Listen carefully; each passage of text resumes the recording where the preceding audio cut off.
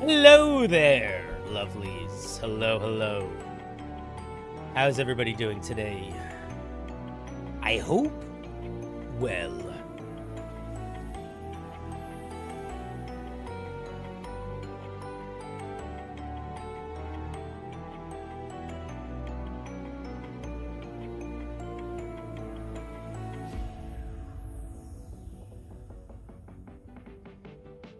Everybody feeling good? Feeling fresh? Everybody have a nice weekend, I hope?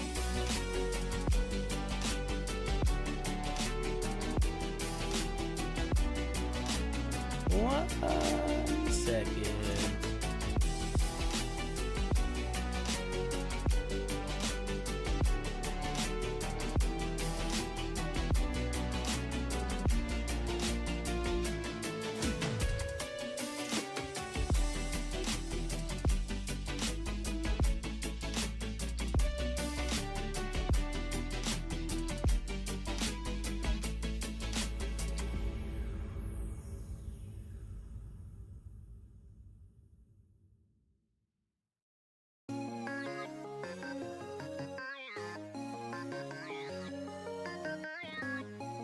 Okay. I think all the things are in all the places.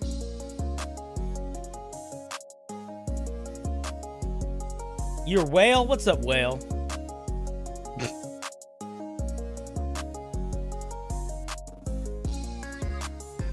Oops. Boom! Hey, chat. Who's here today? Everybody say hi. Also, let me lower the music just a slice. What's up, Dragon Player? What's up, Kenneth? What's up, Ash? What's up, Cross Toxin? Ming, how's it going? Minko? Agawin, welcome back. Chef Boyardee himself. Ooh, I love having a little royalty in the house. What's up, Raymond Strayer? Animator's Voice. Shanna, Vegan Obinb. Jordan vs. Life. Ooh, I hope you're winning that battle. Verpal, how's it going? Max Murray. Max Murray, you were so close with your countdown, man. Can I be honest with you, Max Murray? You were actually 100% accurate with your countdown, but there's a delay in me hitting stream goes live to it actually going live. But that 10-0 countdown you did, I did hit live almost at the moment that you hit 0. But there's like a bump before it kicks in. So you did pretty good. You should be proud. What's up, Fundamentally Formal? What's up, Calvin? What's up, Sonic? Shades, welcome back, you glorious hyena. Lobo, how's it going? Sponge Man, what's up? You have to DM soon. Ooh, what kind of game you running tonight? What's up, CPR? Brave Fool, Kenneth, Evan. What's up, Jedi Ghost? Well, guys, tonight, I'm excited, man. It's been a while. It always feels, I have to say, even if I just take a couple days off, there's something about coming back to y'all on a Monday night that I just like. It's just nice to be with ya, chat. So tonight we're going to be doing a couple things. First of all, this week we're going to be doing something. I know it feels like every week we're doing something a little bit different, but this week we're doing something a little bit different again, in that tonight we're going to kind of just be looking at Homebrew. But I am going to be more actively, if chat wants to, like, take tangents and, like, ask questions or D&D questions or needs help or whatever, we're going to be doing that very actively at the same time. Tonight, we are very open to tangents, basically. But on Wednesday night, which is our next Homebrew night, if you want to come back after tonight, the first part of the night, we are going to be building some Homebrew together on stream. And we're going to be deciding what we build largely based on you guys. So I think what we're going to do probably is we will build either a magic item together, or we will build, and by a magic item, I mean like a fairly, not necessarily complicated one, but one that will allow us to explore what it takes to build an interesting magic item together, or we're going to build a subclass together, or we're going to build a D&D race together. Those are sort of the three things that I would prefer to do, and that's going to be Wednesday. And then after that, and we're not going to spend a long time on that, maybe like an hour or two. And then after that on Wednesday, we're going to do more big open wheel Homebrew review. But I want to start doing more writing Homebrew on stream, because I think the process of writing together and sort of taking that together is going to be super helpful and at least a little interesting. And I think it's fun to shake things up.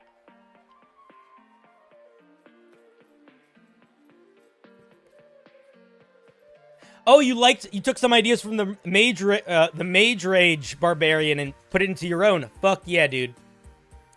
Yeah, the Mage Rage Barbarian, I don't know if it works, but I like the idea. Last week on stream, that was what we made together. We made a Barbarian that could have a magical rage mode where it could essentially cast spells. I think it was a fun idea, but even regardless of whether or not it works as an idea, I think going through that process is good. Like, together. Lets everybody be like, oh, shoot, here's the process. Work. You know? You know. Hey, Valentine, I'm doing good. What's up, Nitro Derp? How you doing? You have some homebrew rule you're working on? Yeah. So for tonight and for Wednesday, you can send in any homebrew that you want. So if it's a magic item, it's a weird new game mechanic, whatever. No, you're not late.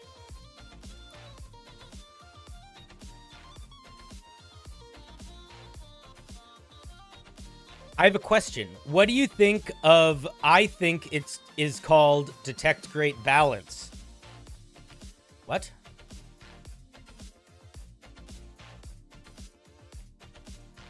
It is like a point system to help with balance? I don't know what that means, Evan. That's an unclear question, but I would argue that the best way to make sure that your D&D game is balanced is to not roll for stats. I think the easiest way to accomplish the goal of pretty much guaranteeing the game is going to feel somewhat balanced is to use standard array or point buy. I think as soon as you enter into rolling for stats, that's the main place where the issues sort of come into play with power balance. Yep, Wednesday's also for everybody. The only one that's not is Thursday, guys. I very explicitly say all the time, I do one stream a week that is dedicated to members, and everything else is everybody. Everything else is everybody.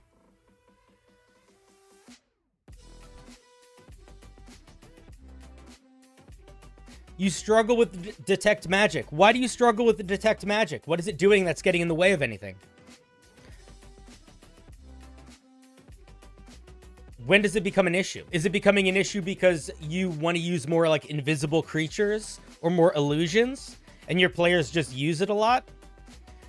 Well, I think then it's time to start using secrets that aren't magic. There's a billion ways to do that. There literally is a disguise kit in D&D. There's a feat called the Actor Feat. Combine those two together, you basically have disguise self without magic. You could hide secret doors, dungeons. Like, think about, like, Indiana Jones. Is there any magic in any of the booby traps in Indiana Jones? No. So what I would do if I were you is if you're really struggling with using secrets, stop relying on magic for secrets. Or familiarize yourself with the spell Nistul's Arcane Aura. It might just also be called Arcane Aura. And what that does is it literally is a spell that makes non-magical things seem magical or makes magical things seem non-magical. So if you have a magic item, for example, and you don't want people to know it's magic, you can cast Arcane Aura on it, and it will read as a mundane item. It's one of those spells that players don't take that much, but it's a good Dungeon Master spell. You just don't want to abuse it. Like, not everybody should have access to this spell, should be using this spell. You want Detect Magic still to work. That's the thing, is that if you have players that are actively using Detect Magic all the time, you should still reward them for using it, especially if it's like a Warlock and they have the infinite Detect Magic invocation. But that doesn't mean every single thing you do needs to be tied to magic. Just start mixing it up a little bit. Like, realistically, in a world, is everybody using magic to hide their stuff?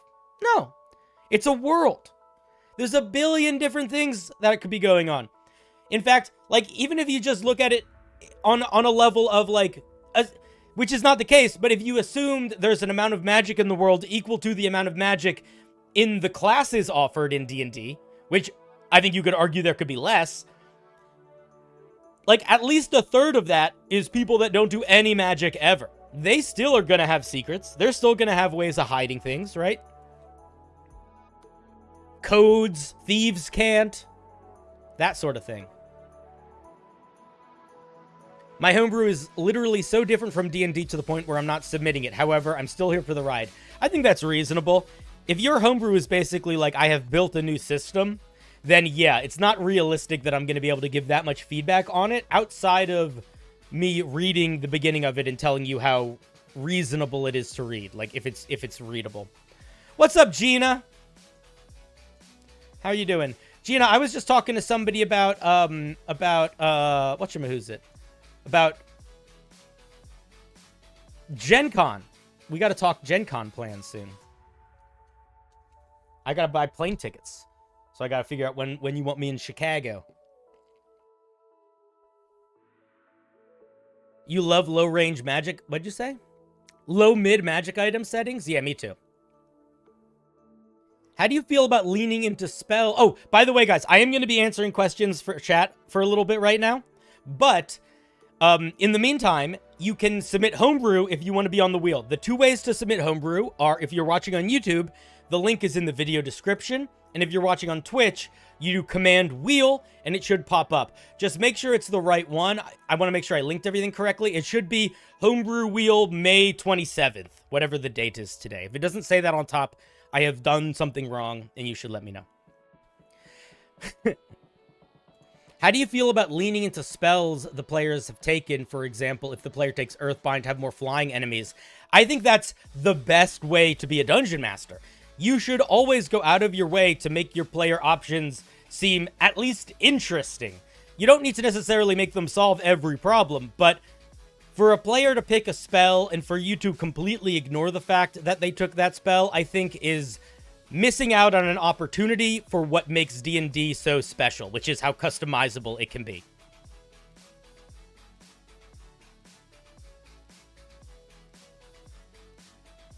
Yeah, wait, Gina, we talked about this, right? I assumed that we were doing that. If we're not doing that, let me know. I assumed that that was a go. I know we didn't plan anything, but I was like, that's what I want to do. If we haven't confirmed that yet, I apologize for making that assumption.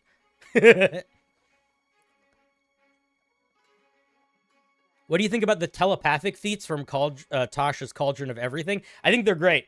There's two telepathic... There's a telepathy feat, which lets you, like... I think it's, like, cast message or do some communicating telepathically. That's a fun one. And then the telekinesis one is fun, too, which doesn't let you communicate. It lets you, like, move stuff.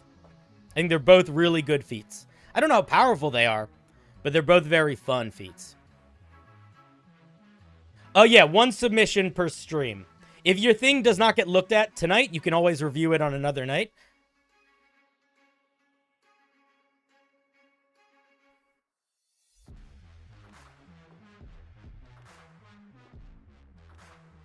I'll be at what panel? Yeah, sure. Dude, I'll be on a panel. Listen, I was very nervous to be on a panel because let me be very honest with you, buddy. I never know if I'm going to have a good time at cons. I'm still very new to that. So there was an element of me being like, I have to just be ready to do whatever. But I am fucking down. Hit me up. Hit me up on Discord. Hit me up on Discord. Are we friends on Discord? If we're not friends on Discord, hit me up. I'm CinderBlocksally. You can just shoot me a friend request and hit me up with a DM. We'll chat. I would love to. Guys, let me be very honest. I've talked about this a billion times. Blackwater is they're amazing. I want to do projects with them. If I could be on the West Coast, I would go to their house and I would peek out of a cabinet and I'd be like, I am a guest. We do a weird special where we do Blackwater Homebrew Edition, and it's guest starring CinderBlocksally, where we build some homebrew for Blackwater campaign. If you don't want me as a player, because I may not be that skilled as a player, but I think I'm okay. But even if that's not the case, so I'm sure we could find something cool to do together because I really like you guys. I know who you are, Adam. I assumed you were Adam because you started with ad. I know we're playing tomorrow. I'm excited. So, guys, if you don't know this, me and Adam are playing as part of this massive actual play that is going to be on AJ Winter's channel on Twitch, which is essentially Bridgerton meets the Hunger Games, with a huge assortment of players playing at all sorts of different levels of these different aristocratic families coming together.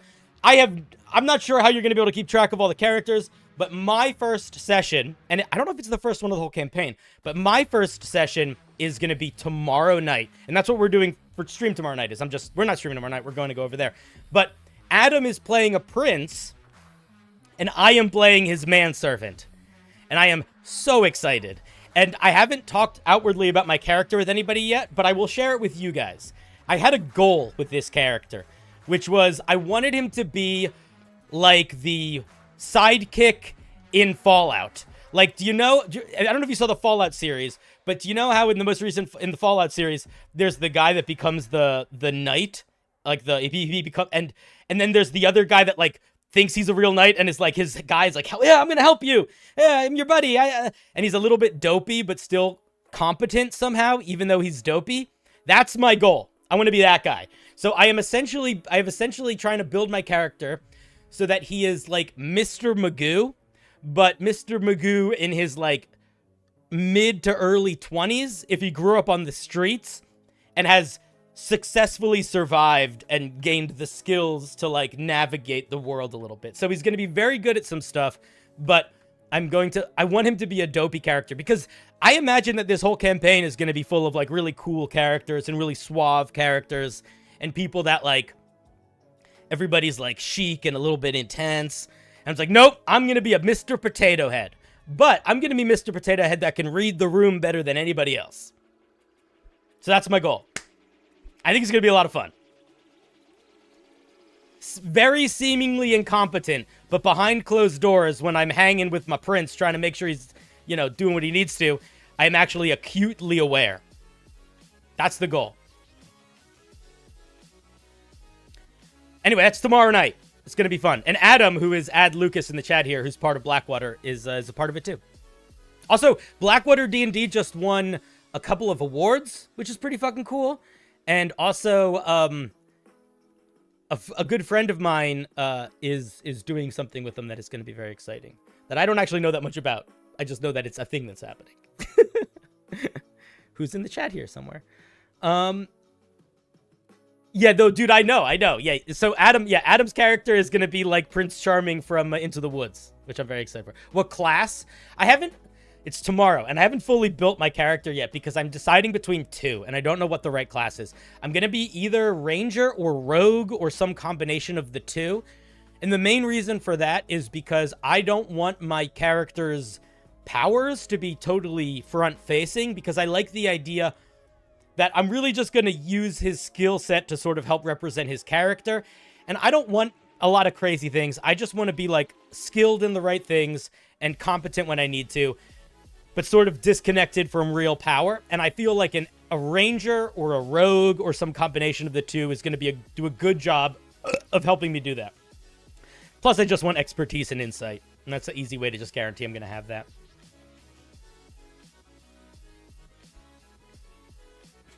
Adam says his whole character is based on I was raised to be charming, not sincere. Yeah, it's a good line. So yeah, it's either going to be Ranger, Rogue, or maybe multi-classing. I really don't know. I'm going to do that tonight after stream, probably. I'm new to D&D. I just created my first primary spellcasting character. I've made myself a cheat sheet on Google Docs so I can quickly look up what spells and not slow down the game. Joe Mama, that's the best way to do it. Well, it's the best way to do it if it's fun. If it's not fun to do it that way, you should just pick a handful of spells and just roll with them. You rolled unbelievably well. Adam, I don't even know what the rules are for making our characters. Like, I don't know. Am I supposed to roll for stats? I didn't see anything like that. I might have missed an email or something. So I don't know what my stats are yet. My favorite way to start a campaign, an explosion.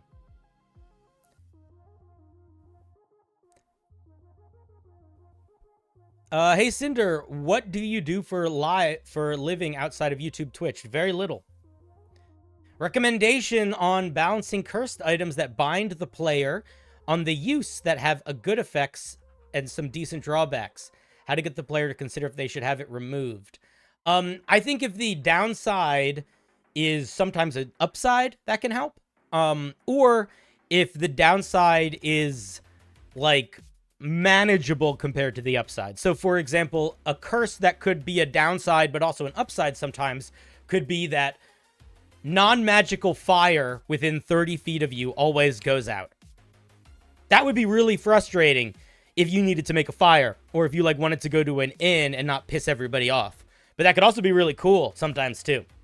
In terms of like a curse that's reasonable compared to it being like good versus bad, I think a lot of the time it comes down to like just making sure that the downside is manageable. So like, for example, you could have a curse where like your face gets all gnarled and you're scary looking, and you get a bonus to intimidation and performance checks that relate to like doing scary stuff, but some sort of penalty to persuasion checks against, you know, children or people that are of a certain wisdom or lower to represent people that like are going to get scared more easily. I don't know, something like that.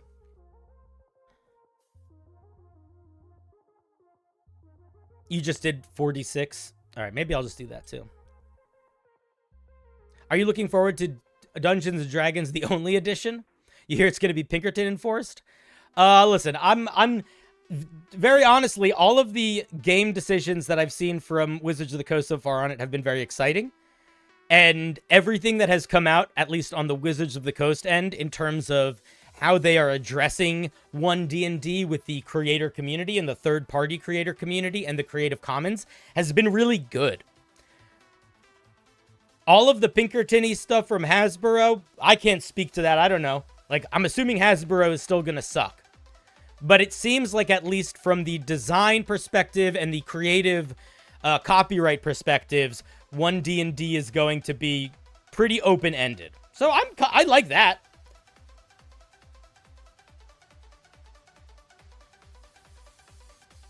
They're gonna 451 my old books. Listen, man, I'm not saying it's great. I will also say, though, that I don't think 1D&D and its game design has anything to do with any of that. Like, I think that it's sort of two different arguments happening at the same time. One is, like, from the creators, the game designer side of things, there's a lot in 5e that's stupid, and there's a lot that doesn't work. And there's a lot of cool ideas that are very easy to implement that most tables are basically already implementing. And they are doing everything in their power to, like, add those things. At least from the perspective that I've seen. From what I've seen so far. Separate from that, all of the Creative Commons stuffs for 1D&D is open. Which is, I think, really important. Like, that's not a small thing. That's a very big deal. But from the D&D Beyond side of things, in terms of them sort of, like, taking off the ability for you to buy things a la carte, and turning D&D into a subscription service, and moving away from physical published books so they can sort of own you perpetually in order for you to gain access to their stuff. Yeah, that stuff fucking sucks, and I hate that, and I hope that it doesn't happen, and if it does happen, it sucks, and I don't like it. That's how I feel. I hope that clarifies it.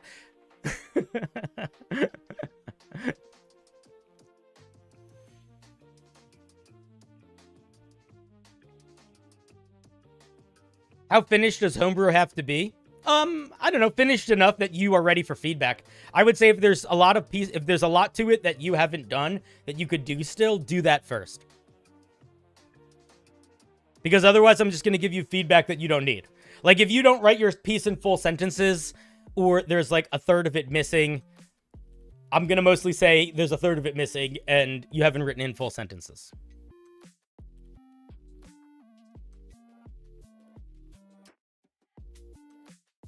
Yeah, exactly, Gemjar. Creative team is doing what they can. Hasbro is greedy and shitty, as it always has been, as it always will be. What's up, Dylan? Alrighty, let's, should we set the wheel up? I'm not sure how many homebrew we've gotten. Let's see how many piece submissions we've gotten so far. I'm not sure. Oh, a nice little number. Lovely. Spin. You know what? You guys are like little kids with iPhones or iPads. You're hungry. You're thirsty or you're hungry. I fucking hate the new layout of this wheel. How do I fix it? Cool. No. Spin behavior. No. It's none of these things. It's like the fucking font. Let me change the fucking font.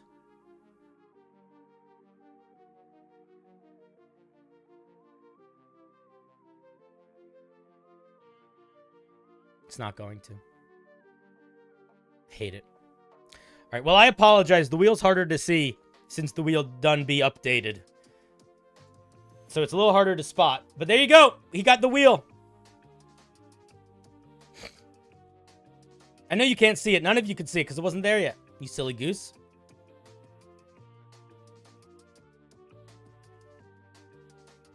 You have all the subclass features mostly planned. It's mainly just, is this a good idea or not? I'll probably have to submit it again later, though I'm not confident enough yet. I don't accept resubmissions. So if I review a piece of your homebrew once, I'm not going to review it again. So if that makes you feel more inclined to submit it when it's more done, do that. But if you feel like it's all the pieces are done, the thing that I'm going to say, man, is I'm never going to tell you if your idea is good or not, because I don't care if your idea is good or not. And I can't really judge whether your idea is good or not, because any idea can be really good. It really just comes down to what do you like and what you're excited by. I can tell you if you are doing a good job of mechanically expressing that idea from my perspective, but I'm not going to tell you if your idea is good or not. I don't care. It doesn't matter. Really, it only matters if you think your idea is good or not. And then what matters for me is if you are doing a good job of expressing your idea. I'll also tell you there are some ideas that are really overdone. Like there's some ideas in D&D homebrew that I've seen a million times, and it's not that they're bad ideas, but I am just bored of reading them. So I judge them sort of from a higher bar, because I sort of feel like if you are trying to make a brawler ring, if you're like trying to make a strength-based brawler rogue or a speed-based monk, there's like 1,000 of them. Or a tactician bullshit, whatever. There's a billion of those. So when I'm reading those, I'm sort of reviewing it, but I'm also sort of reviewing it in the context of like, did you even need to take the time to write this, or could you have just found another thing online? Because the other element that I do think about when we're reviewing homebrew is like time and energy. You know, do you need to make something if 30 other people made it?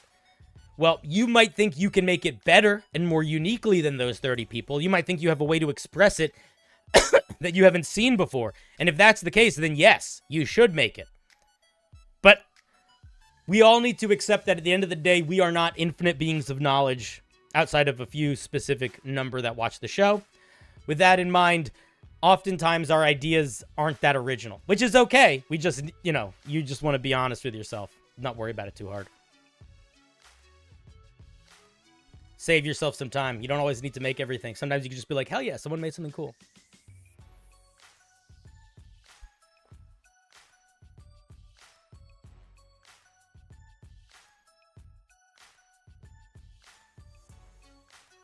Yeah, I don't review whole classes. It would take a billion years. In order for me to review a whole class, I would need to read the whole class before I could even really review it well, which would take a shit ton of time. And I can review the first 2 levels of a class. Here's what I'll say. I have reviewed the first 2 levels of probably 10 different classes or more. Of those 10 different classes, maybe one of them felt like there was enough going on that was unique and interesting and complementary of a class throughout its entire campaign at level 1 and level 2 that justified me reading more than that. Most of them don't have enough going on, don't sell the fiction enough, don't have something unique, or overpowered, or overcomplicated, or are so specific that they're kind of thing where it's like, it's a cool feature, but it's not a feature that belongs at 1st or 2nd level because it's too niche.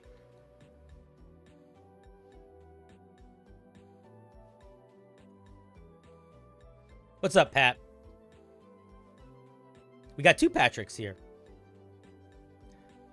All right, let's see. Who's the bottom of the list? Yeah, if you want to submit an unfinished class, that's fine. Like I said, I'm going to read the level 1 and level 2. It's probably it. Maybe just level 1 if level 1 really needs some work. I'm starting a 7-player D&D game this summer. I have 2 paladins, a cleric, 2 sorcerers, a ranger, and a wizard. When balancing counters, I throw a bunch of low-level enemies at them, or should I throw one big enemy at them? You should do a combo, buddy. Switch it up. Don't ever do the same thing, or do the same thing sometimes, but there's going to be circumstances where, like, each of those different types of encounters requires different strategies of engagement, and you never want to do the same encounter too much because you want your players to have to explore different elements of combat, to try new skills, to problem solve in new ways. You don't want it to get boring or redundant. How am I feeling today? Pretty good. Cinder, what do you think is missing from the game? A class, a set of feats, a spell school, a subclass, psionics, warrior maneuvers? I don't know, man. I don't think there's anything missing from it. I guess maybe a psionic class, but I don't even know what it would do mechanically that would make it stand out. So I'm not sure. I think whatever's missing from it's what you want in it. I'll tell you what, if I was making homebrew, the main things that I make when I'm making homebrew just for myself, like if it's like, hey, Cinder, what do you want to make? I make homebrew almost exclusively to add cool, monstrous options for the players. That's what I like the most. So that's what I think is missing the most. I want all the different monstrous wizard subclasses, and I want all the different monstrous ranger subclasses, and I want that's what I want. I just want to be a monster. So that's what's missing for me. But I don't think anything's missing. I think the only thing that's missing is that whatever you think is missing. I think there's better arguments for what's not missing than what is. That's why it's interesting to make homebrew.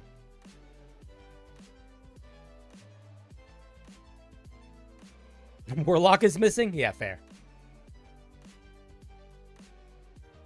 You want to make a worm person? Do it.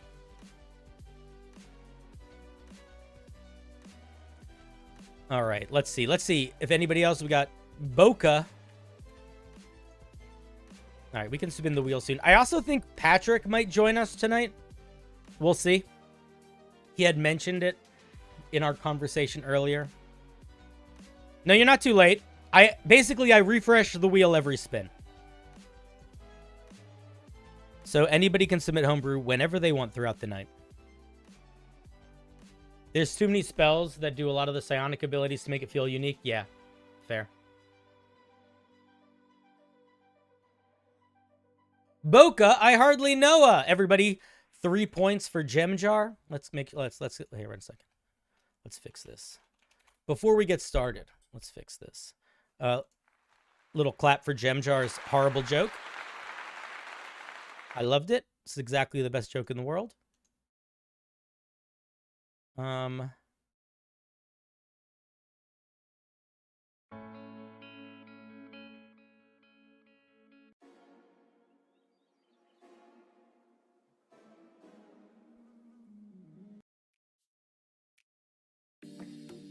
Alrighty. Let's see what homebrew we have tonight to look at.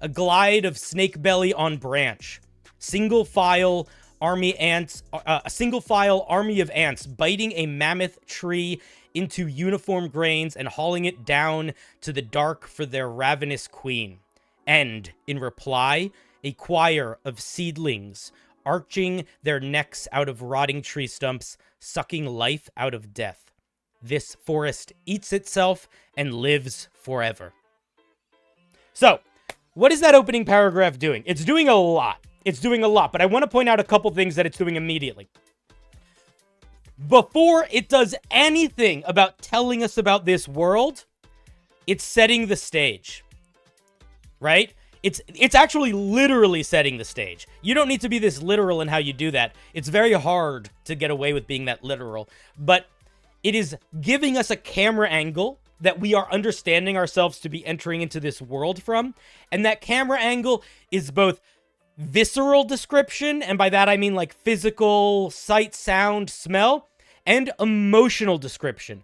It is both getting us in the headspace that we are going to be in for this, in terms of grounded in the world, but also grounded in the themes of the story. And then so that's like heavy stuff that it's doing. Smaller stuff that it's doing. Look at how diverse this sentence structure is. We have these long, crazy sentences and these tiny, tiny sentences. We have these, every single detail does multiple things, right? Clutched in copulation. What does that mean? Well, literally it means the frogs are all making babies. But it's more than that. First of all, it just sounds good. Clutched in copulation. That's a phrase that feels like it sounds like it sounds like what it is. Like it sounds like this bubbling sort of like briny thing, you know? So that's what you want to think about with your writing. So it's not, don't expect yourself to write the Poisonwood Bible. That's a hard thing to do. But just look at what the value is doing of each of your words in terms of selling not just the physicality, the visceral experience of what's happening, but also how much is it setting the tone for the themes of what you want this world building to be? And then separate from that, literally, how does it feel to read it? So that's what I would say. I would say you want to stop thinking about your sentence structure as one thing. Like, putting this intro together, you want to come at it more from a perspective of poetry than you do of like a textbook. It's one of my favorite books ever. It's very intense, but it's very good. It's about a family that is missionaries in the Congo, and it is told from the perspective of all of the different daughters, sort of throughout their time living in the Congo, and it's largely about how none of them, like, they're there because their father wants them to be there, and the sort of the difference between the goals of the kids versus the parents, and the different ways they experience that place. Mendari! Thank you for the raid. Thank you for the raid. Hello, and welcome. My name is CinderBlocksally. I am reviewing Homebrew. Ooh, reviewing Homebrew. Your Homebrew, even, if you want. You can submit Homebrew to me tonight, all on your own if you want. And the way that you do that is you do the command wheel in the chat, and it sends up a little submission form. And then bingo bango, wingo wango, you appear, kaboosh, on this big wheel. And that's how it works. It's pretty cool. What were you doing on stream? I hope you were doing good stuff and having fun. But that's the whole game, is we review your homebrew and we talk about D&D homebrew and writing. And right now, Boca has sent us an opening paragraph to a world campaign book that they are writing.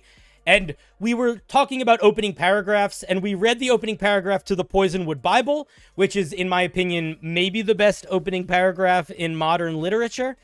And talking about sentence structure and how to use good words and stuff.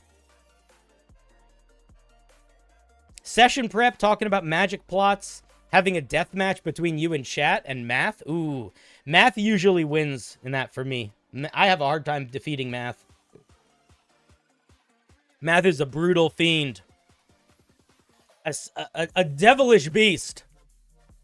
Anyway, chat, that's sort of how I feel about this. I would say this is not necessarily a bad skeleton to build off of, but your sentence structure is not doing what it needs to sell the fiction.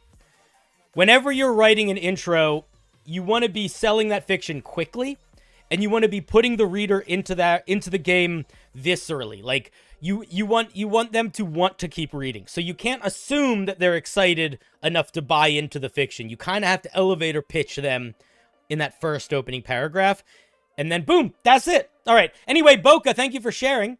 We're going to spin the wheel again in like 3 seconds. We'll just give people a chance to submit to the wheel if they still want to. But big round of applause to Boca. I also think we're going to be bringing Patrick Perini on. Let everybody give a big round of applause to Boca for sharing their opening paragraph. Very brave. Very brave. We can't deny the bravery of those who put themselves on the line for ridicule. Thank you for sharing. Patrick, is this you DMing me? Also, Adam DMing me. Nice. Okay. All right, Pat, I'm giving you a call. Ring, ring, ring. Hey. Oh, you're so loud. Let me make you a little quieter. Hey, buddy, how's it going? Oh, you can't hear me, can you? Hello. You can't hear me yet. I can say whatever I want. Poopy, poopy, poopy, poopy, ice cream. Poopy, poopy, poopy, poopy, ice cream. Clap. Poopy, poopy, poopy, poopy, ice cream. Can you hear me now? Yeah, you're good. You're good. How you doing? I'm doing good. Did you like my song about poopy, poopy, poopy, poopy, ice cream? I only caught the last 3 words, but as it turns out, that was all I really needed. So. Yeah. Alrighty. It wasn't quite the Poisonwood Bible, but it was good. No, well, we can't all be the Poisonwood Bible, okay? I don't show the Poisonwood Bible because I think it's accomplishable. I show it because I think it's a goal. You know, it's a thing we can strive for. A high bar. It sets a high bar. Yeah. Wait, Gina, you're with M for Castleton? That's cool. Ooh, is this the? This is the Bridgerton. The Bridgerton thing you were telling me about. Yeah. Yeah. That's fun. It's gonna be good. Oh, we got some new submissions. Let's add them to the wheel. Guys, we update the wheel after every spin. So if you don't get on one spin, no fret. You can get on the next one. No, you haven't told me about your character, Gina. I want to hear about them. Cinder, how do I deal with having too many campaign ideas and I can't decide which one I want to run? I have an immediate thought, but I'm curious what your thought is, Patrick. My immediate thought is ask your players which one they like the most and do that one. Exactly what I was going to say. It's exactly what I was going to say. That is literally the issue that I had before I started my most recent home game. And that's what I did. I said, guys, these are 3 different ideas I really like. Which one do you like the most? And they said, this one. And then I said, cool. Let's fucking go. I'm spinning the wheel. A bucket, a bucket, a bucket, a bucket, a bucket, a bucket, a hey, bucket, a who, bucket, a hi, bucket, a bee, bucket, a bing, bada bing, bada boo, bada bing, bada bum, bada bum, bada bum, bada bum, bada bum, bada bum, bada bum, bada bum, bada ba, blah, blah, blah, blah, you know. Ooh, it's sterquilinous. Sterquilinous. That feels like a mispronunciation from a Key and Peele sketch. Sterquilinous. This is a mechanically flavorful fire druid that competes with the moon druid and channels themes of sacrifice and purification. Now, I don't want to burst your bubble. Moon druid. I don't want to burst your bubble, but there is a fire druid already. Uh-huh. And with that in mind, we are going to be bringing that up, and we're going to be thinking about how much does this sell a unique fiction? Do we feel like this needs to exist, etc. So very quickly, let's just look at the circle of Wildfire Druid. For its circle spells, it gets Burning Hands, Cure Wounds, Flaming Sphere, Scorching Ray, Plant Growth, Revivify, Aura of Life, Fire Shield, Flame Strike, and Mass Cure Wounds. Which to me, and I'm just letting you know, to me that sounds a lot like Purification and Fire, right? That's fire damage and healing. Yep. So that's the first thing that I want to say. Next, they get their little wildfire spirit that they can summon and can do teleport stuff. They do more healing and fire later. Mm-hmm. So we just want to keep this thing in mind when we are building something new, because we do want to make sure that it feels unique and stands out. You are more than welcome to think the Wildfire Druid is meh. I'm not going to argue in either direction there. What I am going to argue is that if you want your homebrew to stand out and you want your time to feel worthwhile, you either need to make something that feels distinct, or if you're going to make something that feels similar to something that exists, you need to earn it. It's just, you're just doing essentially a more difficult level of the video game of making homebrew. Gem Jar, plant growth always struck me as weird on the Wildfire Druid.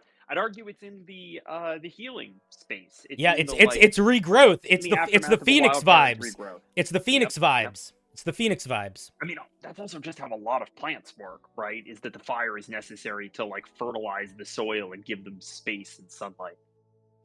Yeah, exactly. All right, let's take a look at this. This is called the Caldera's Circle, or the Circle of Ash. Druids of this circle believe that what's old... Oh, by the way, for folks that don't know, I feel like a dick's not doing this.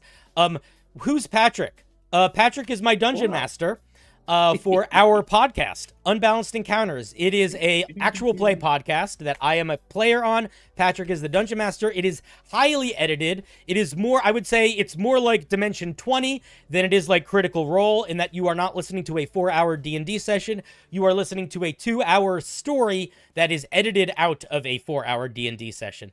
So we try to keep it very upbeat and exciting and hectic, and it's fun. All right. I feel like I need to at least acknowledge that Patrick is doing that kind of shit because he is hanging out here just because he wants to. Okay. You can support it on Patreon. You can find the Patreon through the website. But I would say the best way to support it is to just listen to the show and share it with your friends. Listen to the show. Yeah, absolutely. All right, let's take a look at this druid. Druids of this circle believe that what's old and rotten must be burned down for something better to arise from its ashes. A member of this circle may have become... We are allowing may in flavor text. May have become a druid in the forest prone to wildfires before anybody fucking yells at me. Well, that's also just the right word to use there. I know, but I changed it so even the correct use of may in the mechanical text is not allowed. Fun. Okay, that's new. It's just I was just getting, because people were arguing it too much and I didn't care. I was like, no, we're just making it serious. Yeah, fuck it. Because move on. Because the point of it isn't even the correct usage. The point of it is just actively think about your writing more. Yeah. A member of this circle may have become a druid in a forest prone to wildfires near the site. I'm going to be honest, dude. So far, this is literally a wildfire druid. Yeah. Like, this could be the intro text to a wildfire druid. So we're going to keep going, but I'm really looking for something that makes it feel unique. Regardless of their origin, these druids know that many things in this world stagnate, cease to grow. Okay, you're sort of just repeating yourself here. You're already talking about, like, regrowth. You don't need to spend more time talking about regrowth. Which is also, again, the circle of wildfire, right? Druids in the circle of wildfire understand that destruction is sometimes a precursor to creation. All right, so like that. We're just saying that over and over. Yeah, so this is just, you need, my first piece of feedback is the fiction of this thing needs to be unique. This is just Wildfire Druid right now. All right, let's see what spells we get. Sacred Flame, Burning Hands, Scorching Ray, Pyrotechnics. We get bits, fire spells, and yeah, same issue, man. This just an alt. This just feels like an alt Wildfire Druid spell list. I don't think it does. I would say it's actually less balanced toward the sort of equilibrium between destruction and regrowth, right? This is all destruction, except, I guess, Beacon of Hope and Aura of Purity. Yeah, it kind of just leans harder into it. Into fire, which I think is, for the Wildfire Druid, an important part, but maybe not the more interesting side of it. Yeah, I actually agree. I think if I were you and I wanted to keep building this and not be like, shit, this is just too close to the Wildfire Druid, the question to ask yourself is, if the Wildfire Druid is already representing the non-fire element with like healing and purification magic, what's another version of that you could sell here? And then try to really split the spells 50-50 between fire spells and spells that do that other thing. And then also try not to pick similar spells to what the Wildfire Druid gets. Make them different fire spells. Hadnerfalm in the chat said Sacred Flame is radiant damage and also a cantrip. So that doesn't belong there at all. Well, you can get cantrips at second level. Yeah, there's some druids that do. So that's Okay. fine, and it is represented this way. Like, this is how the way you'd write it. So normally, if that was the case, what you would do is it would be written here, but it would also be written down in the class features. You'd replicate it. I don't remember which druid gets that off the top of my head, but there's at least 1 or 2 druids that works that way. Like, so that's fine. Yeah. That's not unreasonable. Sure. It's okay. So far what I'm still feeling is I want this to feel more unique. Let's take a look at Molten Core. At second level, your connection to the heart of the planet allows you to equip metal armor and weapons without impeding your druid magic. Okay, immediately this is something different, something new, something interesting, and I wish we saw more of that in the fucking spells. Dude, give us more spells that make us feel like we are earthy and minerally and connected to things differently. Yeah, like, that's cool. Give us milled into stone, bro. What give the us heck? Because I'm gonna be honest, this does nothing to sell the fiction that you are representing in this flavor text. This is a unique feature that belongs on a different druid subclass than what you've presented so far, that I think has more of a justification to exist in a unique space than anything else that we've seen so far in this. I would also say, I don't remember if druids get proficiency in medium armor and shields. I think they get shields, but if they don't, this should allow proficiency in medium armor if they don't already have that. Yeah, I also want, and maybe a couple unique martial weapons. That would be cool. That would be cool, especially from the metal perspective. Yeah, absolutely. Great sword wielding druid. Come on now, that'd be fucking sick. I would also say that the way to frame the shillelagh aside that you have here is not parenthetically with note. It would be additionally, when you cast the shillelagh spell, you no longer, or you can use metal instead of wood. Like, you gotta frame it in the positive. Yeah. That's a good call. Yeah. Also, I probably think this shouldn't. I wouldn't make this a note. Also, this should just be a part of it. This doesn't need to be. That's what I'm saying. Yeah, it should just be additionally. This happens. Yeah. Cool. All right, let's take a look at Primogenial Pyre. Starting at second level. Yep. Somebody said Circle of Tech. Max Murray said Circle of Tectonics, which is I think a really potentially very cool name, and is also giving Broken Earth trilogy, which I fucking love as a potential theme for this. So if you're excited about the vibes of geomancy, check out Broken Earth trilogy. It's a good slug of books. Yeah. Broken Earth. I wrote that book. Not really. Primogenial Pyre. Starting at second level, while in wild shape, your body becomes engulfed in flames, receiving 1d8 fire damage at the end of each of your turns, and adding fire damage equal to half your druid level with your melee attacks. First of all, that sentence structure, and I mean this from the bottom of my heart, that sentence structure is fucked at best. It reads very low quality. Here's what I would say. I'm not going to judge the mechanics yet. This is how I would rewrite this sentence so that it is less fucked. Starting at second level, while you are in your wild shape, your body is engulfed in flames, period. At the beginning of each of your turns, you take 1d8 fire damage, and at the end of each of your turns, you take 1d8 fire damage, and any creatures and your attacks deal additional fire damage equal to half your druid level. Something like that. But you have to write that sentence in a way that isn't the way it's written. It's basically, you've essentially written it almost like it's not exactly the passive voice, but it's very similar to the feeling of the passive voice, where it feels like you're walking a circle to get to the point, and you want to just start at the point. The other thing that I would say is I don't think this works as a feature. I don't think it works as a feature either. It's too stacked on top of Extant Wild Shape and kind of like purpose defeating for a druid, which is that you get an extra health pool on wild shapes. That's like 90% of what makes base wild shape good. That, yes. I wasn't even thinking about the downside, but also the upside is too strong, I think.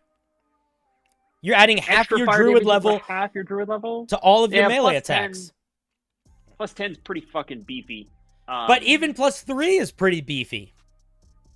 Yeah, early. Yeah, absolutely. Like, because that's also not all we're getting. There's like a bunch of other things here. Because additionally, if a creature hits you with an attack, they have to make a dex saving throw, or they take that same fire damage. Yeah, every this single time they hit you. Every single time they hit you. Yeah. In addition to that, there's two other things that it gets. Let's read the two other things, because I honestly think that this might be the most interesting stuff. 1 second, I need to support Redmer. Redmer, I got you, but wait, Redmer, listen, if you're gonna be Redmer, if you're gonna have that commitment to my channel, you get a full screen, fancy mug. If I need a second, if I need a second cup of tea or water tonight, we'll give it to the fancy mug. Hell yeah! I just need to honor my guests. You know what I mean? Okay. Yeah, absolutely. Finally, when you revert from Wild Shape, so when you switch back, that's an interesting thing to play around with. You can choose one of two additional effects: Erupt, forcing all creatures within 10 feet of you.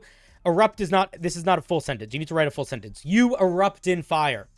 Forcing all creatures, blah, blah, blah. All creatures have to make a dex saving throw. On a failed save, they take a number of d8s equal to your proficiency bonus in fire damage, or half as much on a success. That is also, unfortunately, not going to work. It is completely overpowered.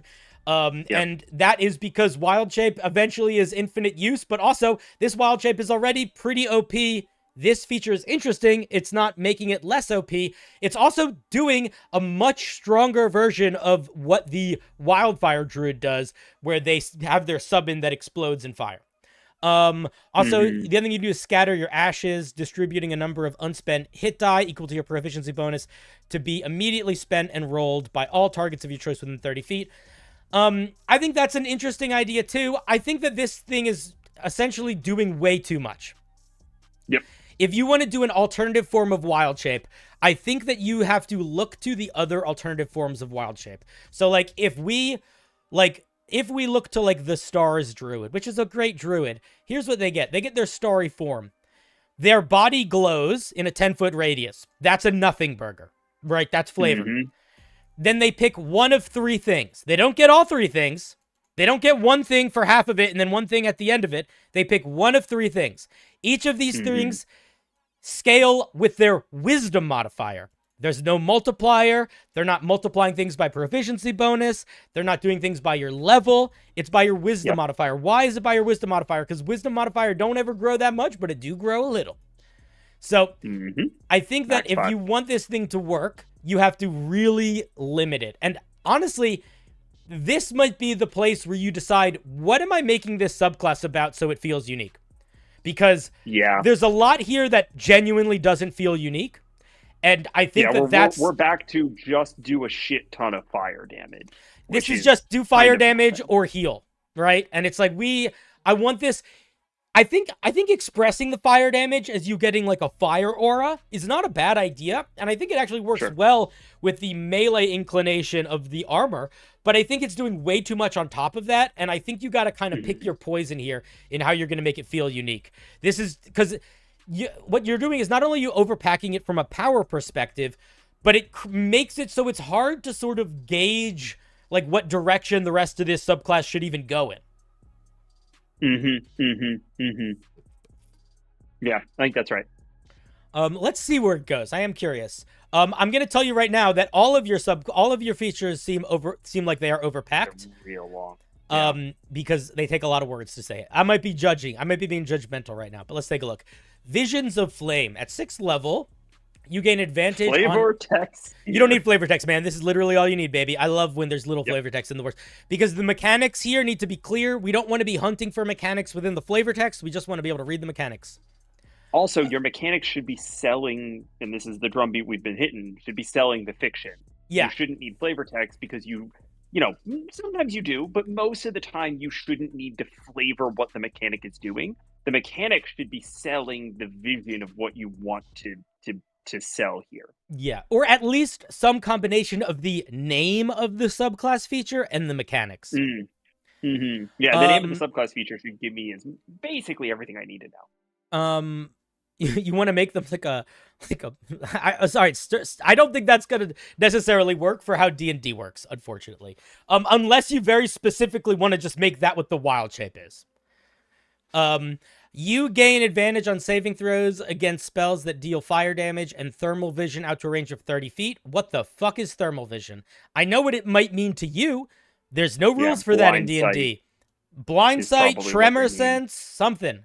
Or tell us what thermal vision does, because a dungeon master ain't going to know what the fuck that means. You gain the ability to tap into the history of burned things.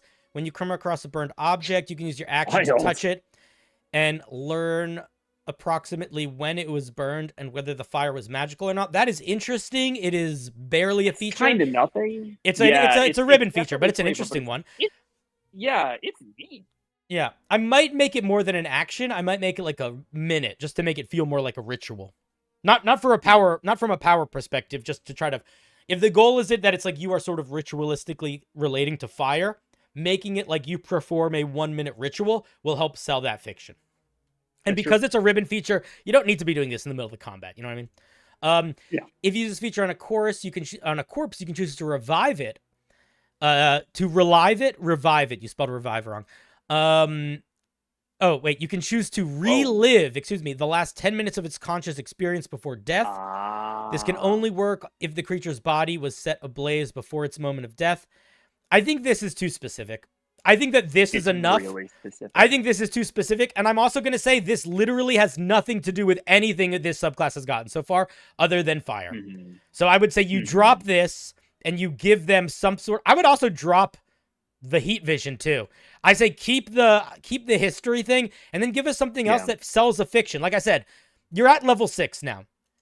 Anytime you get to level 6 in a subclass or the second tier of a subclass, the entirety of the fiction of the subclass needs to be present. There is not a fiction right now. Right now it feels like we have 6 different features that all are interesting, but I don't know what this thing's supposed to feel like other than a better wildfire druid. You know what I mean? Somebody threw out that tremor sense could be interesting to grant here, just from like the geomancy perspective. If you decide to lean back into like earth and lava and magma and like molten core stuff, like tremor sense becomes interesting again. But you got to pick your lane. Yeah. It is not too late to submit. Submissions are open literally the entire stream. We refresh the wheel after every spin.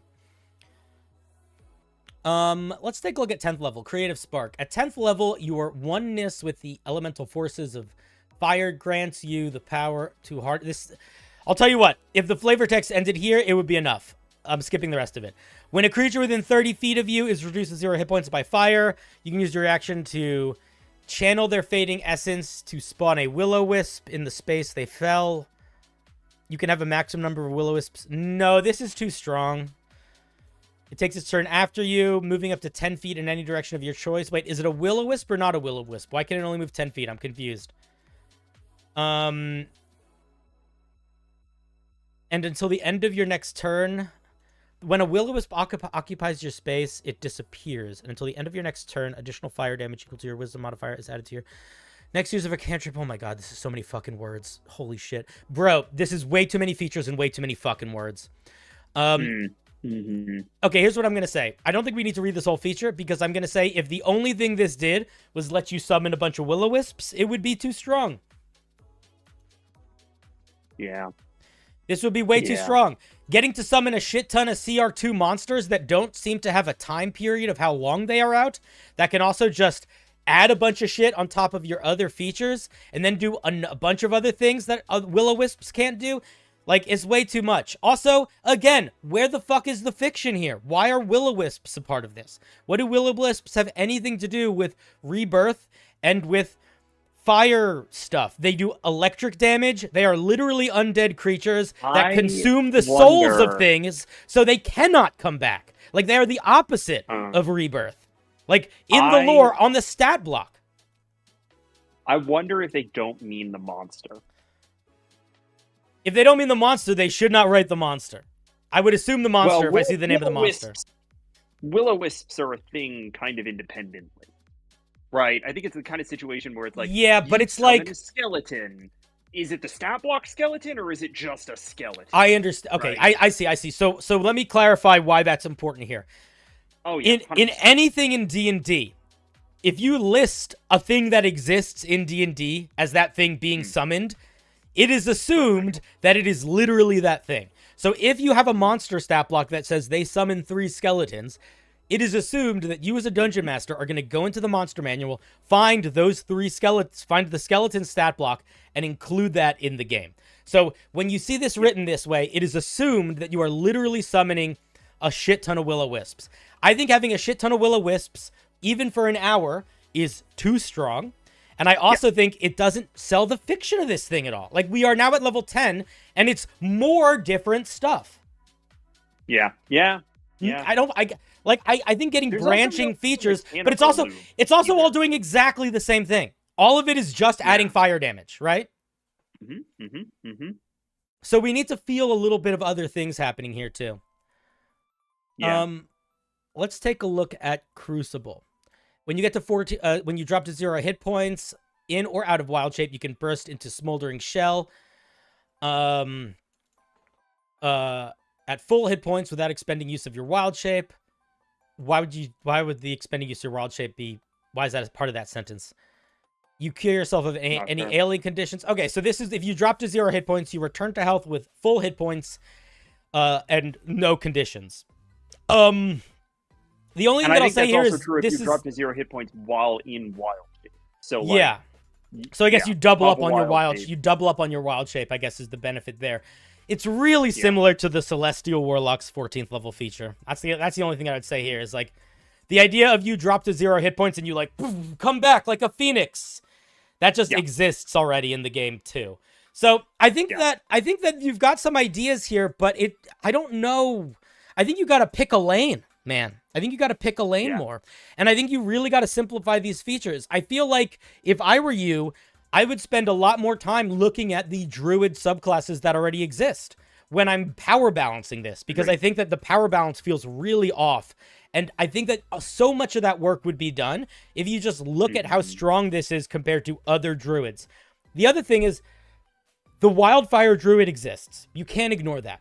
So if you're going to make a druid that is this similar to that, you need to figure out how to make it really feel distinct. And this just doesn't right now.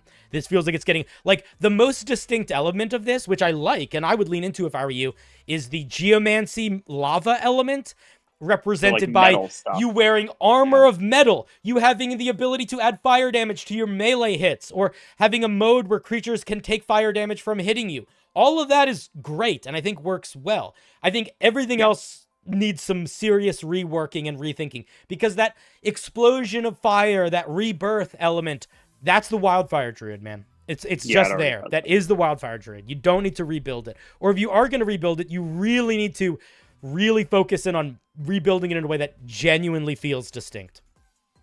Yeah, no, I agree.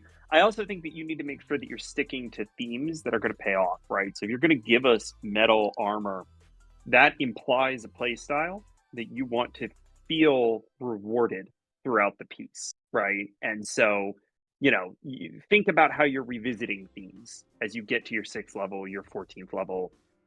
Don't just keep putting new stuff on top and on top and on top. Yeah.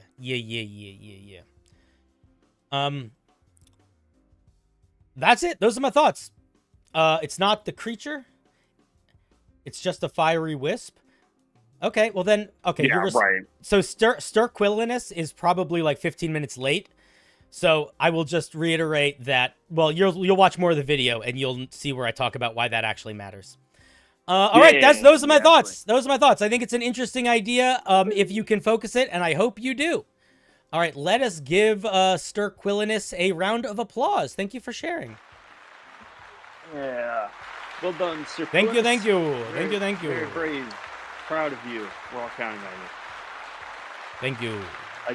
D Quantum Gamer says, I don't think my name is on the wheel of Homebrew. Well, it might not be yet. Yes, it is. It's right down here, you silly goose. Literally. Geese. Coming in and being silly. All right, let's see. And we got a bunch of new submissions. Lovely. Kadoosh. At the moment, I'm doing my first homebrew, which is a warlock subclass focusing on the Marut as a patron. That's a fun idea. I think the Marut is one of the more interesting monsters in D&D, and they are definitely powerful enough and have enough like vibe behind them that that you could definitely. I think there's a lot of. I think it could be really fun. Really fun. The wheel is so big. It's not that big. A big it a boogity bee, a big it a boggy bee, a big it a boggy big it a boggy big it a boggy boo, a bit of a bobbity bee, a bit of a bobbity boo, a bit of a bobbity flippity floppity schmibbity schmobbity schmoo. Hey! Ho! What do you know? Clink! Alfredo sauce. Alfredo sauce. Alfredo. So, how do you feel about Alfredo sauce, Cinder? I've never had good Alfredo sauce. It's always Right. like Well, I've never had it in a place that wasn't like what I imagine it would be like at like an Applebee's, like at an Applebee's, where it's just very Olive like Garden Alfredo sauce. Yeah, sure. where it's just like, oh, I'm just gonna get tummy ache. But I bet it's good if you can make it good. 100%. Alfredo We'll sauce see how they did. says, my goal is to make a good stat block without it being too long. The monster is inspired by something in Hollow Knight. I might try to make all the Hollow Knight monsters if I feel like it. Cool. I don't know Hollow Knight, but I think we've talked about this before, but I love the idea of when people take a like a theme and they try to like use it to like build a compendium. Yeah, absolutely. Sterquilinus is trying to argue that I don't see the fiction of their subclass. Sterquilinus, the point of these reviews is not for you to argue that my review is wrong. It's for you to decide if my advice is helpful or not. If you feel like me and Patrick and chat are all wrong and that it does sell a unique fiction, then that's great. That's fine, man. If that feedback isn't helpful for you, don't worry about it. But the Also, feedback that I would give you is that it for me, it doesn't feel like it sells a unique fiction, and it didn't for Patrick, and I think it didn't for a bunch of chat, which is also, it's okay, right? It doesn't matter. But that's the point of the feedback is like you send it because you want the feedback. That's the feedback. Also, the power balancing again, stuff. I mean that I think is a little bit more quote objective, but there's always going to be context that you have, Sterquilinus, that the rest of us don't have. So, for example, you had a little header, was Circle of Ash or somebody else's circle. There's a proper noun in there. If this is something that exists for your home game and every single one of those features was referential to something that was very anchored in fiction, that is contextual to something that you're doing, then obviously your perspective is going to be very different on whether or not it's selling a fiction to, a bunch of people who have no idea kind of what that context is. So, if what we say isn't relevant to what you're trying to do with it, then that's totally fine. Yeah, man. But we're just looking at what's on the page. Yeah, our opinion doesn't really matter. Genuinely, all that matters is what you want out of your piece. And then if you're like, oh, their opinion doesn't help me, great. If you know that with confidence, that's a great thing to know as you move forward with your design. At the very least, it just means you can be more confident in your next steps. Yeah, absolutely. This piece is a Moss Charger. It's from Alfredo Sauce. It's interesting. They said they wanted to make a stat block that wasn't too long, so I was expecting a massive monster, but it's a very short one. I mean, it's a very low CR monster. I think that with low CR monsters, they're almost, I think it's, you need to give them as much, but you want to find the way to squeeze in something that makes them feel unique. But let's take a look. Okay. Oh, absolutely. It's a CR 1/2 monster. Moss Chargers are small, timid creatures that hide in mossy environments, often jumping out of bushes and trying to scare off predators by covering themselves in moss. Okay. Cute. I want to know more about what this looks like, because Moss Charger could be a boar. It could be what is it like? Does it look like a bush? Does it look like a bunch of vines? What does it look like? So I think we need a little bit more description of what it looks like. But other than that, I think that's really good description for like its vibe. Let's see. It has tremor sense, vulnerable to fire, and only 7 HP. So these things get hit once and they die basically. Moss protection. They can use a bonus action to activate its mossy protection. While its mossy protection is activated, it is a large creature. I would say it grows to a large creature, and the first attack that hits it deals 0 damage. First attack when? First attack each round? First attack in general? Like, is this a one-time use I think it's shield? first attack after it activates this. And I glanced ahead. It has a way to turn this on. Okay, cool. After being hit by an attack in this way, it loses mossy protection. This is not where this should go. If it's a bonus action activation and it's not just like a passive feature, this shouldn't go here. Yeah, why is it written in 2 places? You don't need a feature down here that, yeah, you could just put all of this down here. It can camouflage well in moss. I would probably do better than making it camouflage. I would probably give it false appearance, where when it's not moving, it just looks like a clump of moss. Yeah, Headbutt is a great name for a feature. Headbutt is a really fun name for a feature. It deals a little bit of damage and a little bit more if it moved at least 20 feet before attacking. I would probably make that 20 feet in a straight line, not just 20 feet. And then move the entirety of moss protection down here. And I would probably say something like the moss charger. The next attack, probably. Yeah, as a bonus action, the moss charger becomes large in size. And the next attack against it deals 0 damage. After which it becomes medium-sized again or small-sized again, something like that. Yeah, it is small. Yeah. I Hmm. think that's interesting. I think the size change is kind of wild. I'm not really sure what that gets me. It doesn't do enough. I want the size change to pay off in some way. Right. Yeah, like it should do more damage, or it should have like more strength. Like you could literally look at the enlarge spell as to how to balance that out a little bit if you wanted to. Yeah. Yeah. Or if you want to, Yeah. No, I think that's right. Because in D&D terms, being bigger and having none of your stats change literally has no impact on you outside of essentially someone being able to make grapple checks against you, but that's literally it. So it's not that it also makes much it easier mechanically. to opportunity attack you. Yeah, and to see you outside of cover. Both of which is an actual detriment. So being larger is actually not necessarily a good thing. I feel like I want that largeness to pay off in some way. Yeah. You could also, if you wanted to make it a little bit more of a mechanical feature that the monster controlled, you could make it so it was a bonus action to activate its like mossy growth, whatever, and then that damage thing could be a reaction. So while in its mossy growth, if it is hit by an attack, it can use its reaction to reduce that damage to 0 and lose its mossy growth feature. So you could build it like that also, where it's bonus action to activate, reaction to turn off. Yeah. Bigger reach too, but bigger reach too is like I think it's balanced out by the fact that this thing doesn't really do anything that's unique. Like, yeah, it's going to be able to hit things a little bit higher up, but I don't think it's going to get more than that. Large is 2 squares by 2 squares. That's pretty crazy. I mean, it's not that crazy. I think a plant that rapidly gets 2 sizes larger is pretty cool. I like that idea. Like, that's fun to me. And especially because it's a plant. I feel like that sells its own fiction. Like, you know what I mean? Like, it doesn't even need to be magic. It could just be like spore explosion, kind of. I think it's okay. Those are my thoughts. I think it's a neat idea. I think rebuild this mechanic a little bit. Have you ever played Hollow Knight, Patrick? No. I have seen like very short glimpses of it being played. I know it's very popular, but I've never played it. Yeah, me either. All right, let's give Alfredo a round of applause. That was some good Alfredo sauce. That was not bad. Pretty tasty. Pretty tasty. Some of the better Alfredo sauce I've ever had. Pretty tasty. Kadoosh. For Splunk. Blam. Wow. Oh, we got a couple more. Lovely. Fantastic. We got a full bread box. I need to get 3 G's. I need to get more water, which means I'm going to use the fancy mug. Fancy mug! Get some mugs in the chat, boys. I don't know what that means. Don't try to do that.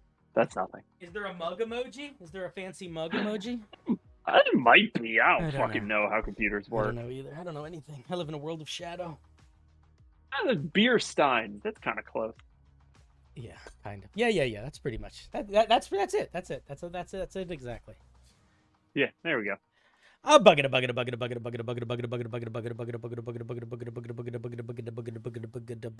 Also, guys, if your piece doesn't get reviewed tonight, I'm also doing this exact same format for a show on Wednesday. We have Gajama. Powerful name. I wanted to make a hag, like, I'm assuming this is supposed to say fey creature. that didn't feel Yeah, so out of probably. place in an urban setting. Interesting. fun. I also wanted the lore to make it easy to make an adventure around it. All right, let's take a look. I like this as a goal. I like this as a goal. Yeah. We'll see how it is executed. Max, it is Monday night for me. If you are unsure about when my streams are, I have a calendar up in my Discord that sets itself to your time zone, or you can look at my community tab on YouTube, in which case you have to set yourself to my time zone. Funny how YouTube is I don't have a specific amount of homebrew I look through at each night. I would say between 10 and 20 usually. Depends on how long they are. Depends on how long they are. It also depends on how shitty, how shitty the writing is. Yeah. And I don't mean how shitty the ideas are or how shitty the creators are.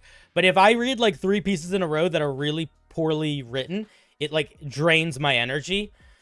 So it has that's like, I'm not gonna, that's a part of it, right? Like if they're fun to read, I can get through more. If they feel like they're work to read, it takes longer. Which might be the most earnest litmus test of reviewing that I could have, which is nothing I say. It's literally just my body reacting to how enjoyable something is to read. Oh boy, this is a lot of words. Okay, let's see what this thing does. This is called the Taker. Yeah. It's a large Fey. CR5. Make sure you're doing all your math right for the hit points and stuff. Looks okay. So this thing regenerates 15 right. hit points at the start of each of its turns. That's not like great. That. That's not great. That's not fun. That's not good design. So fun question, guys. What can we do to make this fun design? Here's a question for the chat. Why isn't this a fun design? How can we make this better? How can we make this thing regenerate in a way that feels reasonable? I mean, regeneration itself is somewhat fraught, but I'd be curious to see what chat has to say. D Quantum Gamer has the very first thing that I was thinking. 15 hit point regeneration each turn is more regeneration than like CR20 monsters. Give it way less regeneration each turn. Way fucking less. That's the first thing. Let's see if anybody else says the other thing. Shades of the Mothman. Ding, ding, ding. It needs a weakness. If you are going to give it the ability to get its hit points back, you need to give the players a way to either stop that or a way to crush it. If it can't stop that. Like, it needs some serious vulnerabilities, or it needs to be able to have some damage type deactivate this. Otherwise, it's going to turn into a slog. The problem with a monster that perpetually regenerates, especially at lower levels, is that you can get into this space where the fight just goes on too long and it stops being fun and it stops feeling like you are having any impact as a player. Like, whether or not the threat is high enough, it goes from being a perilous fight to a frustrating fight. So yeah, if you're going to do hit point regeneration, you need a way to counteract it, and it needs to be lower. And honestly, I mean, I don't know exactly how you've structured this hag, but I know that a lot of fey creatures typically have things like invisibility that they can co-opt. A super simple loop that illustrates, I think, what Cinder's talking about here would be it regenerates, first of all, fewer hit points, but it regenerates, say, 5 hit points at the start of each of its turns if it has not taken damage since its last turn. So all of a sudden, there's an incentive system for it to disappear and hide, and the players have to go find it. Building in that kind of play thinking will really, really, really help you here. Yeah. A lot of people are suggesting iron weapons, silvered weapons. Those are. I think that's. I like the iron weapons element because that really makes it feel fey. You know. Yeah. Silvered weapons, I think, is good too. But if you make it iron, it kind of changes it. Also, I will say, if you make it iron weapons, that's not a normal thing. So, like, you might want to put a DM's node in there or something if you're going to be doing that. Because it would sort of be like saying this thing has vulnerability to water damage, which is, like, not a thing. So, I think if you're going to be incorporating... This thing takes, weapons made of iron instead of iron weapons. Don't treat it like a tag. Just explain what it is. Yeah, exactly. Yeah. Let's take a look at Divine Protection. If somebody attempts to gain information about the Taker using divination magic, they will instead... Don't say they will instead, just say they instead. Say instead. Instead of saying they will instead, say instead they. Instead, they perceive a tall man wearing brown robes with a constant wide smile. they, again, get all of this passive voice out. They will, just they do, active. They learn a fake backstory about this man and are convinced that they know everything about the intended target of the spell. I would say, and convinced they learn everything that they are intended to learn through the spell. Once the spell ends, however, they realize that they have learned nothing about the intended target. I don't think you need to keep this last one either. So this is really fun, and I like this. If I were you, I would do two things. One, there should be a saving throw here. Like, if somebody attempts to use divination magic to learn something about this thing, they have to make a wisdom saving throw. On a failure, they believe that everything succeeds. They learn this guy's fake backstory, and they see this creepy smiling guy. And if it you know, do you know what I mean? And if they succeed on the saving throw, then maybe they realize that that was fake. Something like that. Yeah, they don't get any real information. They just, that the saving throw is whether or not they know that they've been Because it's cooler if they don't know it's fake, but you don't want them to always not know it's fake. You don't want them always to be gaslit by this, right? Like you want somebody somewhere to be able to pass it.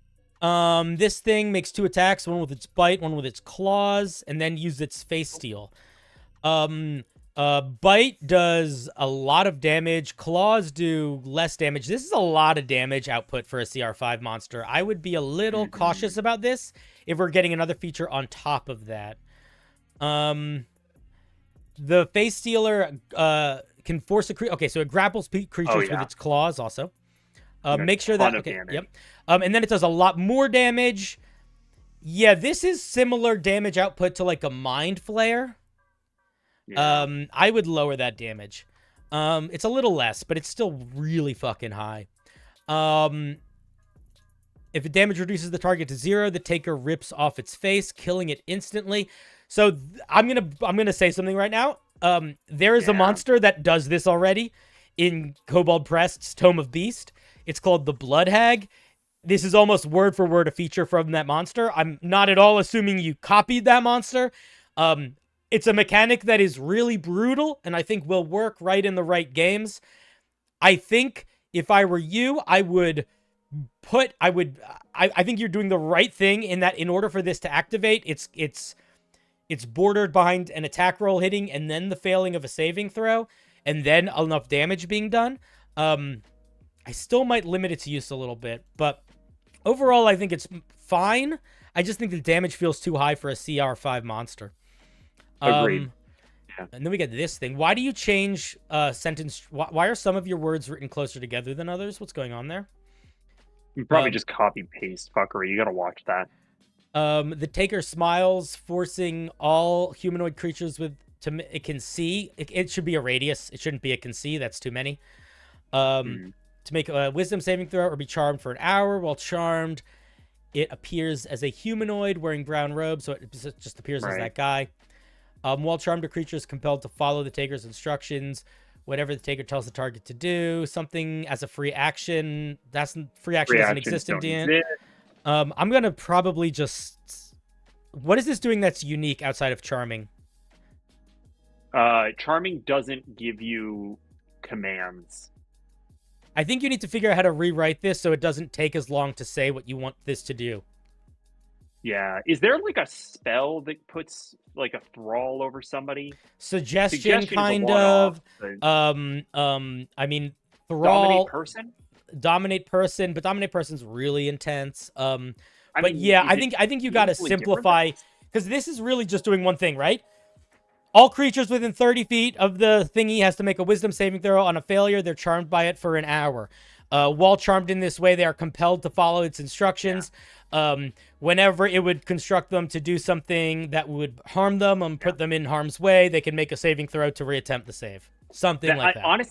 Honestly, almost word for word, this is dominate person, right? The only difference that I can see is the dominate person has a telepathic link and only affects charmable targets. Yeah, this so can maybe theoretically affect anyone. Yeah, so maybe take the language. Maybe take the language from dominate person. This monster is also way too strong for a CR5 monster at its current iteration in terms of these powers. 100%. I mean, dominate. This is area of effect dominate person, which is a 5th level spell. Yeah, that would area of effect dominate person would be probably I would make it like a once a day thing. and I would probably put it on like a CR12 monster, maybe a Right. CR10, Right. somewhere in there or higher. Yep. I'm curious if we get. I'm hoping that this tortured faces, we get some other feature with the face. In the Kobold Press one, when it rips the face off of a creature, it doesn't kill them, by the way. They're just dismembered. But the face becomes a little, like, familiar of the hag. Oh my God. And the hag can wear it to, like, do stuff to you. Like, to read your mind and see your past and stuff. Disgusting. Which is really cool. We'll see if it does something like that. That's gross. That is cool. Let's see what the tortured face does. Is this okay? So this is all flavor text, actually. That's what's happening here. So the flavor text is just on the second page. So the main thing that I would say is you got to tone the power of this thing down a good chunk if you want this to realistically work as a CR5 monster. Right now, the abilities are much closer to a CR10 monster, and I would say Steel Face is kind of boring. It doesn't actually do anything other than a shit ton of damage. Which is like, how is that selling the flavor of a hag literally at all? So I would say you want to go more into hag manipulation, cunning, creepy magic. Like, hags are the lords of creepy magic. What sort of creepy magic would a hag do with a person's face? I don't know. All sorts of stuff. Maybe they could build doppelgangers that look like you. Maybe, like all sorts of stuff. So lean into that. Why is this thing called Taker? I have no idea, because I think what's happening is the logic is they're selling the fiction that it uses hypnotic smile to convince people to follow it. That's the logic. That's so thin, because that's not like hypnotic smile will be used as AoE dominate person. That's basically what it's doing, and that will be used tactically, right? That won't be used as I'm gonna steal you. Yeah. If you want to do like a Taker, this thing needs probably, first of all, grappling capabilities right off the dome, right? Well, it does with the claws. It can grapple with its claws. Yeah, so that's good. And then probably some kind of teleport feature. Give this thing Dimension Door instead of AoE dominate person, so that it can grab somebody and get them away, right? Yeah. That kind of thing. There's there's creatures that do that in D&D, right? There's literally there's a monster called the Retriever, which is a big robot spider that literally tracks creatures down, grabs them, and then plane shifts with them away. There's the Bander Snatch or the Bander Hop, which is like a giant toad that can like charm people and swallow them, and when it swallows them, they go unconscious, and then it can like disappear into the night. So yeah, lean into them. Give it some more mechanical ways to engage with the lore, because this is big explosion mind control. This isn't Pied Piper.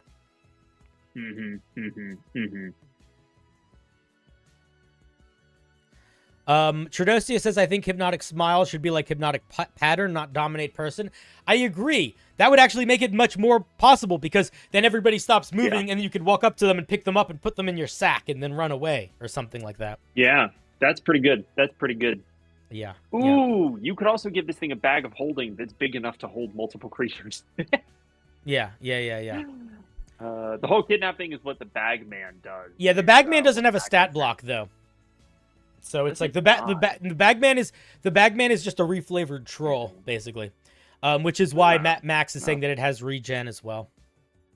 Yeah, but if you look at, I don't even know if that's written down officially anywhere. It's just it's a thing that I believe, because if you look at the way the troll is written, the way it looks, and actually it might be in the flavor of it somewhere, but it just looks like a troll. It is a troll. Anyway, that's all I have to say. I think Gajima, I think the key is to try to make it feel more like a Taker, and try to, if you want this thing to do big, crazy mind control stuff, I think the face steal also needs a lot of work, because I don't think it's bad for it to do a bunch of damage, but it should do something interesting. And you said that you wanted to build this thing that you could build plot around.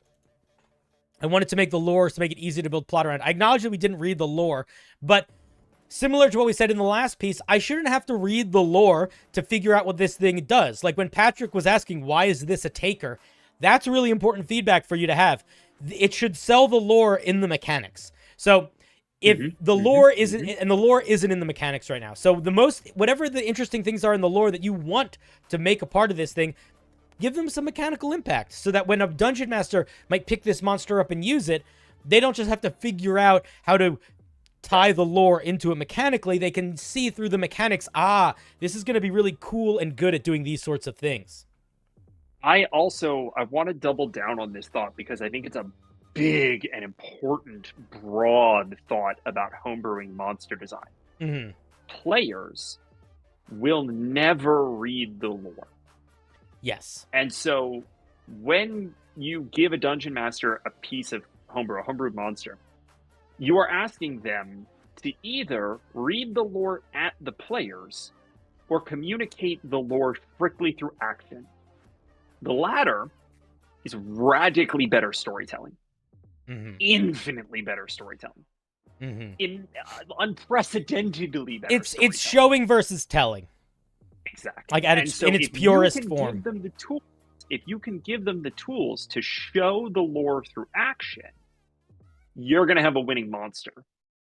If you can't, that would be bad, but you're not doing everything that you could be doing. And exactly. So, you know, the stat block, the flavor text should be great, right? Like it should be immaculate. It should be very good. You should be very proud of it, you know, whenever you publish something. But you gotta show it through action. A lot of dungeon masters aren't going to read the flavor text also. Like, and I think the best relationship to have with flavor text is that if somebody chooses to read it, it will make them more excited to keep reading. But your monster stat block should be built, especially if you have the goal of putting it online or other people using it. Your monster stat block should be written in such a way that if somebody doesn't read the flavor text, they still kind of understand what it's supposed to feel like. Yeah. Absolutely. All right, thank you, Gajama. Round of applause. Gajama! Oh. They sound like a character from Tekken. They do. I was watching the show Shogun. I don't know if you watched that at all, Patrick. I haven't seen it yet, but it's on my list. Yeah. But it's very hard to watch that show and to not just walk around your house. And people that have watched the show will understand what I'm about to say, and you won't. And you will understand it when you start watching the show. It's very hard to watch that show and to not walk around your house being Mariko-sama and just yell Mariko-sama, because there's one of the main characters is a British guy, and he, without spoilers, not too many spoilers, but through circumstance, at one point through the story, without giving anything away, he ends up spending a lot of time with a woman named Mariko-sama, who is a translator, which is sort of how he gets by a lot of the time because he doesn't speak Japanese. Absolutely. And there's a lot of cool plot about like how people choose to translate what he says, because they definitely don't accurately translate it 99% of the time. Sure. But he has such an intense way of talking. He's like, I must get back to my ship. So when he says her name, he says Mariko-sama in this weird sort of British cartoon character British accent, because it's like it's a cartoon character British accent saying something in Japanese, and he says it so much. And it just becomes like, it's like a running gag that it's like, it's so funny sounding how he says it that it's really, and it's not even funny sounding how he says it. It's just like, oh, it just sticks in your brain that I just walk around my house saying it all the time. Robbie Landis, thank you for the raid. Welcome to the show. How's it going? Thank you very much, Robbie Landis. That is going to be a problem because those sorts of earworms sit in my brain. So I dropped it about a week after I stopped watching it. But man, when I was watching the show, you're like, yeah, I'm in it. I'm yelling people's names, look crazy, because it's so interesting because he learns Japanese sort of at a certain point, but he has such a funny British accent. Like, I don't speak Japanese at all, so I can't tell you if the Japanese accents sound medieval or like old fashioned because it's just Japanese, but it's not a normal British accent. It's a funny British accent because it's like it's an old British accent, which is amazing. I'm excited. That's gonna be good. That's gonna be very good. Yeah. All right, it's on the list. Bibbidi bobbidi bibbidi bobbidi wibbidi wobbidi woo. Fiddly dobbity dibbly dobbity. It also has some really fucking intense parts in it, but overall, I think it's a very good show. Yeah, sure. Next is Devin Valden. Devin Valden. Devin Valden. Big Jean Valjean energy. I was gonna say that sounds like a famous person's name. Doesn't that sound like somebody that works in fashion, but also maybe in music? Like they're one of those people that have sort of cross-pollinated in the world of content. I think that's right. This is establishing a template for subclass home brewing. Oh, interesting. Laying out which features and types of features are granted at each level. That's a noble thing to try to do. I'm very curious to see the way you go about it. I would say I have some thoughts about it to a certain extent. but a lot of it I do think is open-ended. We're not going to look at all of them, so let's pick one. Which one do we want to look at? Do we want to look at the Artificer because it's the first one? Let's look at the fourth one. I just rolled a die. The fourth one? Okay. So that's Yeah, so Artificer's Artificer, number 1, Barbarian. Barbarian's number 2, Bard's number Bard. 3, Cleric's number 4. All right, so let's see what they do with the Cleric. Like, Cleric. Funnily enough, that is the most formulaic class. So. All right, well, let's see what they do. So at level 1, okay, so we got spells. First level, second level, third level, fourth level, fifth level. Yep. At first level, we get a at first level, we get a core feature. Not all domains have a second first level feature, but those that do have one that allows you to enhance the fantasy of the character. Okie dokie. I would also add that. Oh, I see. Channel Divinity feature. Yep, that's where that happens. Defensive party support feature. Often that's the case. That's not always the case, but that's not bad. Divine Striker, potent spellcasting, improved feature, enhanced fantasy. So the main thing that I would say here is I think this is a really good basic format. The only thing that I would add if you want to be working on this is giving some suggestions for like what those sorts of things could be like. And I don't mean necessarily like, here's what it could be, but like, for example, what should a channel divinity be like? So like, if I was going to make one of these for my channel divinity, I probably would state in here, this is either going to be something that scales with power based on your level, or it's going to be a feature that doesn't need to scale with power in order for it to be useful at level 20 in the same way that it's useful at level 2.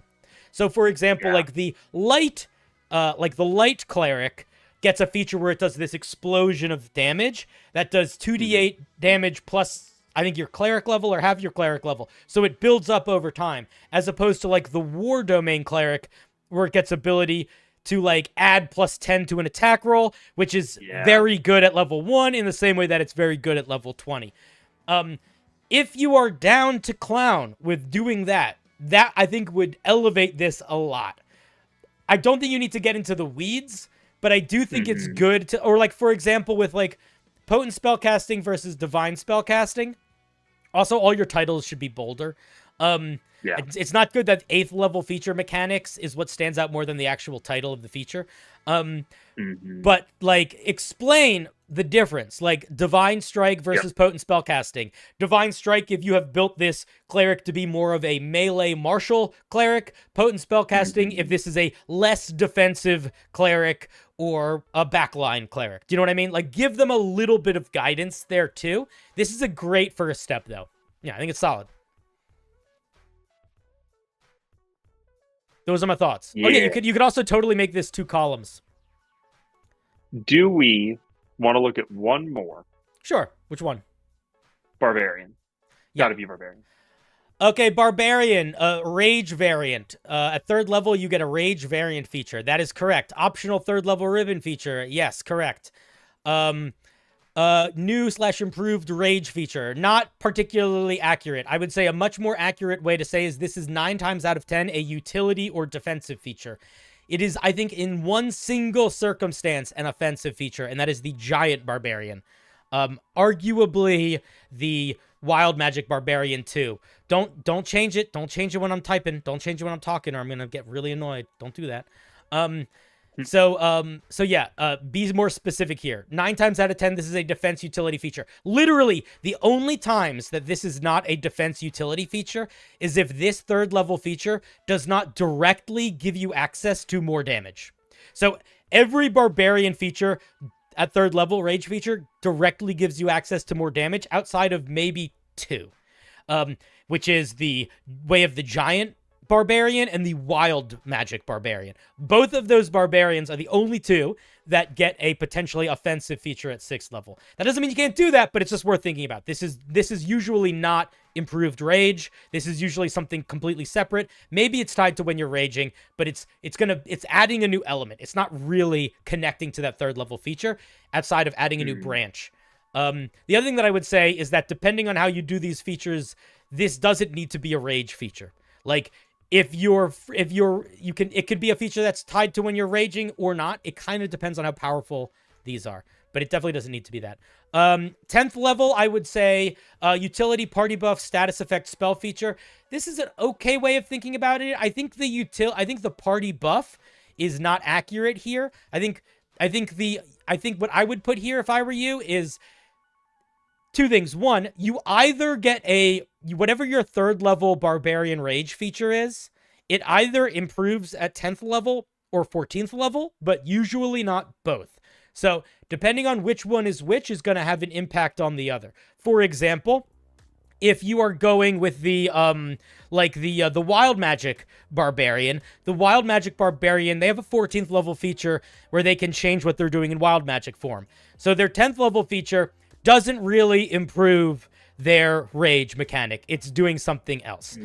However, if you look at like the beast barbarian, their 10th level feature essentially gives them a smite mechanic. I don't remember if it's tied to rage or not, but it's essentially doing what your rage is doing. It's tying to you doing a shit ton more damage and hitting harder. So their 14th level feature is the utility party buff feature. So I would say these two can often be interchangeable depending on how you build your thing.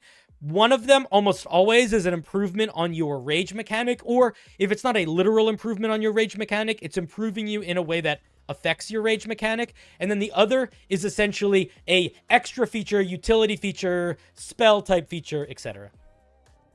But I like this. I think this is mostly really solid. I think somebody that has no idea what they're doing or is just getting started with Homebrew could find this to be super useful. I would just encourage you to take a little deeper if you want, because I think you can give some insight beyond just literally listing the names of these things. That's what I would suggest.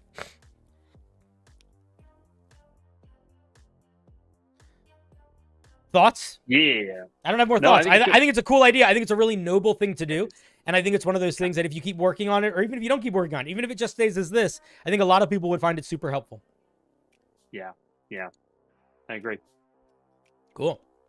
I now kind of want to see a spreadsheet of every subclass with like a rough approximation of what each feature is doing. Like, figure out where the outliers are, you know? That seems interesting. Yeah. Devin, if you keep working on it and you finish it, or you get to a place where you feel good about it, feel free to share it in the Discord. If it's a thing that feels like it's a super useful tool, I'll put it in the resource section for people to use.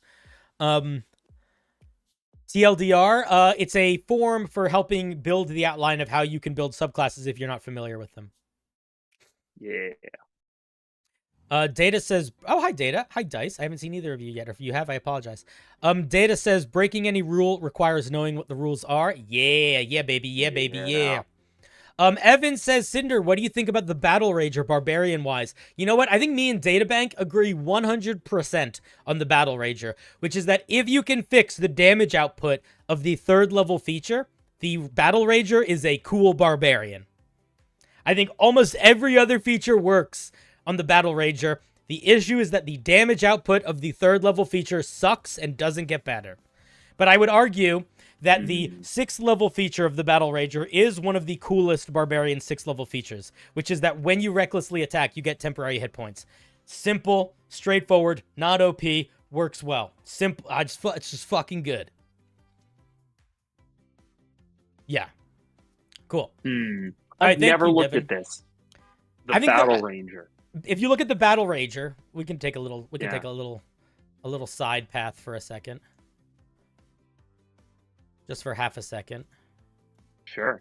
Wait, first, no, we'll do a round of applause in a second. Guys, remind me that we're doing a round of applause in a second. If we do the Battle Rager, so Battle Rager, here's what Battle Ragers get.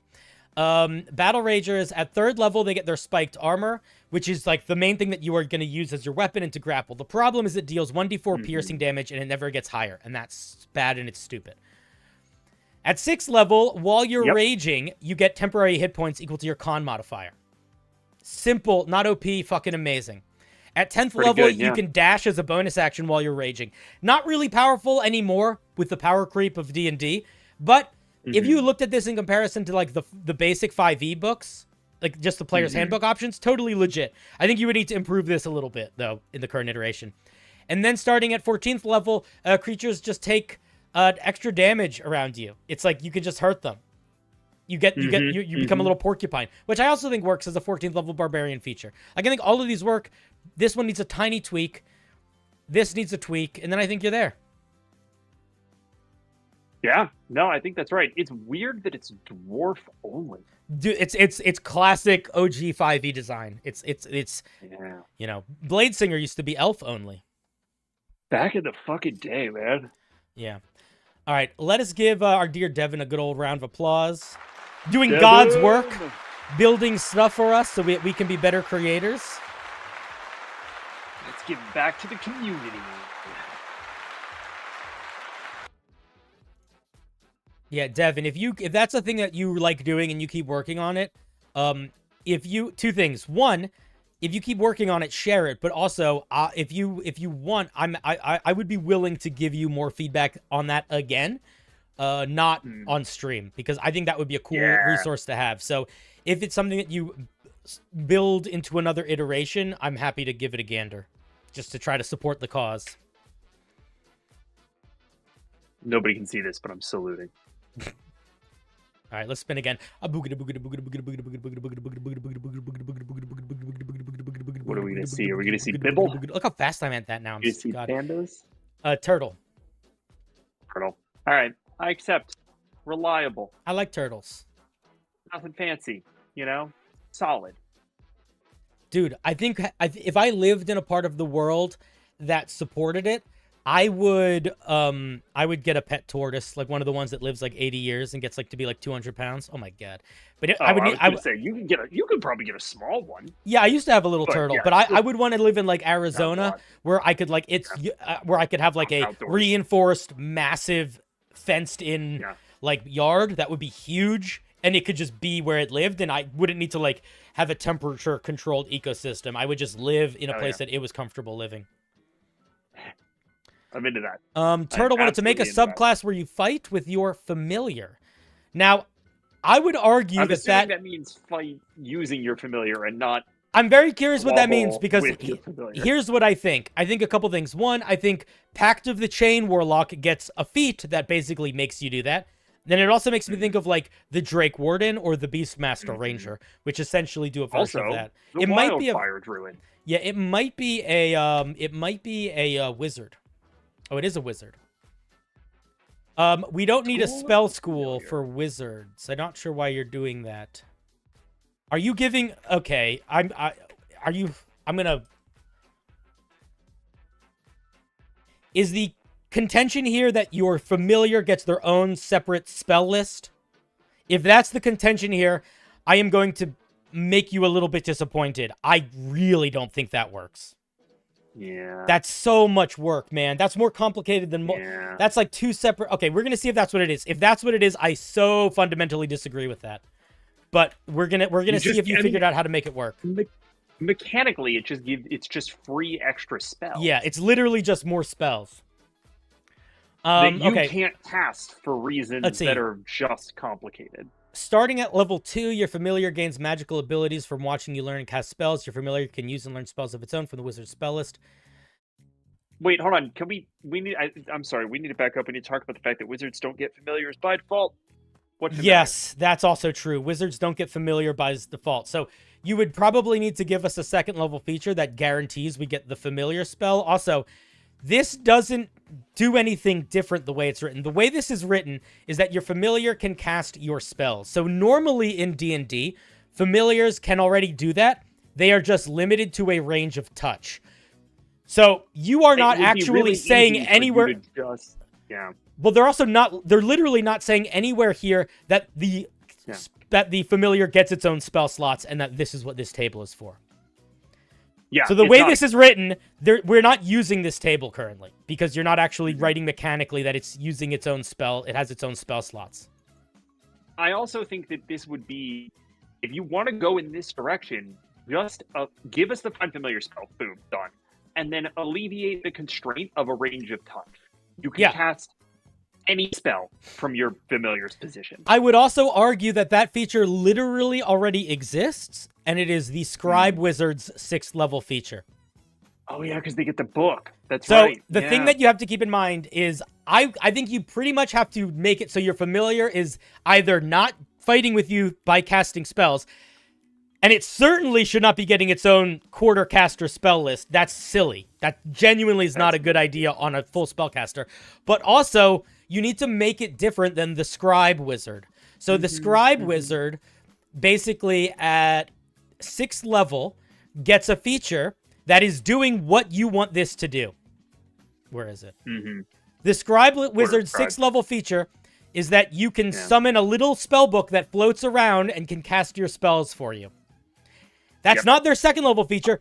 That's their 6th level feature. So I would argue you can't give a 6th level feature subclass of one wizard to the 2nd level of another one. I think that's a little too much. Somebody in chat, Slacker Unchained, actually had what I think is maybe a good idea that might be a little bit closer to what Turtle wants to accomplish here. If you want your familiar to be able to fight, first of all, I reiterate, you need to give a spine familiar. But then give them a single touch cantrip that scales against your level. Yeah, that's not bad. They get access to a touch cantrip. Yeah. I also think you could do stuff that the Eldridge... You could do stuff kind of the way the Echo Knight does it, where the Echo Knight has its Echo that can attack on its behalf. And that Echo does get an extra attack, but limited. So you could limited use, you could automatically get the Find Familiar spell. You could maybe even get it a little bit boosted. Maybe when you cast it, it gets 10 HP equal to your wizard level or something, so that it's a little bit longer lasting.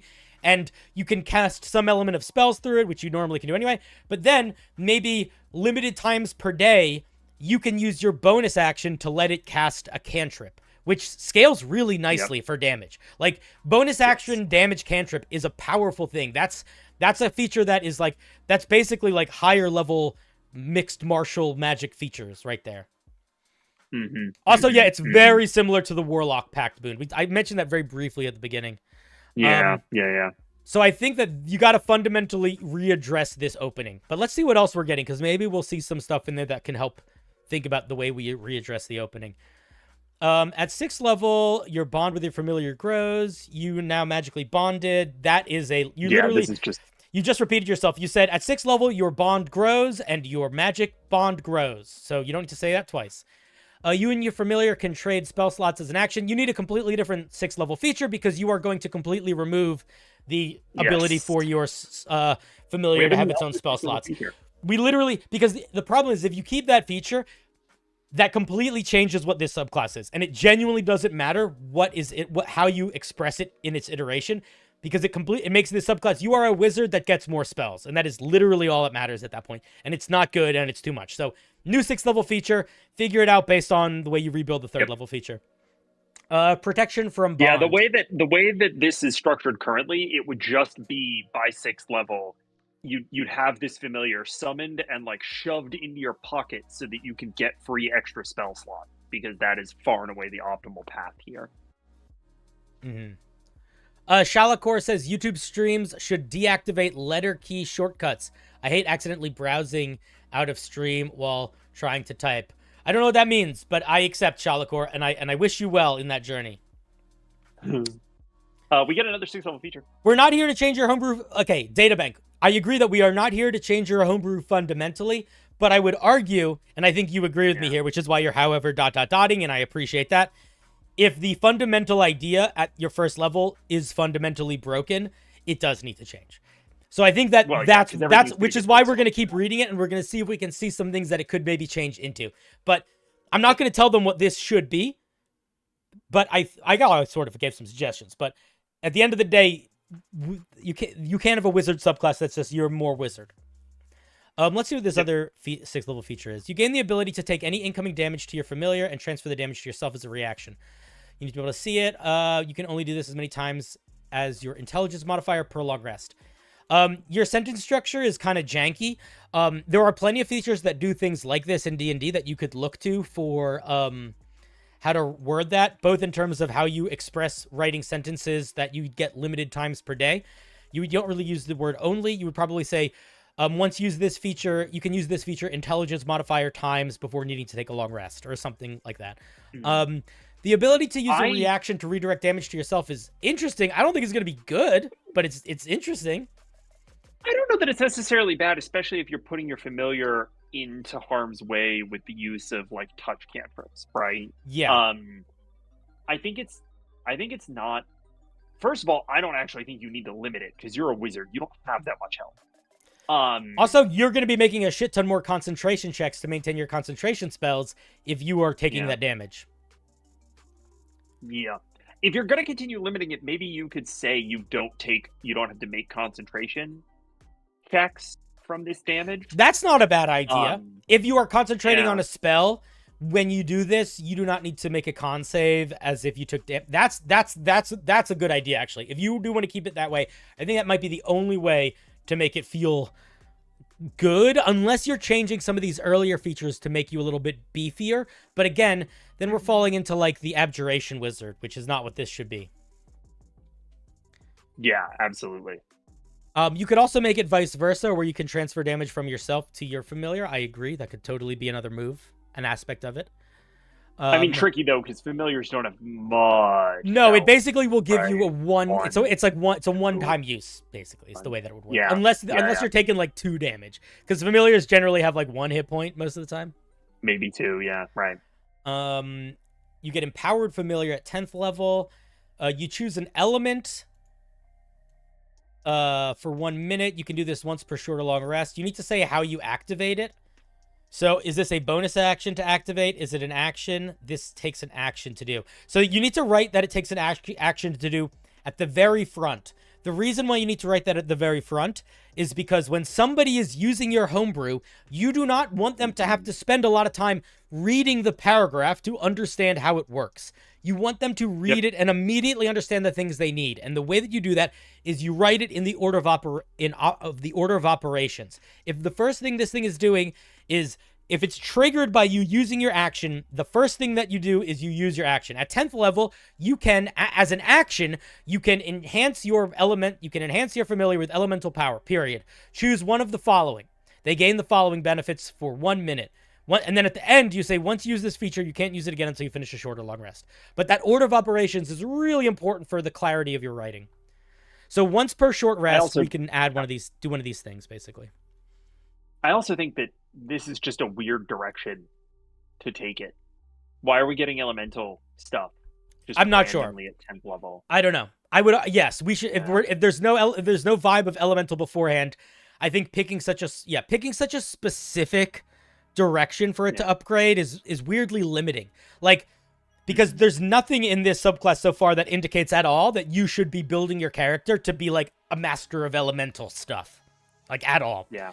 So now you're sort of pigeonholed into being like, yeah, well now, if it doesn't matter if you were flavoring your familiar as being like a weird little abyssal horror or like an eldritch thing or like a celestial thing. Now you got to find a way to make it work within the elements of, the mechanics. Why does the familiar gain 50 temporary hit points? Yes, that's too much. Yeah. Is it too much? Is it too much to jump? Oh, I jumped. Okay, sorry. Well, that is too much. Regardless, that's too much. Is it too much to go from 1 hit point to 50 hit points? Yes. Yes. Okay, let's see what we get at 10th level. Any spells it casts deal extra fire damage. It gains a swim speed and the spell control water. Air is it gains a fly speed. Earth is it gains an AC. Yeah, these don't feel like they're selling any fiction. I don't feel strongly about this. Like, if you want to make this, it's just some elemental numbers go up. Yeah, it doesn't feel like it's doing anything specific. Anything at 10th level, yeah. Yeah, I mean, it's doing something really specific, but not in a way that I think helps sell the flavor of the subclass. So, I don't think I would go in a different direction here. I think having the familiar empowered at level 10 is the right move. I think that's good, but I feel like this expression of the empowerment doesn't tie to anything else, and I think that you have a lot of wiggle room if you remove the whole spellcasting element that maybe you could mess around with here and add something to it here. At 14th level, what is this? You're with your familiar, oh my god, there's so many fucking words before we get to what this thing actually does. The familiar gains the boost from normal enchantment and gains 2 more boosts from the elementals chosen. Yeah, same feedback, man. Why is this suddenly an elemental randomly? Also, all of these numbers are way too high. I don't really think we need to go through all of them. I would say I don't understand why you're pigeonholing us into being an elemental summoner, and it feels weird to do that. I also think if you built the entire subclass up to this point to be the main power that your familiar has is that it's casting spells, why are you giving it a bunch of things that sort of have nothing to do with spellcasting?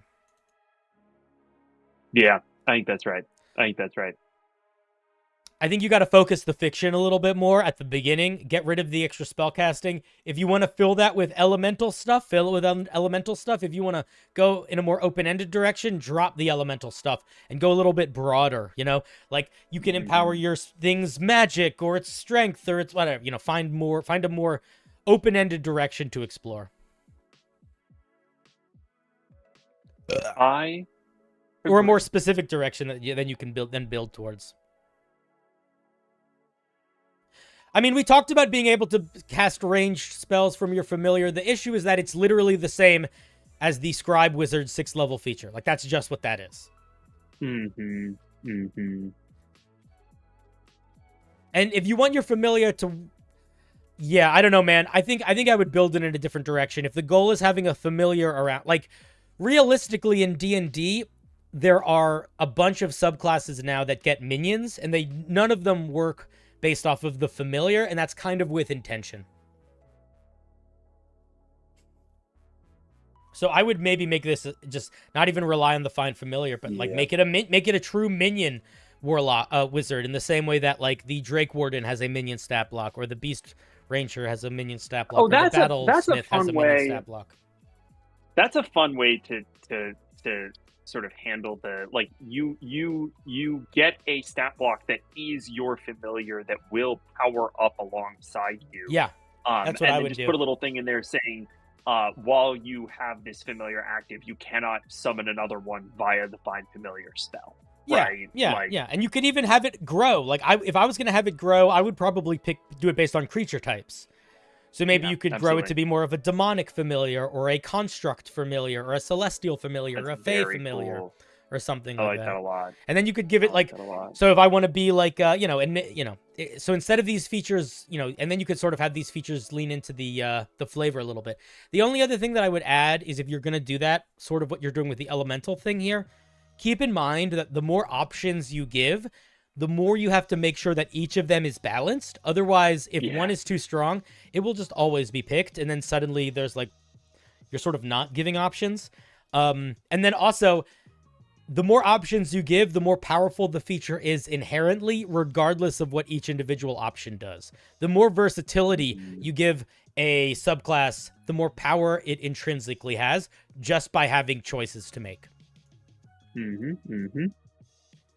Cool. Thank you very much for sharing, Turtle. I hope that wasn't too terrifying. You said you were a little nervous. Thank you for sharing. Hell yeah.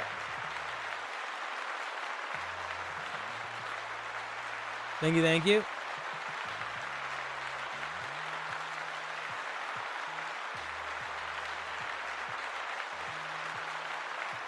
I need to pee so bad, so I'm going to do that. I think I'm actually... You gonna bounce? I'm getting dragged away as well, so I gotta bounce. All right, you get out of here, Pat. Thank you very much for being. Round of applause for Patrick, everybody. Everyone, you've been lovely. If you guys want to support Patrick, check out Unbalanced Encounters. Go listen to it. It's on Spotify, Apple Podcasts, all those places. He is the Dungeon Master. I am a player. I play a big robot named Guard. And I'm gonna go pee. I'll be right back. If you haven't submitted anything to the wheel yet, consider submitting some to the wheel. I'll be back in like 3 seconds. Or a little bit more than 3 seconds. See you in a minute. Bye.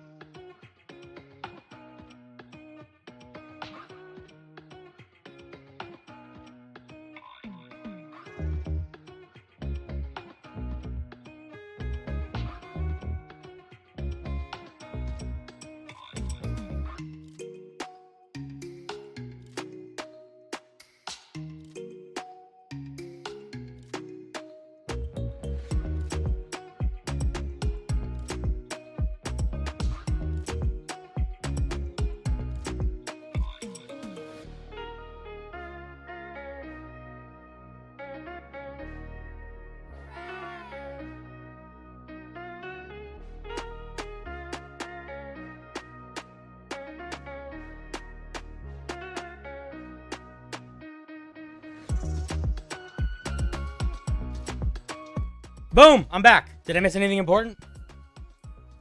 Anything crazy happen while I was gone?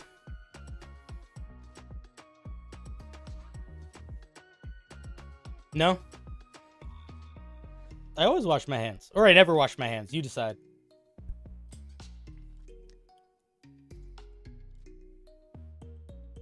Any new homebrew? Was the wheel? No.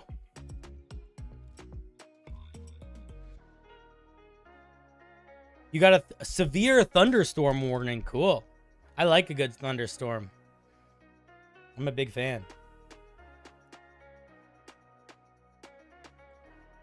Damn, so many cool things. Oh, shoot. Oh, Wursno, thank you for the sub. Thank you for the sub. I appreciate that, man. That's very kind of you. Very generous. I appreciate that. We're going to do another spin. Have I ever caused a thunderstorm? Not that I'm aware of. But, you know, we can't predict.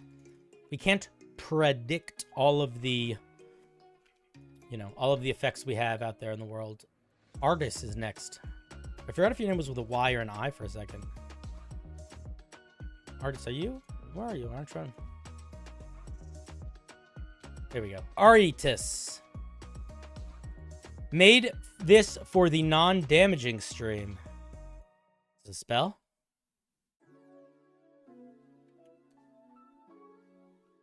Summon hot beverage. Am I a merciful god? I'm not a god at all. And sometimes I know mercy, but other times I know rage and fury. I would say I'm not a god, but I do lean into those tropes.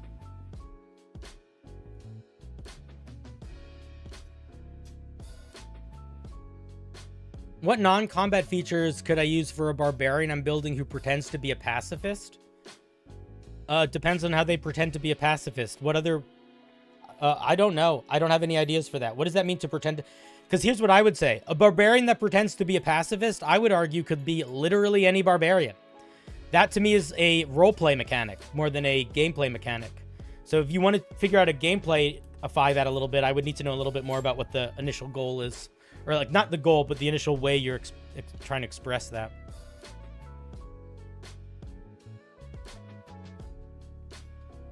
A cool idea for the wheel, list of names that have already been called on. You know what, Joe Mama? That's a great idea. Do you want to facilitate that technically? If not, then we're not doing it. All right, let's take a look. This is the Summon Hot Beverage. Casting time and action. Range, self. You can also look at the wheel and see if your name's still on it. You summon duration 1 hour. You summon a hot cup of coffee or other similar beverage made any way you wish. Drinking this beverage grants advantage on saves against the effects of cold weather for the next hour. That is very weak for a first level spell. I don't love that, dude. I'm going to be honest with you here. I almost feel like a spell that gives you essentially this spell gives you, another way that you could write this spell would be you gain advantage, or you gain resistance to, you gain advantage on saving throws against cold weather for an hour. That's so specific. That's reasonable on a magic item. That seems completely unreasonable on a spell. Like, that's too niche. That's too niche, dude.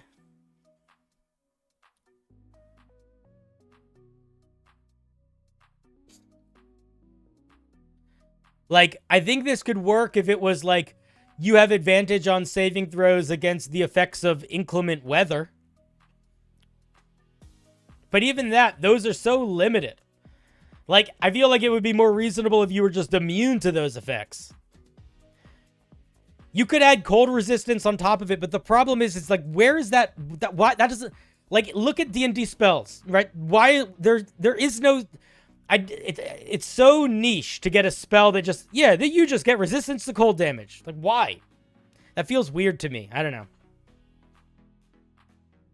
Like, I think if we're going to try to make a spell Unless we're, like, building it specifically for an Icewind Dale campaign.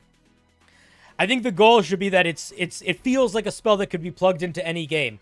And a spell where you drink a cup of coffee and then get advantage on saving throws against the effects of cold weather for an hour. Again, like, that's not a spell, man. That's a common magic item. That's a magic item. When you want to do something that hyper-specific, put it in a magic item. In fact, if you look at D&D, I would argue that's why there's not a single D&D spell that's like, you get resistance to a very specific damage type for an hour. Because those are just magic, that's magic item shenanigans. Those might be aspects of some spells, but they're all doing a little bit more than just that. So that's what I would say. Try to expand the fiction on this a little bit, and the mechanics a lot. The fiction doesn't need to expand. The idea of summoning a hot coffee that helps you, I think, is fine. I think it's cute. I think it's fun. But I think you got to limit the... Or rebuild what it's actually doing so that it can be a little bit more usable.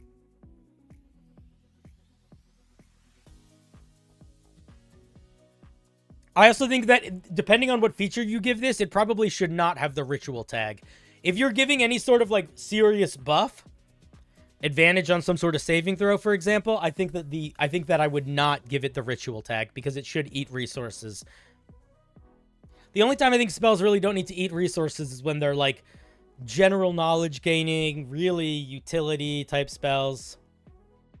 I wouldn't even make... No, I wouldn't make it a cantrip. I would just... Because again, I think the issue is what it does. I think the issue is not the power level of it. I think it's the specificity of it.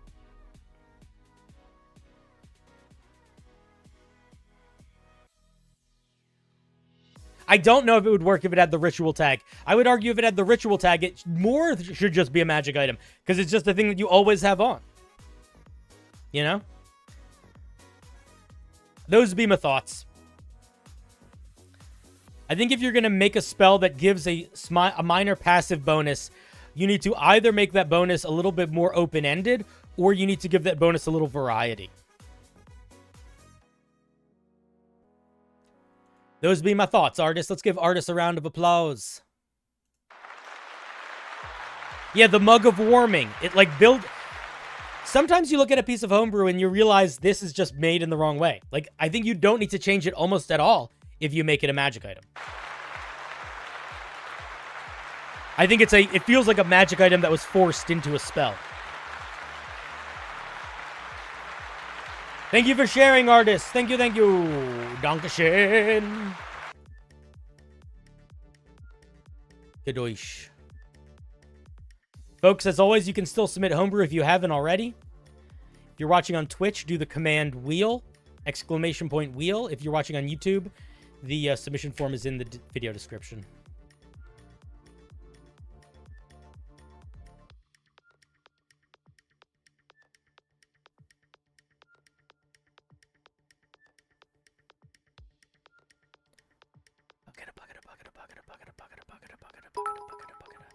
Oh, thank you for the biddies. Bye, Alzul. Thank you, thank you. Ooh, Hunky's next. Guys, Hunky lost their chance to get their homebrew looked at last time because they used a misuse of the word may. Let's see if they get looked at tonight. I'm the one guy who accidentally posted a link. Oh, no, you posted a link to the forum. That's right. You didn't post your real link. You just posted a link to the forum. All right, let's see what you made. Did you actually tell me what you put? You're new to D&D. I want to make a joke item. Cool. Ain't nothing wrong with joke items. You just got to make them balanced. I would argue the best joke items are joke items that are taken seriously in their mechanics. If your item isn't taken seriously in your mechanics, it's a nothing burger. Doesn't matter how serious or joking it is.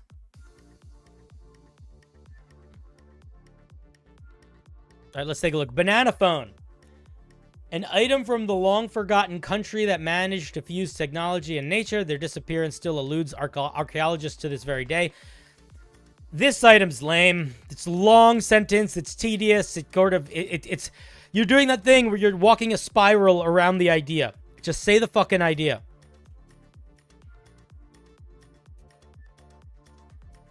Or at the very least, make these two separate sentences. It would be so much better if these were two separate sentences. Also, write in full fucking sentences. Joe Mama! What are you doing, man? I know you're new, but we've talked about this. You've been here for this.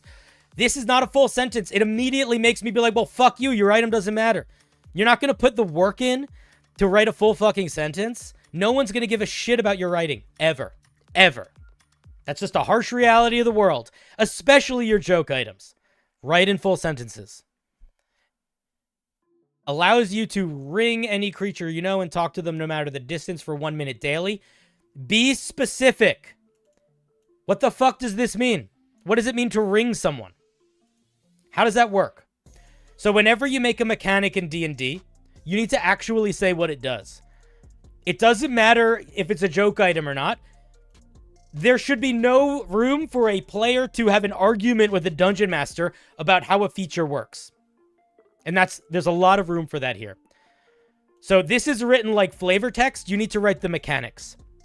So a good idea for how to write it like mechanics would be to look at features that do things that allow communication at long distance. You could look at the sending spell. You could look at telepathic bond.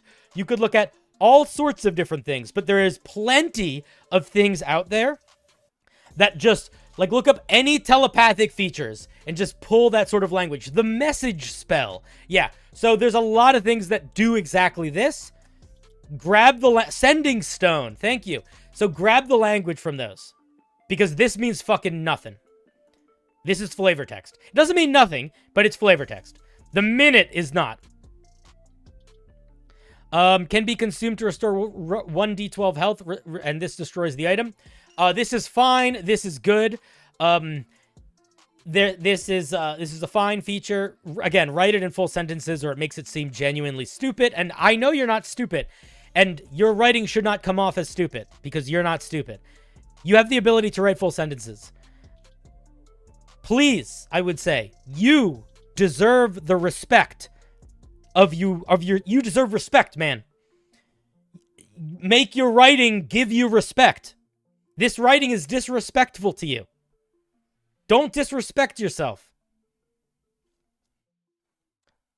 Full sentences.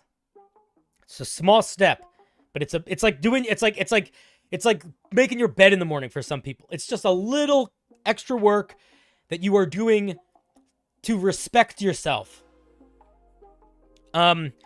Beyond that, I think that this feature it's not an artifact. So I do think if you want this, even as a joke item, if you want this to feel like it works well, I would probably make it more of like a rare item, depending on how powerful this communication feature ends up being. And I would make this health restore quite a bit more health. It should actually be worth it to eat the banana. But this is a lot more powerful than a sending stone, because a sending stone requires both creatures to have the sending stone. This doesn't. This is you can talk to literally anyone, even across planes of existence. As far as I know, there's very little magic that is that powerful. So, it's still a pretty rare item. Maybe even very rare, depending on how you deal with this. But the health when you eat it should be higher. Like, I would maybe make this 4d12 or something higher. You get the heal spell cast on you. Yeah, that could work. That could work really well. I like it. I like it. I think for what it's trying to do, I think it's really nice.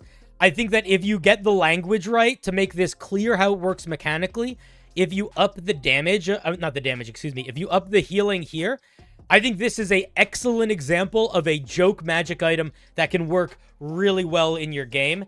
And I could imagine a lot of dungeon masters and players really liking it and actively going out of their way to put it in their game.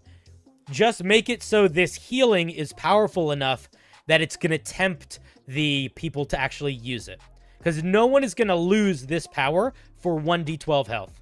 They're just not going to. It's just not worth it. Even if it's like characters are dying around them, it'd be better to just make a medicine check. You could have it spoil. That's true. That's not a bad idea. That's kind of a funny idea. That could also help tone down its balance a bit if it could go bad. All right. I don't really have more thoughts, Joe Mama. I love the idea. I think all of the vibes you're going for are nail head hammer, like hitting it nice. You are just at that level where you need to start to decide if you want this homebrew to be for your home game or if you want it to be for public consumption. If you want this to be for your home game, the only thing you need to do is make this number higher. Because if you're the only person that's using this, and you're the dungeon master, then you don't really need to explain this mechanically, and you don't need to write in full sentences. But if your goal is to grow as a writer, or if your goal is to do anything public with this, or to share it publicly, or if that's anything, or like generally improve as somebody that's writing not just for their table, but trying to just get better at writing, then your next step is to translate this idea into very clear mechanics and to balance this health out into something that feels valuable for losing the item and make it figure out what rarity you want to put it at then. Yeah, I want a banana phone, man. It's a fun item.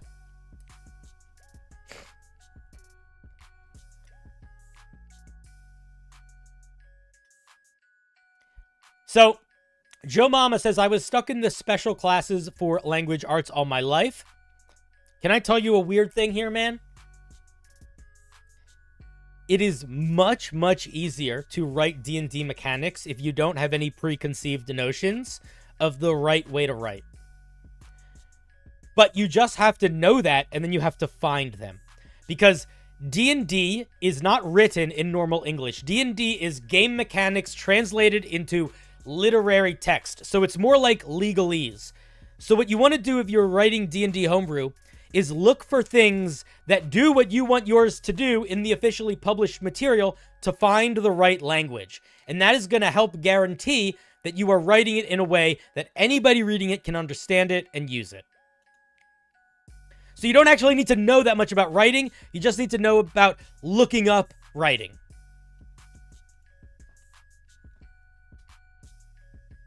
But that does require taking the time to do that. Or asking for help doing that. It's the creative writing part that's harder. But if you have a feature that you want to do where you can call someone telepathically, you don't need to know how to write that sentence. You just need to look for things that already know how to write that sentence.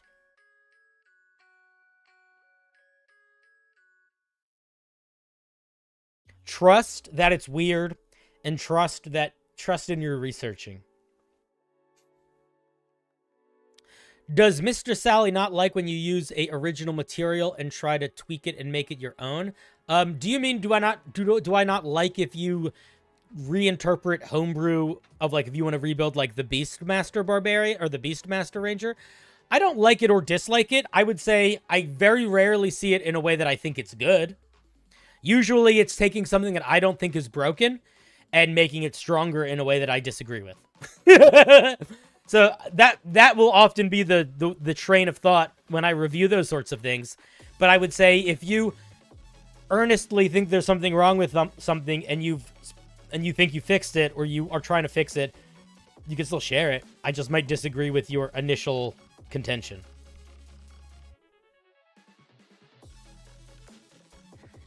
Anyway, let's give Hunky a big round of applause. I like this item. It's simple, it's funny, it's useful.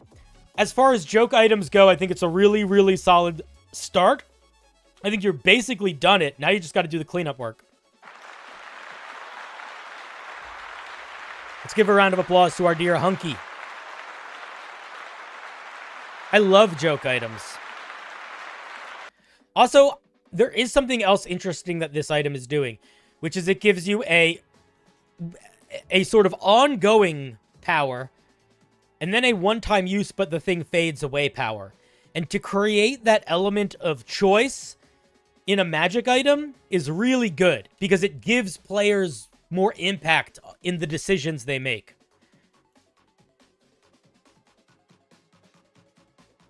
You want players to feel like their decisions have consequences, which is kind of why I want it to heal more also, because I want that decision to really feel like it has a positive consequence to balance out the negative, or to feel like it, like you really fucking needed it, you know?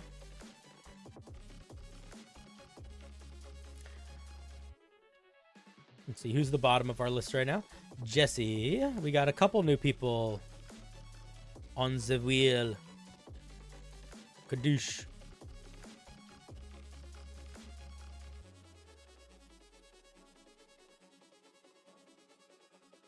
Your cleric goes down, you shove the phone down through the... Eat the banana! Yeah, basically. Bug it up, bug it up. Potassium needed!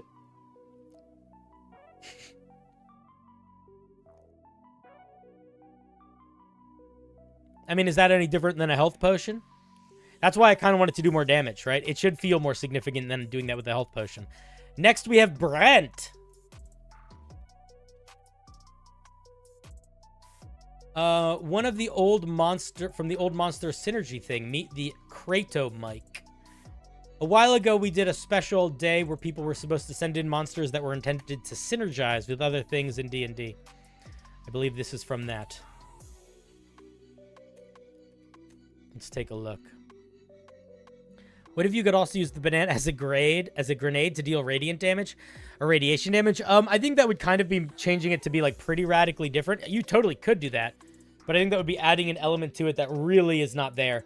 And the initial goal was to make a magic item that did not deal damage. So I think that if that was the initial goal, I would not include dealing damage because I think that would be pulling it away from the initial goal. Okay, let's see. This is a CR2 monster. You're unsure. Two damage vulnerabilities. Make sure you're doing all your math right for the hit points and all the stats and shit. This word are bipedal fungoid creatures. Depending on their maturity, they may be found. I hate this word. In the drifting silently through the halls of a dungeon, leaving patches. Oh my God, Brent, stop writing sentences this fucking long. You've spent so much time describing. I want to know what the fuck they are before I know all the different places they might live. Who cares where they're gonna live if I don't know what they are? But more likely they'll be encountered in. Okay, you're still just talking about where they are. Okay. They change their color to match their surroundings. Release clouds of imperceptible hallucinatory spores that subtly affect the perception. Look how long this sentence is. They have tiny legs, long prints on. Okay, you're getting all the information you need in here. I disagree with your order of operations, and holy shit, your sentence structure is too long. So, if I were you, I would not start with all the places they come from. I would start with the things they do and what they look like. I would probably go like this. What they look like, what they do, where they're found. Because I think that that is the most important information for a person to visualize them, right? You want your flavor text to sort of tell a story. It's very hard for me to imagine them frolicking through different environments if I have just this image to go off of. Like, even just the image is good, but you want your headspace to be in the right space too. And headspace starting at location and zooming to creature, I feel like doesn't make nearly as much sense as starting to creature and zooming into location. I'm not sure what you mean by intent here, so I'm not going to worry about that. We're just going to read the monster stat block because it should stand up on its own 2 feet.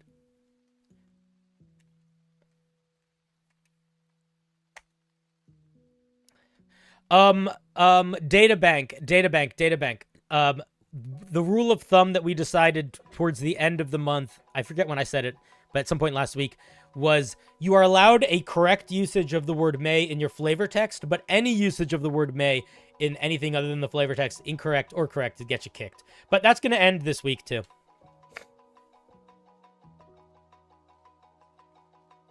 Okay, let's take a look. I think it's still good practice to just avoid using it just to make yourself a better writer. But okay, it has natural camouflage. It has advantage on stealth checks. Ultralight. Under its own weight, it will fall at a rate of 60 feet per round and take no falling damage. You don't necessarily need the phrase under its own weight. Creatures within 20 feet of it with a Constitution score of 13 or lower suffer a -5 penalties to wisdom checks and initiative rolls. This is an interesting idea. I don't think I would tie this to Constitution scores. I guess that's neat, but I feel like it should be a Constitution saving throw. And if they fail it, they have this debilitating feature for some period of time. The required con score increases by 1 for each additional... I don't love that. Again, I think this would work much better as a saving throw, and I think you could express it as such. Creatures have to make a DC 10 Constitution saving throw, or they have this effect. The saving throw goes up by each one for each additional, whatever this thing is called, within range of the creature. Also, what the fuck does within range of the creature mean? Does it mean within 20 feet? I might say that more clearly.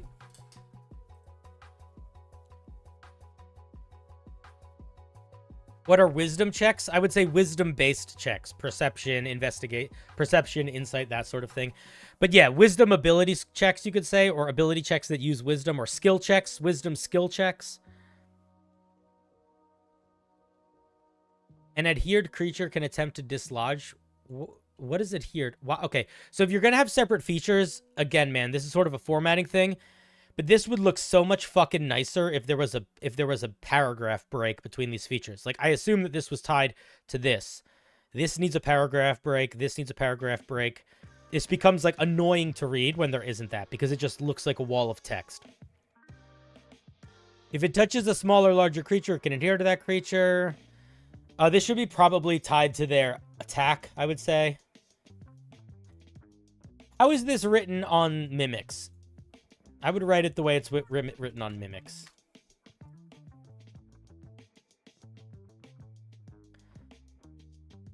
Boom. Mimics. Write it this way. Copy that. Okay, what can it actually do? It has a +4 to hit Hug. Hug is so fucking cringy. Don't say that. People get so creepy with that. I would avoid any intimacy as an attack move. That's just gonna read wrong. It does bludgeoning damage. Really shitty bludgeoning damage. What's its strength? Yeah. While adhered to a creature. Adhering should probably be part of this. I would say it can adhere to the creature here. Honestly, I'm not sure why you're using the word adhered as opposed to grappling. Like, grappling is a mechanic in D&D. Just use grappling. Again, copy the way it's written for the Mimic. See, it uses the word adhered, but it also very clearly says that we're using the grappling mechanic to help express escaping and all of that. Super easy to do. Just copy that. Creatures have to make a wisdom saving throw, or they have to drop whatever they're holding. They have to move at least 10 feet away from its friend. How can they move away from it if it's adhering to it? Like, what's its friend? I don't just... That's not clear. I would probably say the creature must move like 10 feet in the Kratomite's, like 10 feet in a direction of the Kratomite's choice. Maybe something that just makes it a little bit more like logical from how we actually understand what it works. And again, getting the language to not just be flavor text, but mechanical language that dungeon masters and players can interpret. Let's see here. Creature must make an unarmed strike against itself or an allied Yeah, man, all of this language needs to be fixed so it actually is language that makes sense in D&D. Allied meatbag literally means nothing in D&D. Creature, what is this? Just another thing. Okay, my main thoughts are going to be is that this doesn't really feel, it's doing too much, I think. I think it's doing too much. Like, it's a pretty boring it's a pretty boring gameplay loop in that it has to hit a creature and then it does one of these 4 things. Like, they're all okay, but none of them sell, like, a specific fiction. Like, I'm not really understanding what these spores are doing. Are they, like, mind-controlling spores? Is this, like, the grung poison? I don't really know, but I wish I understood a little bit more. And then also, I feel like the most interesting part of this monster is the confusing spores. Literally nothing that the confusing spores do tie into anything else in the monster. Do you know what I mean? Like, where is the fiction of it would be if this is a gameplay mechanic. Why doesn't this gameplay mechanic tie into any other gameplay mechanics that this thing has?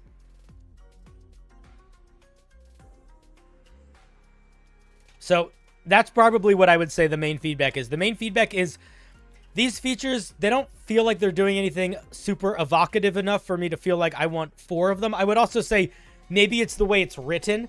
But genuinely, I struggled to read all 4 without, like, getting frustrated with the writing style and with, like, getting a little bit, like, glazy-eyed.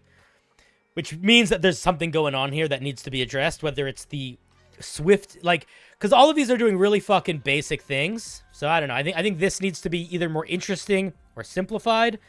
Probably both. And then I think that there's... The confusing spores need to tie into the rest of it. Yeah, like the moves, like what do these features have to do with anything of this being like a little spore monster, right? Don't these just kind of feel like Battlemaster maneuvers? I don't know.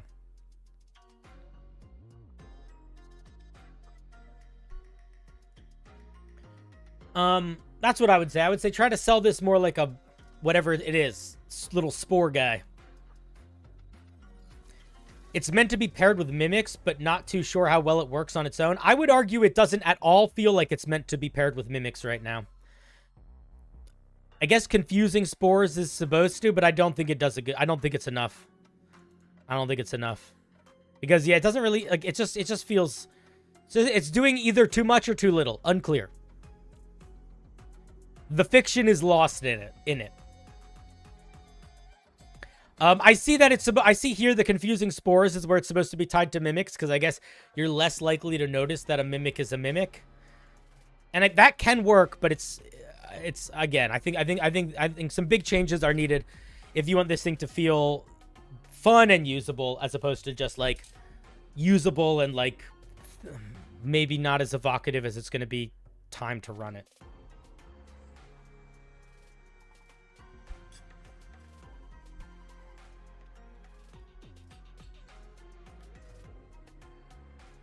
Those are my main thoughts.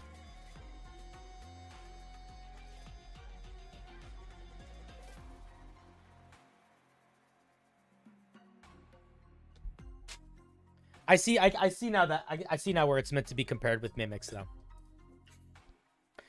But the fact that I really couldn't tell that until you said that also might be important.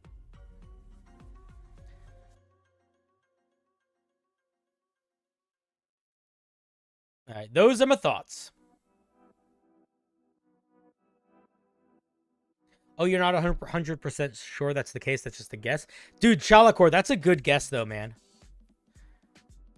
I think that's a good guess. All right.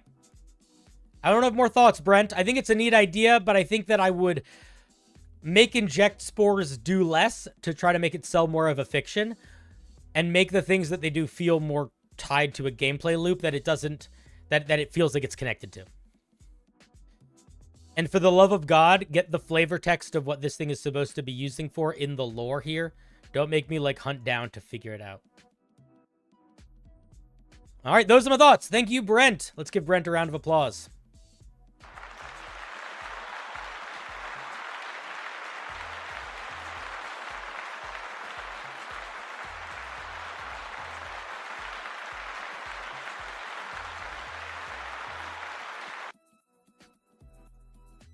Kaddish.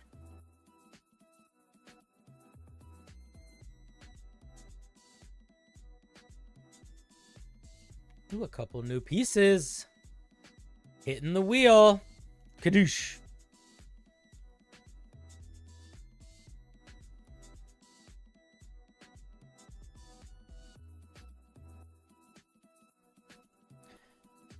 Boop-a-doop-boop-a-doop. You like the music? Music's been pretty good this stream. It's done a good job for us. Next is Gem. Gemma. A conjuration scouting spell that feels sufficiently different from Arcane Eye. Not sure if the False Hydra inspired ability is too strong for that level. If it's taking away a creature's memory... Is this just... Wait, you said Flock of Familiars. Isn't that already a spell? Oh, Flock of Unfamiliars. Alright, let's see.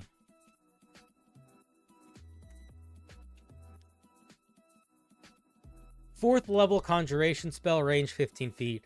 You temporarily summon up to 3 unfamiliars that manifest in an unoccupied space within range. These strange, distorted creatures are created by the tangled thoughts of the insane and have a constantly shifting, indiscernible form. I would try to take half the words to explain what this idea here. I don't think you need this many. I think this last sentence especially.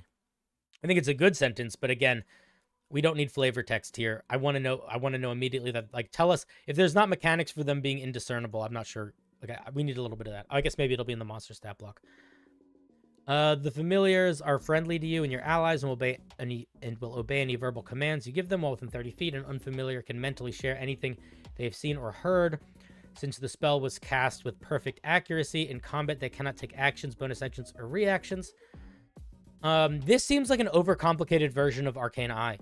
I don't think this feels different than it. While the unfamiliar is not incapacitated, any creature other than the summoner that is not looking at the unfamiliar forgets it exists. Yeah, I think that this feels like Arcane Eye, but more powerful. I don't know. I don't think it's different enough. That's my thought. That's my main thought. Like, what are you doing with these familiars other than Arcane Eye stuff?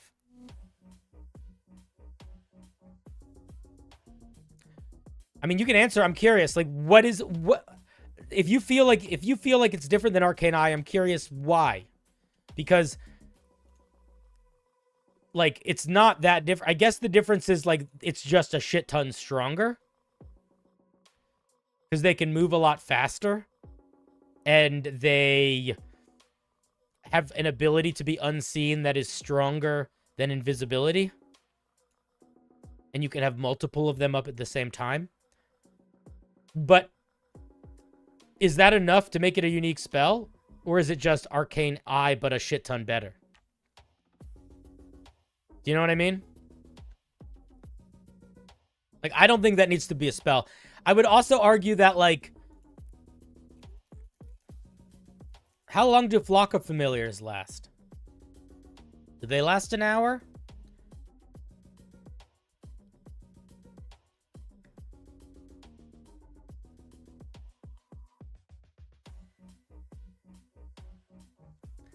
So can these things share stuff with you within a mile in the same way or not? I'm kind of curious how the mental capacity is going to work here. I feel like we might need some clarity on that if you're going to include that.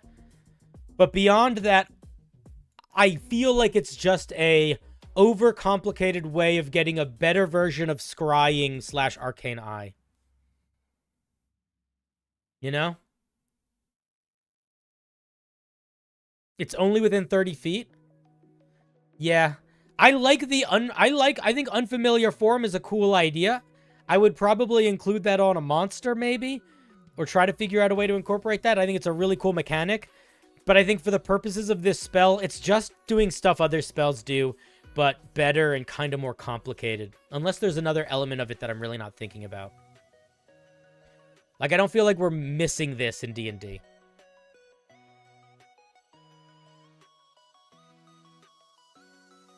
Those are my thoughts.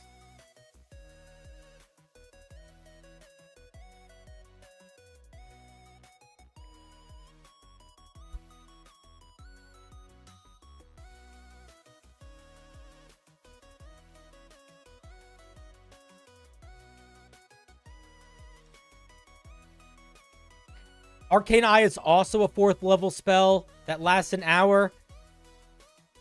Yeah, it's the same spell, man. It's just the fucking same spell. Like, it's another way. It's essentially, instead of giving it invisibility, I give it Unfamiliar Form.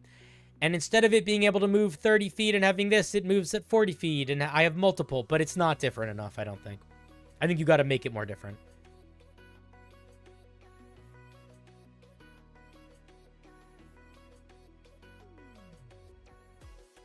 Yeah, I think the Unfamiliar Form feature is cool. I think I would put that somewhere else. But I would say, if I wouldn't include this in a game. I would say it's too similar to other spells, and it's just stronger versions of them, iterated in ways that are going to add complications that I don't want to deal with as a Dungeon Master. Like, this essentially is, hey, Dungeon Master, instead of dealing with an Arcane Eye, do you want to try to figure out how to mechanically express the idea of multiple familiars that are not invisible, but become forgotten when they are unseen? Because how does that work with NPCs seeing them or not seeing them? Do you know what I mean? Like, I feel like that is such a level of complication to force on your Dungeon Master, let alone to force it with multiple NPCs at the same time. It's a cool idea, but I think if you want to explore that memory wipe ability feature, you have to majorly simplify it. Like, that would work much better if it was like a single summoned creature, I think. And maybe it was less about like the sending messages back and it was just kind of doing something different.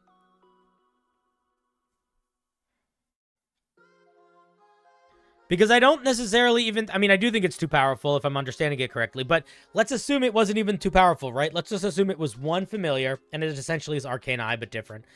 So we're not multiplying the amount of familiars. I genuinely don't know how I would express this mechanic. If I had a player that wanted to cast this spell every session, I don't know how I would deal with this mechanic on a regular basis. Like, I think it would be annoying as a dungeon master to deal with, and I think it would lead to a lot of moments between myself and my players sort of debating how it worked. Which is doesn't mean it's a bad mechanic. It's an interesting idea. I just think it means you're not done working on it. Yeah, 3 is 1 is reasonable if you can figure out how to make it, I think, do something where it doesn't just feel like an alternative Arcane Eye. Those are my thoughts. I think it's a fun idea. Unfamiliar form is definitely the coolest aspect of it. Definitely requires a lot of mechanical clarity. I encourage you to work on it and figure out a place for this to sit nicely. Gemma, thank you for your piece.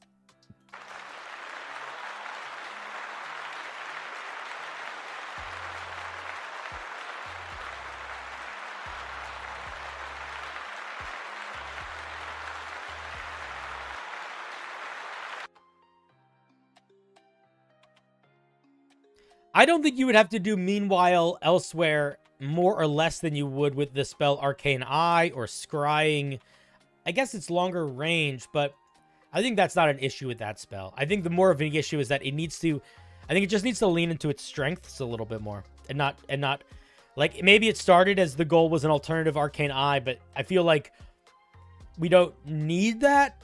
And I also feel like it hasn't accomplished that. So if you wanted to keep working on it, either you need to readdress that. But if I were you, that's what I'm saying to Gem. If I was them, I would just look at the stuff that works in it and build something new based on that.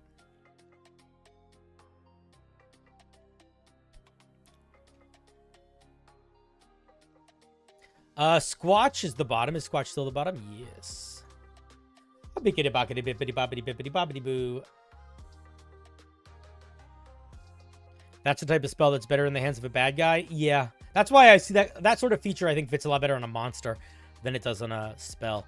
Ari is up next.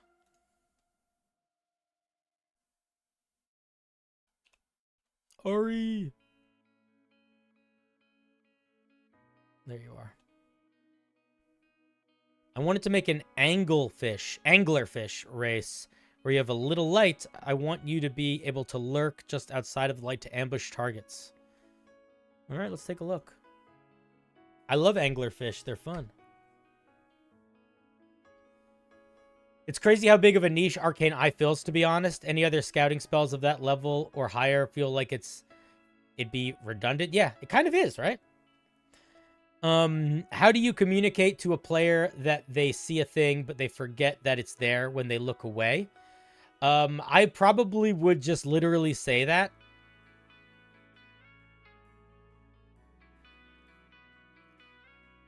I think that if I was going to do that, I would probably say, when you look away, make a wisdom saving throw. I make a wisdom saving throw. And I'm going to say, yeah, you don't really remember what you were looking at. Like, you can't recall what it was or if it was a threat or not. And if your players don't want to do that sort of thing, then I wouldn't run a monster like that. Any monster that does memory eating requires a little bit of suspension of disbelief on the player's behalf, or it doesn't work. I love the art. Love the art, my guy. Like, that's why I think false hydras don't work for a lot of campaigns. Unless you are really clever and tricky. And I've tried that. I have a couple clevery tricks I've done with false hydras before that I thought worked really well. But even with them, it did always boil down to there being a moment where the players needed to be able to suspend their disbelief because they'd be like in a combat encounter with it. And they would need to forget that it was there depending on where they were or what they were doing in the combat encounter. Like, that's not... Your players just have to be on board. Okay, let's see what this thing gets. Ability score increases. Languages. It is a swim speed equal to its walking speed, and you can breathe underwater. Cool, cool, cool. Proficiency in stealth. Okay, so far I am getting aquatic bugbear, which is not bad. That's the vibe so far. Cold resistance. You have adapted to low temperatures. You're resistant to cold damage. Advantage on ability checks and saving throws to effects of extreme cold. This is fine. This reminds me of like Tritons, I think, get something like this. I think it makes sense for like a deep sea creature. I might even change the language to like avoid the effects of extreme cold or underwater pressure. I might include that language. It's not necessary, but it will sort of wink and nod to either the player or the dungeon master that if that is something they want to explore, it can be explored. It's like really ribbony to be that specific, but I think it's reasonable in a spot like this where it's not eating up a lot of space and it's just sort of like the end of a cold feature.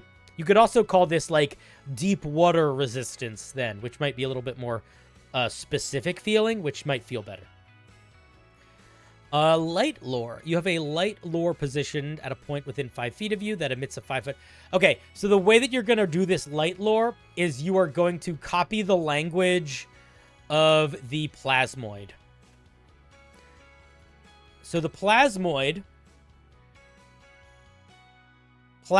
has a feature... Where is it? Has this weird tube arm. It can extend out and move around. You want to use that language.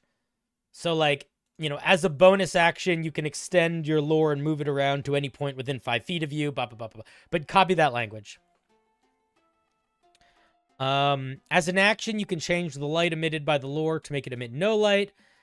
5 feet of dim light, 5 feet of bright light, or 5 additional feet of dim light. That's so fucking annoying.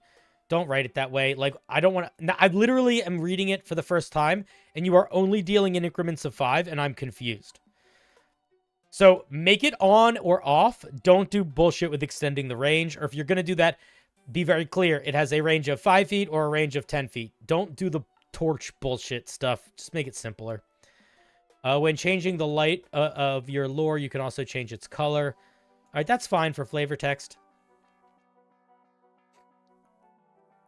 Luring ambush. As an action, you can lure a creature towards your lore. Don't use the word lore twice in one sentence like that. It seems a little... It seems dumb. Don't read well when you do that. Creatures within 60 feet of it. That's too far.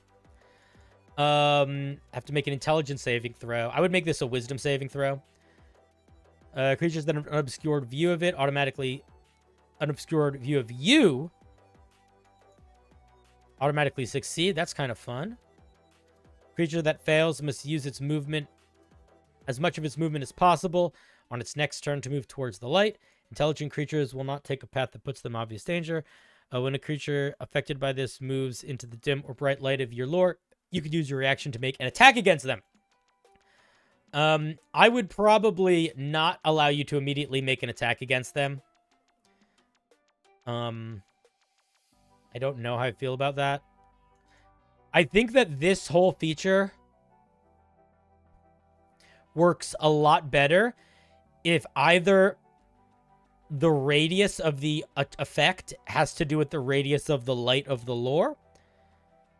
And if you can affect multiple creatures at once, this is a once a short rest ability at most. If you can affect one creature at a time, you can make this proficiency bonus per long rest.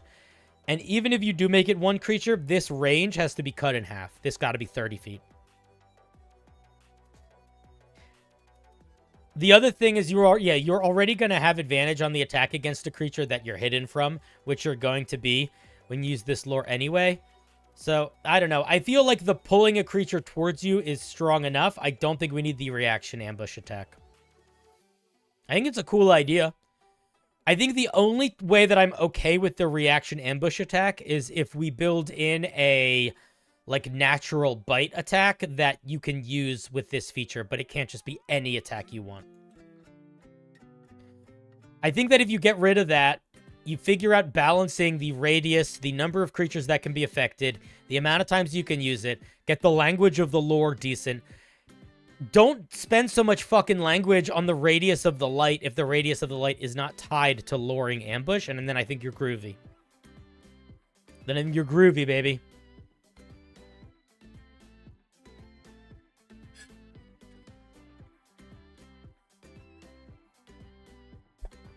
You can hide behind a crate or a column. You can hide behind a bush. You could hide behind a large creature. You could hide behind a minor illusion. Lots of stuff you could hide behind. You don't even need to be hiding. You just need to be unseen. And he's a medium-sized creature, so they can hide behind lots of stuff. What's up, Neosoul? How's it going, buddy? So those are my thoughts. I think it's a cool idea. I think luring ambush is way too strong right now. But if you get rid of a bunch of stuff and kind of focus it, I think it's pretty balanced. And I think the core gameplay loop is good. Gem Jar says they think you should be small. I could see an argument for you picking your size. They don't actually say what size they are here. You need to say what size you are, size medium. I could see an argument for picking size, if only because the male anglerfish are tiny and the female anglerfish are the ones we have. When you think of a male anglerfish, you're thinking of, they don't look, you don't see them. They look like minnows, and they like hold on to female anglerfish. So you could be small. The males are little, so you could be small or medium. That could work. Databank says, I'd do away with the forced movement and just increase the light's range. I think we need the luring ambush to do something. So if it's not doing forced movement, it has to do some sort of confusion or daze or like mellowing. But if you don't like the forced movement, I mean, I think you could do it like the creature is charmed, and while it's charmed, its movement speed is 0. You could do something like that also. That could represent a creature being sort of like lost in the lights.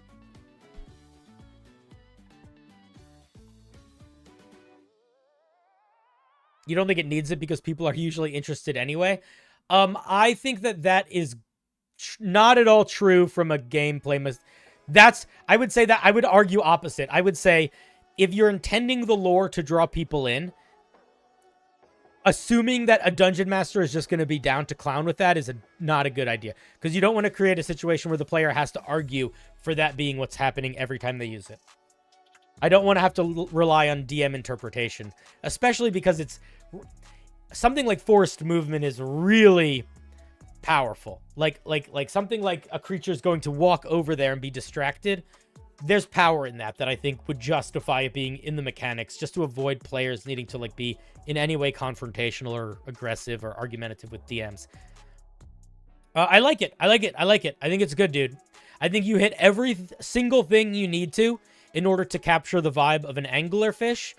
I think now it's just a matter of taking what you have, which is really these two features, and figuring out how to sort of make them work together and feel a little bit more natural in the way that they're written and executed and power balanced. What's up, Gift of Gab? It's been a hot minute. How you doing? Good night, Gem Jar. You're a champion. You're a champion? You're a champion. You're a champion, too. Bow, chicka, wow, wow. All right, let's give Ari a round of applause. Thank you for sharing, my man. Champion for sure.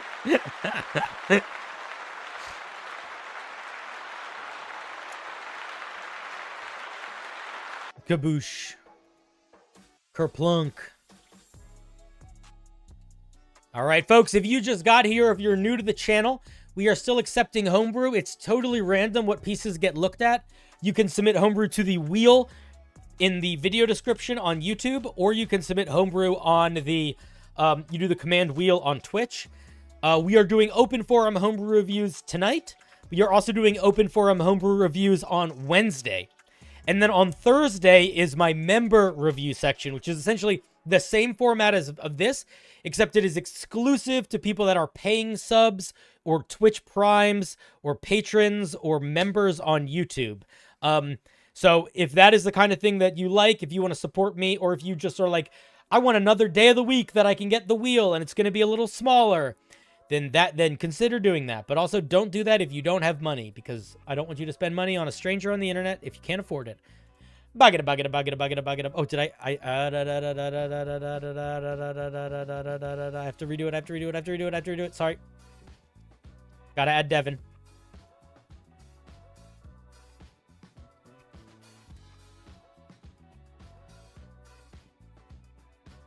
Yeah, Calvin got on that one time because I posted to the wrong place and I didn't want to punish him. Yeah, you. Good night, Plain Playing.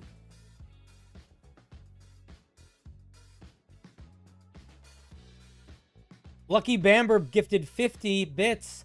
Good night, young one. It's 3 a.m. on a school night. I once again ask you for entertainment. Entertainment.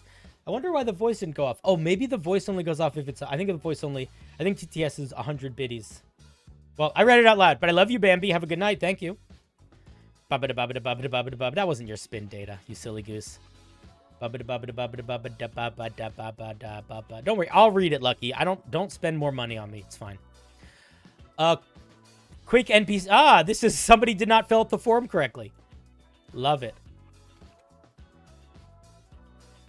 Well, I don't know who this person is, but this is a sheet for quick generating of NPCs I came up for rescued prisoners. Oh, and they posted it on Reddit.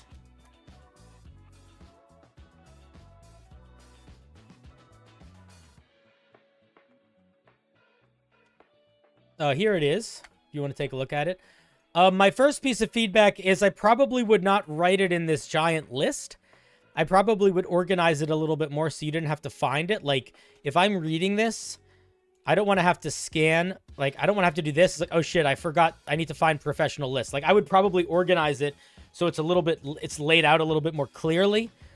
One of the most important things if you're building tools like this for any sort of implementation for a dungeon master, especially if they're like, I'm building it on the fly, you want it to be easy to use. So like, let me give you an example. I'll give you an example, right? So like, let's take what you have here.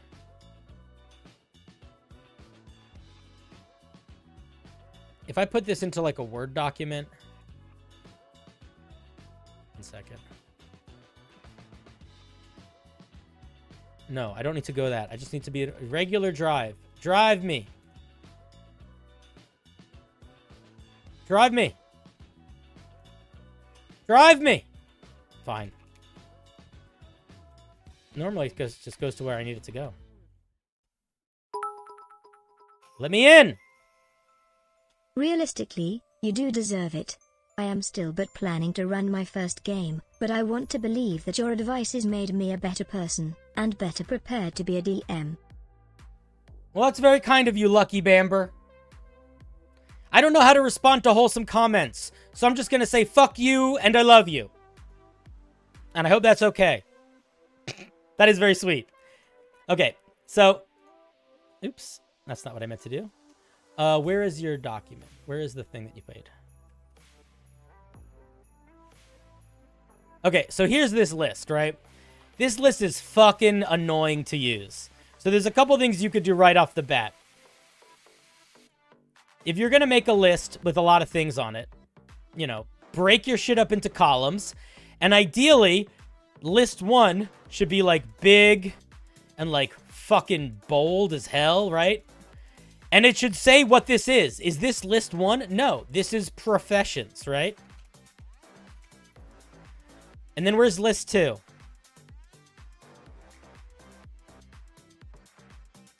Down here? Okay, now I'm confused because list 2 is called professions, but literally everything on list 1 is a profession. So I think you got to figure out how you're splitting this up a little bit differently.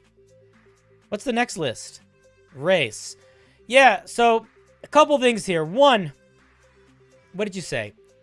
So you said that the goal of this was for you would be doing it for like prisoners.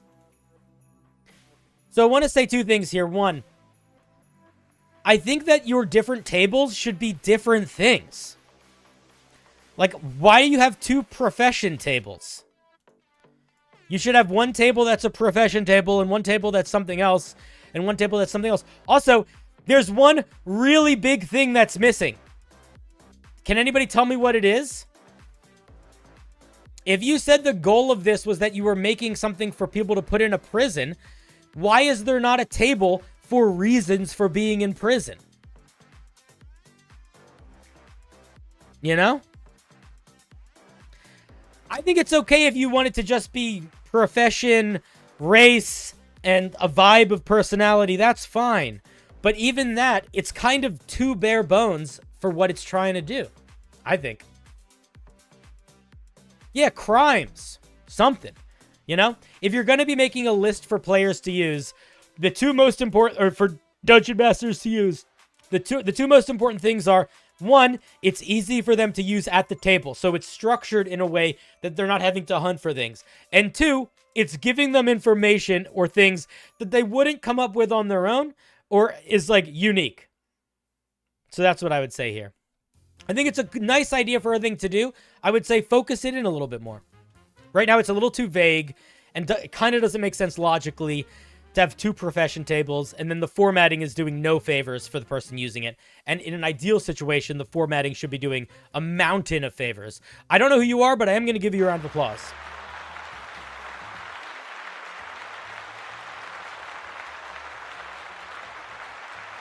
Thank you for sharing, stranger. I appreciate it. Now we check the list before we roll, so we don't start rolling before everybody's on it. Make everybody feel bad. Which is what I did earlier. And I regretted it. Bagadu bagadu bagadu bap bap bap bagadu bagadu bagadu bap bap bap bagadu bagadu bagadu beep boop bap boop pity boop bap bap boop pity boop pity bop boopity boopity boopity boopity boopity boopity bow. They were gray. Oh, maybe that was Gray Shard. Gray Shard, was that you? Was that your homebrew? I started it when the PCs were rescuing slaves, actually. Ah, there you go. Yeah. That's no worries. Yeah, so I would say if you're going to make those sorts of lists, just reorganize them so that they're easier to use. And if it's designed for a specific type of thing, make it more specific to that type of thing. It'll be way more helpful for Dungeon Masters. Like, the more specific you can be with the example of ideas you give, the more likely it's going to, like, trigger more inspiration in the people that are using it. It's exactly the same with writing. So if I describe a forest and I say, the forest was full of trees, you're going to think about a forest. But if I say the forest was full of ancient oak trees, that's going to help you visualize a much more specific forest. Even if you have no idea what an oak tree is, just being more specific gets your brain going a little bit more. The exact same is true for giving ideas for Dungeon Masters. Even if you're, like, if I, just be specific. Specifics do a lot of work. Ash says, reworked the Banneret fighter so it's not tied to base class features. Any feedback would be appreciated. Did I review this already? If I reviewed this already, I'm not going to review it again. Because I don't review pieces again. Chat, I need your help telling me if I reviewed this already. I don't think I did. But I will say I've reviewed a bunch of things like this before. The quotes? What quotes?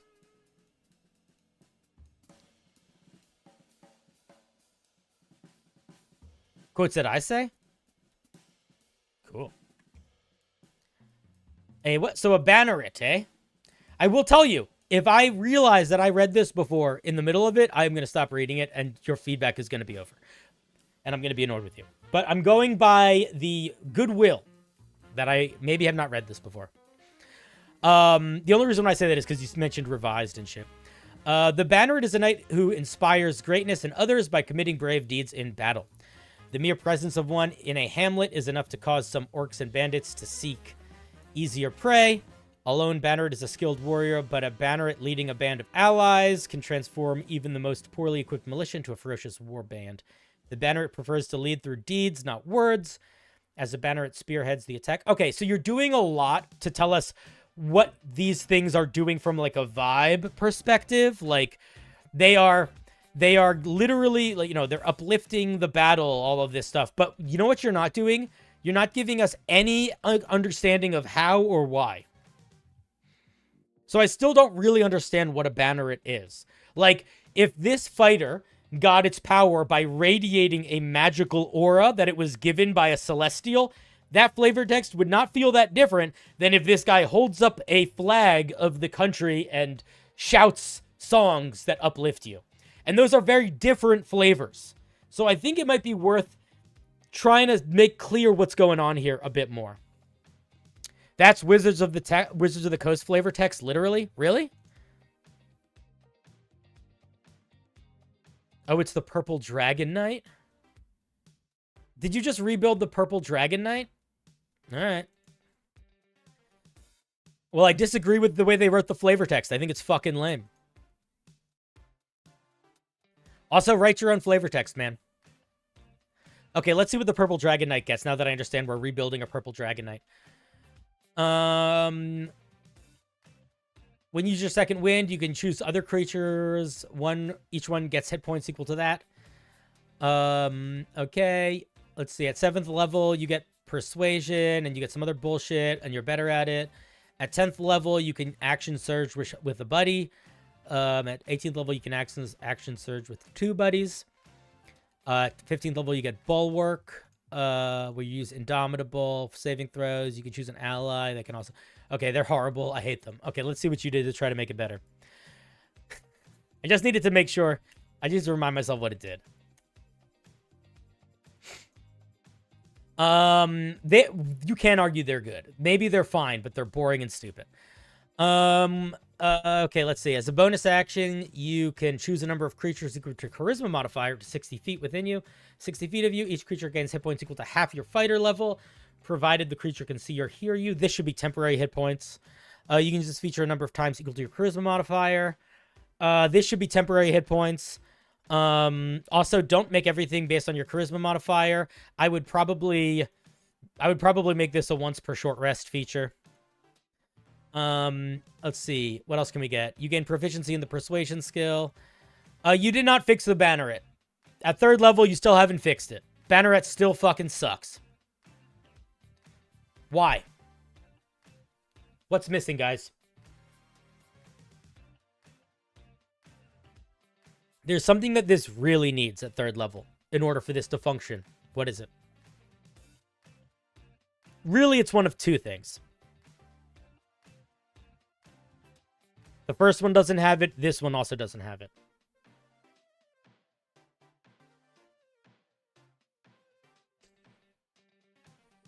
Interesting ribbon feature was the second one, but I think that this Royal Envoy kind of works for that. This gets very, very little to help us be a fighter. Almost nothing.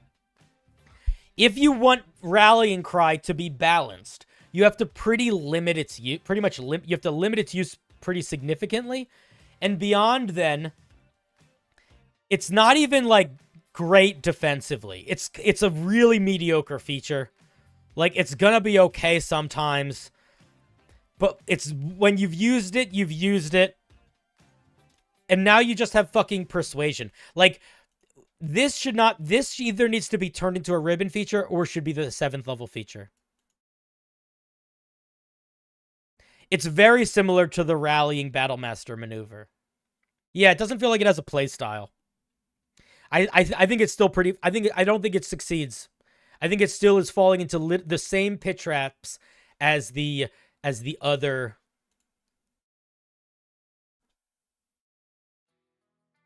One second. I think it's falling into the same pit traps as the other... Unfortunately, as the other one.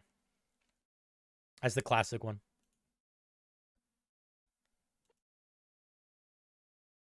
Music, why'd you stop?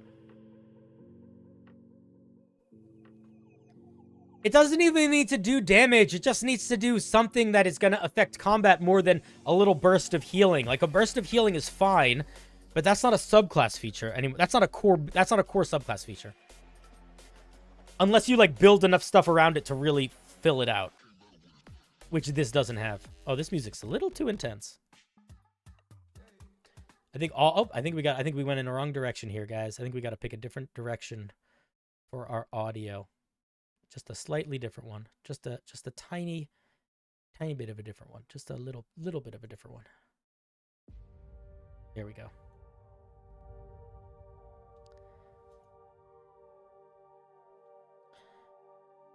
And this is what you get: Persuasion, and then you get expertise in it, basically. I mean, it doesn't feel like anything, right? Like, it's good, but it's a ribbon feature on top of a feature that doesn't sell any fiction. And then you get Invigorating Speech. Invigorating Speech is literally doing... It's just the Inspirational Leader ability. This is just a feat. This is literally just a feat. I guess you can do it as a bonus action, but we are already getting the ability to bonus action heal. Now we're getting the ability to bonus action temporary hit points. This is nothing. This is not a feature. You have essentially given us Rallying Cry twice now.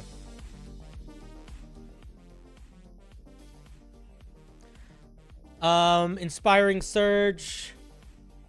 This just feels like the same thing that it was before. Bulwark is just the same thing that it was before. This is just, this is not different. This is not different enough. I don't, if there are differences here, they are so small that I don't see them. And that's kind of going to be the end of my feedback. I think you haven't changed enough. I think this still falls into all of the pitfalls of the original one, and I think it's falling into some new ones with the way you've done Invigorating Speech and Rallying Cry. Yeah. What do you think needs to be changed about the Purple Dragon Knight? If I was going to make something akin to the Purple Dragon Knight, I would sort of try to make it like the Paladin subclass of the fighter. I would probably give them some sort of aura or some sort of rallying boost that would do something that would be either a passive feature or an aura that they could activate or something like that.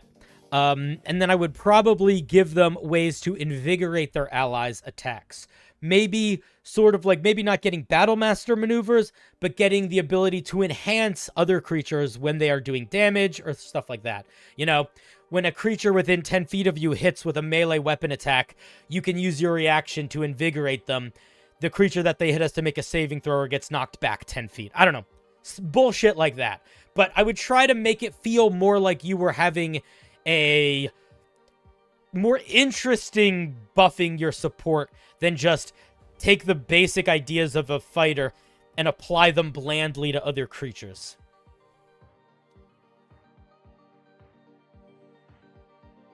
Why be a fighter as a shitty paladin when you can just be a paladin? If you are interested in having action surge and a shit ton more attacks, or being a class that feels like it works as a dexterity-based class without being somewhat punished, any of those reasons. If you don't want to do spellcasting, but you want to explore some alternative ways of exploring paladin magic. If you like the idea of supportive magic, but you don't want it to be divine, and you want to interpret it in some other way. If you like the idea of divine magic, but you don't want it to be expressed in the same way. Like, there's a lot of ways, right? Like, this could be the Elementalist. You could be the Banneret Elementalist, where everybody is enhanced with different elemental features depending on what element you have active. There's a billion ways you could sell that fiction. It's just a matter, I think, of being more specific than essentially what the Purple Dragon Knight and what this does, which is not adding anything. It's literally just you are a fighter, but a little bit better sharing it with people.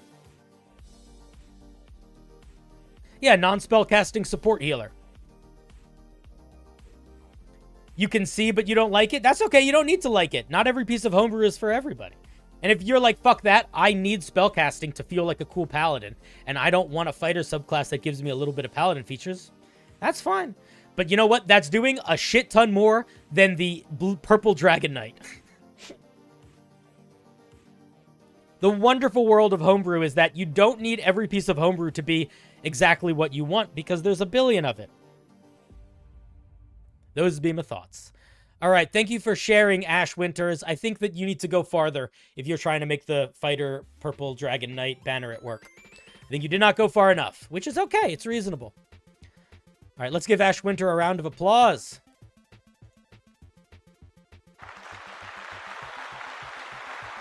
Your players stole an airship? Fuck yeah, dude.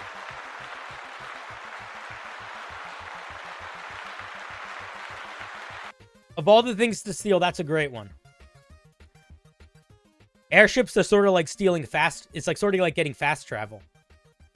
You know? Not exactly, but it's similar. It's similar. All right, guys. Anybody else? I'm going to spin soon. I'm going to spin soon. I'm going to spin soon. No? All right. Your players crashed an airship into, like, listen. If your players get access to an airship for an extended period of time, it behooves you to try to blow that airship up at a certain point. Or crash it at a certain point. All right, Tuna Melt, I'm waiting, but you got to donate $1. No, you don't. I'm just kidding. How much longer am I going to wait, Tuna Melt? I'm waiting for you specifically. You get worried that the players crashed an... You got worried that the players crashed an airship into a lake? No, that's a good worry to have. Tuna Melt! You're holding us up, man. Am I waiting for you or not?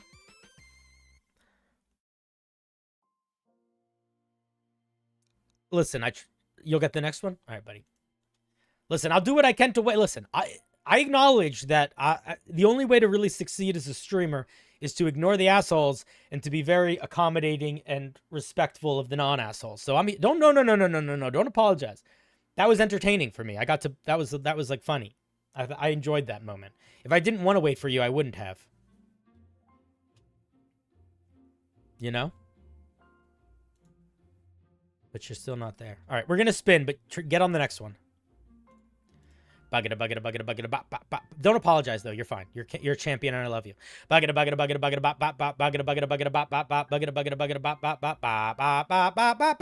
A Godwin. When I mentioned a pacifist barbarian, I was wondering what non-combat features a base barbarian gets for a character I'm building. Barbarians get very few non-combat features. You're gonna find some of them in the what's the word? Optional class rules. Like they're gonna get some extra skills and stuff. But pretty much every core class feature for a barbarian is tied to combat. Whether it's defensive or offensive, they get very little, if any, non-combat features. And that's true of subclasses as well. The subclasses will all get ribbon features that do a little bit of extra stuff, but very few. Like the core of every D&D barbarian subclass, even its most defensive utility ones, is them hitting something. Even the Ancestral Guardian Barbarian, which is entirely a defensive utility barbarian, in order for them to activate their utility feature, they have to attack with an attack roll. I would say if you are trying to play a pacifist character, unless your dungeon master is really into you getting into like grappling creatures, you should not be a barbarian. You should pick another class that gives more options in its core class that are non-combat related. It's very... Like, I don't even think you need a lot of combat features to have fun. I love barbarians, and I prefer games that are more roleplay than combat, but that's because I love knowing exactly what I'm doing in combat and just hitting hard. Next is a Godwin.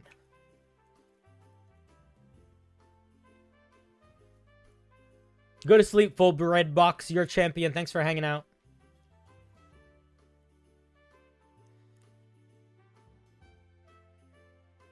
But that's what I mean. Like, if you want to pretend to be one, that's you deciding to not engage with essentially 90% of your class features. That's what that means. You are essentially actively going to be like, all right, cool, I'm just going to roleplay. Because there are not, like, at 3rd level, you could go the Totem Barbarian, and then you get ritualistically, you can cast, like, Speak with Animals, or something like that. But there's not a lot of subclasses that get non-combat interesting features at 3rd level. Tuna Melt with the 2. I am sorry, I submitted now. We'll be blessed. My brother, you never need to apologize to me unless you are mean to me. You were not mean to me. You asked me to wait, and I waited. It is neither your fault nor mine that we ran out of time and I rolled the wheel. Do not blame me nor yourself. Blame the wheels of history and embrace me forever in the infinite flesh that is us. Okay? We have such a wonderful community of people in the world. And there are so many people that are very tender and kind. And so many people that are scumbags. And I find that the tender and kind people apologize too much. And the scumbags don't apologize enough. Anyway, you're apologizing too much. You're a champion. Okay, this is Agawin. I'm trying to build a time-based class without magic. Okay, I'm so curious what you are building here, because what the fuck is a time-based class without magic? I guess you're incorporating manipulating time as not spellcasting. Okay, what you mean is non-spellcaster. I accept. Because I was genuinely like, how the fuck do you manipulate time without magic? Spellcasting magic. Understood. That is what I'm picking up by the lack of spell list here. Sorry for being a scumbag. I forgive you. I don't think you're a scumbag, though. Can I tell you what? If anyone's watched my chat for a while, I get into aggressive arguments with chatters sometimes. Like, it happens. It almost is never an issue that I have with the chatter. Hooray! I am sorry. I submitted now. That was late. We'll be blessed. Yeah, that was late, but I appreciate it. But I am never really angry at the chatter. I would say some of the people I get into arguments with the most are like Databank and what's his name? Honestly, the person who chat that I get into arguments with most right now is Databank. But I love Databank. He's like one of my main... He's like on my team. Like if I had to go to war, he'd be one of the guys I'd bring. So don't worry if we have arguments sometimes. We're good. The only time that we need to apologize to each other is if we're genuinely being mean. Which does happen sometimes. It's okay. You know, I was talking to one of my friends about this. When you do most of streaming, most streamers that I know, arguably, are going out of their way to make their chat love them. Because they want their chat to love them. Because they want their chat to give them money. So, they're not going to do a lot to put themselves in antagonistic relationships with their chat. The main thing that I do on stream is put myself in an antagonistic relationship with my chat by essentially being very critical of stuff that they are very passionate about. I know that. But I also know that some people are going to be really put off by that, but other people are going to see that it's with good intention. And that I'm sort of going in the sometimes I am the drum teacher in that movie. Sometimes where I'm screaming at you because I want you to be good. Some people really don't like that, and they leave. Some people don't mind it, and they put up with it. Other people like it, and they get upset when I don't scream more. And that's the world we live in. But that'd be what it be. All right, rant over.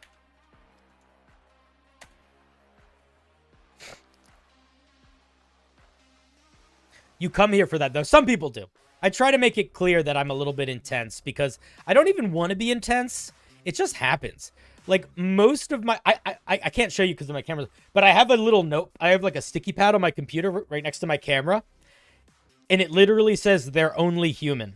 And it's to remind myself not to get upset with you when I disagree so much with the way your homebrew is written. Because I care too much. I get so angry. I just want it to be good because there's so many good ideas. And when I don't see them, or I see a good idea drowning in a bad expression, it's like, it feels like lost potential. You know what I mean? Anyway, let's take a look at what this thing gets. Ranting. It uses D8s. What's its vibe? What's its main stat? You don't really tell us here. I'm going to assume its main stat is intelligence and dexterity because that's what its saving throws are. But you should include, even if it's just a rough draft, the intended main stat, just so we can kind of understand what it's going to feel like going in.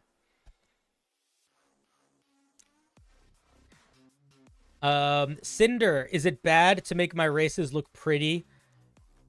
Like, put it through Homebrewery before you get much feedback? No. Not at all, dude.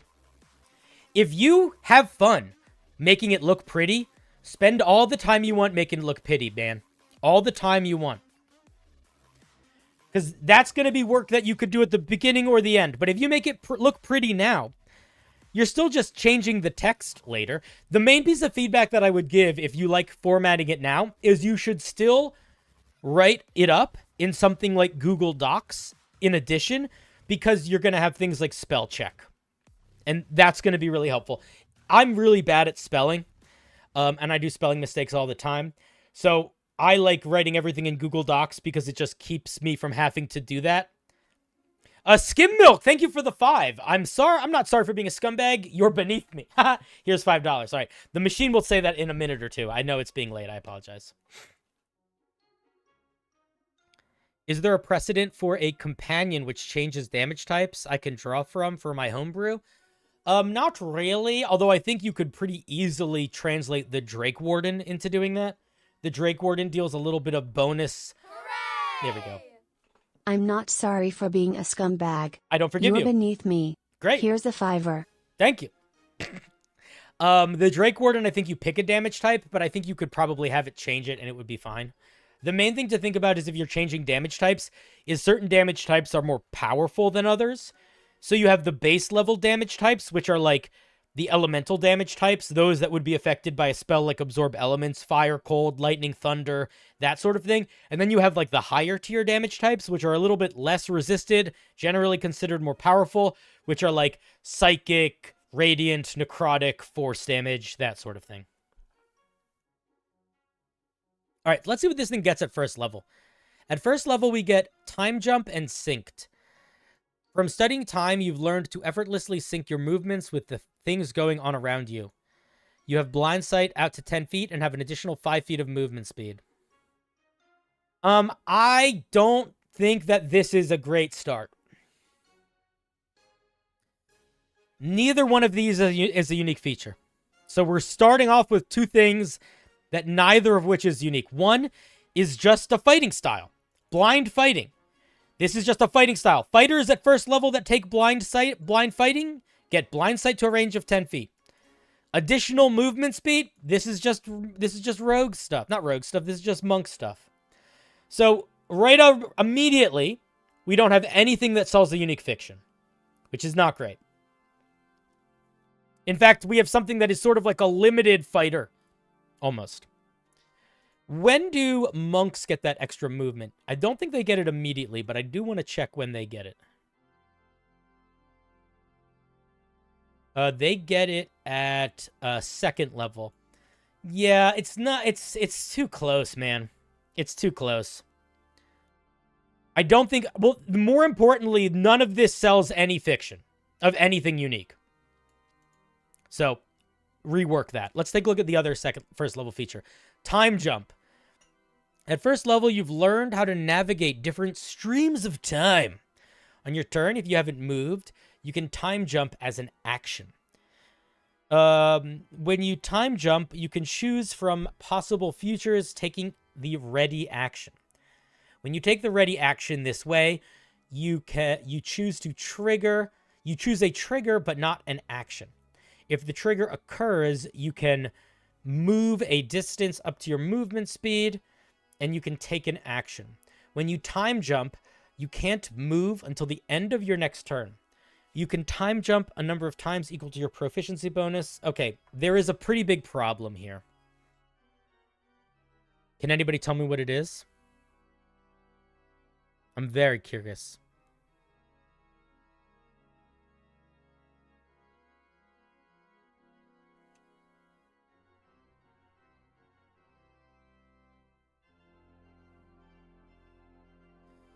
Yeah, obviously the wording is pretty janky, but there's a bigger issue here. Aside from it being confusing. Can anybody understand what it does? I can explain it if you can't. In a nutshell, what it means is you can take the readied action,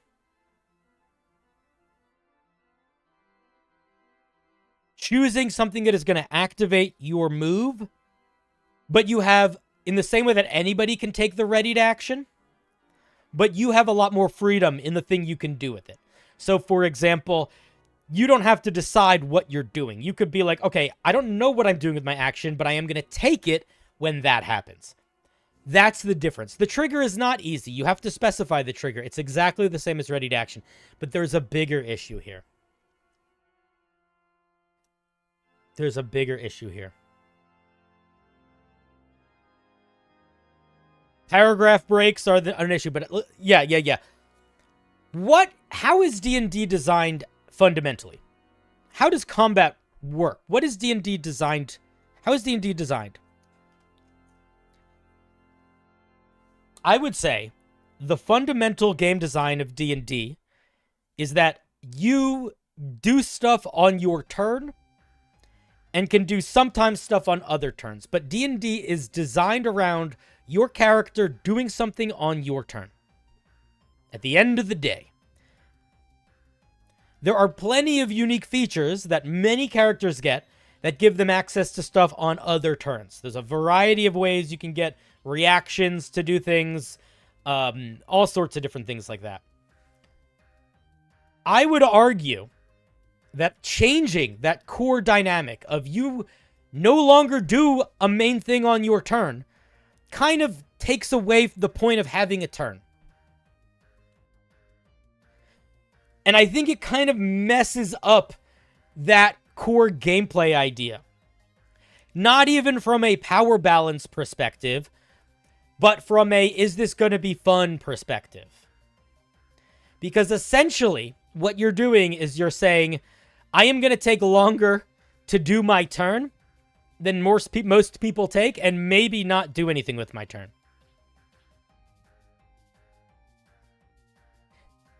There also are multi-classing elements of breaking the game that this very easily falls into. Very easily falls into. But I think that at the end of the day, it breaks that game, not in a gameplay, not in a power way, but in a flow of gameplay way that I just don't think is gonna. I don't think it's gonna be fun. Like, that's the whole thing. Is like, even if it works from a balance perspective, if I'm trying to sell a time traveler, hey, at first level, you can manipulate time. You can choose to not do anything on your turn and then do something on someone else's turn if a trigger happens. That's not fun. That's nothing. How do you suggest I convey something similar but better fitting? A Gawain. I don't know immediately. Because what I would say is I struggle with the initial contention. I'm not sure how to build a time travel character. Full stop. Gamer Falcon, thank you for the Prime. So, if you are starting from a basis of this is going to be a class built around time travel and it's not going to get spellcasting, what first level features should I give it? My answer is I have no fucking idea. I am not a fan of building a class that I have no idea how to build. I would say if you have no idea how to build a time traveler, you should stop trying to build a time traveler and start trying to think about how you would build a time traveler. That's what I would say.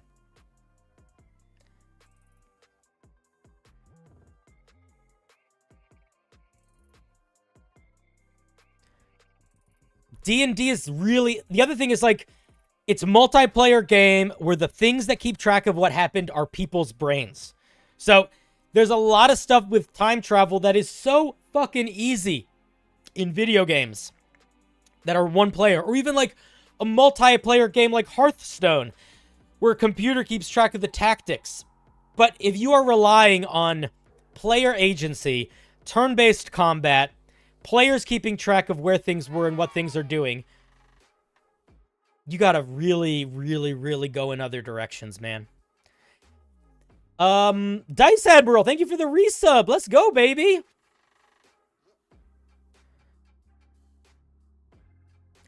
The way that D&D interprets time travel is basically a handful of ways. One, very, very, very vague to the point of it being basically useless depending on the dungeon master, like augury, where you can see the future and the dungeon master is like, it might be good, it might be bad, it might be both, it might be neither. And that's it. Or incredibly high level magic, like the foresight spell, where you just get advantage on everything because you're sort of bearing in mind the future. Or something that is hyper limited, like the artificer wandering path boots, where you can teleport to a place you've been on that turn. Because the only thing you need to keep track of is literally where you were. There's no numbers that you need to keep track of at all. So you gotta majorly simplify if you want to go time travel. Or you need to think about a gameplay mechanic that feels distinct from every other class that sells the idea of time travel. But if you don't know what that is, I don't know why you're building a class. If you don't know what the core mechanic of this creature is gonna, this thing is gonna be, in a way that it A, expresses time travel, but B, expresses mechanics in a way that are unique and distinct from every other class, in a way that it kind of needs to be a class, I think I question why you're building a class. Is that harsh? Yeah. Is that also a good way to think about things so you don't waste 20 hours building something that doesn't work? Also, yeah. Those be my thoughts. I wish you luck on it. It is a hard thing to do. Building a class is hard. Building a class based on time travel is incredibly difficult. Thank you, Agawin. Let's give them a round of applause.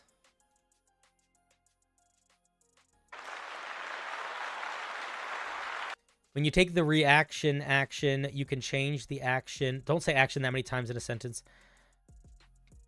That's so tedious, Evan. That's not that. Evan, I love you, but that doesn't work as a feature. That sentence doesn't make sense.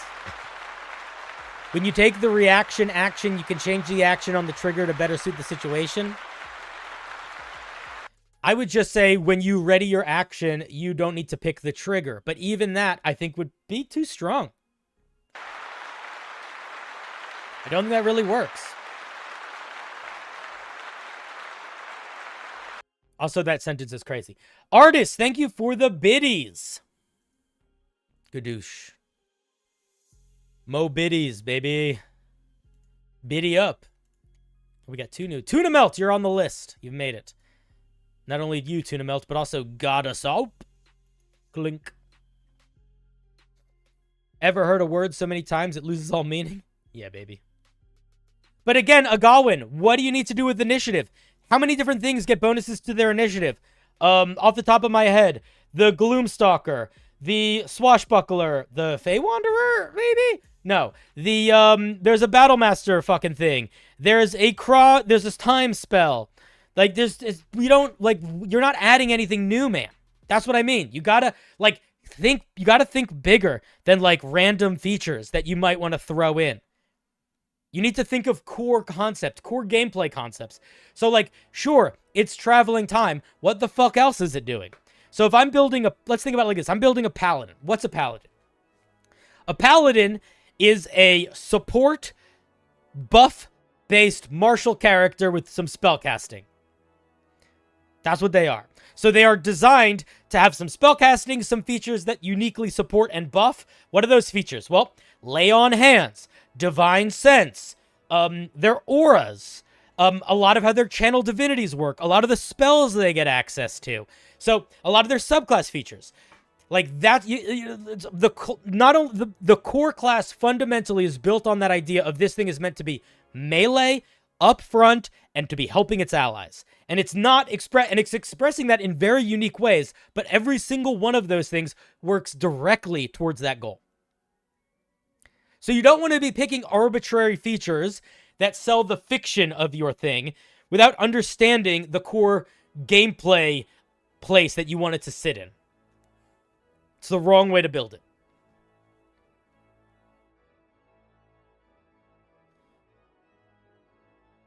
Because then you're just going to be throwing shit at the wall and seeing what sticks.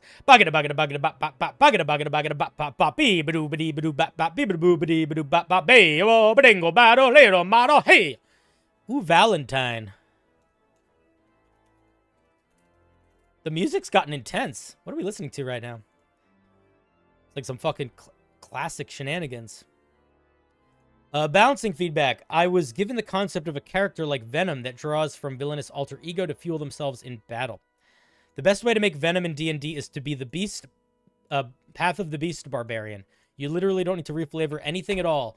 You just take the Dampier, which gets a bite attack and the ability to climb on walls. And then you take the Path of the Beast Barbarian. You reflavor your rage as activating your Venom suit. You reflavor the Claws, Bite, or Tail as Claws, Bite, or Tendrils. And you're there. Genuinely. But we will read this. But it is the best way to play Venom in D&D. Literally every single feature they get ties directly to Venom as either in the video games or the movies, or the shows, or the comics. But we are going to still read this. This is a Oath of Hunger Paladin. Let's take a look. We haven't looked at a Paladin in a while. I love Paladins. Paladins are fun to homebrew because they have to, you're very limited in what you can give them. Because Paladins have a very rigid structure. Paladins get their Paladin Oath spells, nice. they get Channel Divinity, and that's all they get at 3rd level, always. And then at 7th level, they get an aura. There's only one paladin that doesn't get an aura, and it really earns not getting an aura. Maybe there's 2, I don't remember.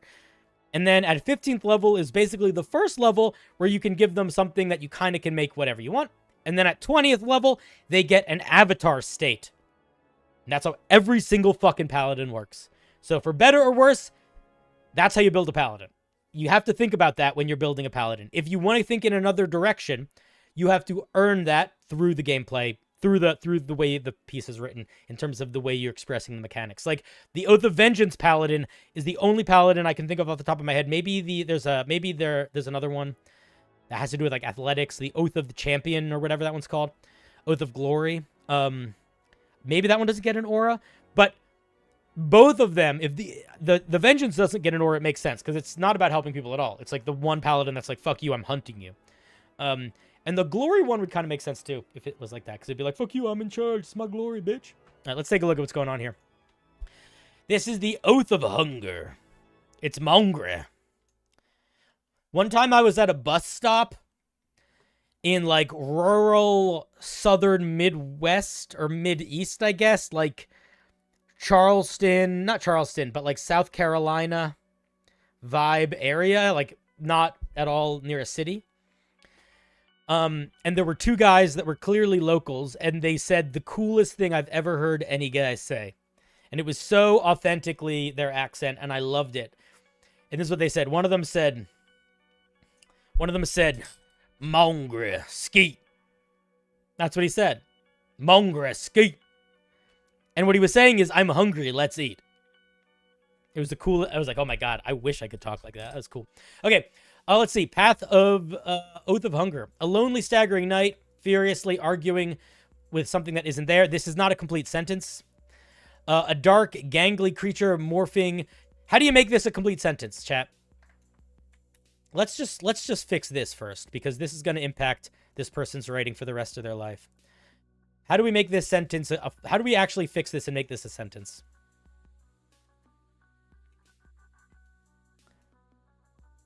What's it missing?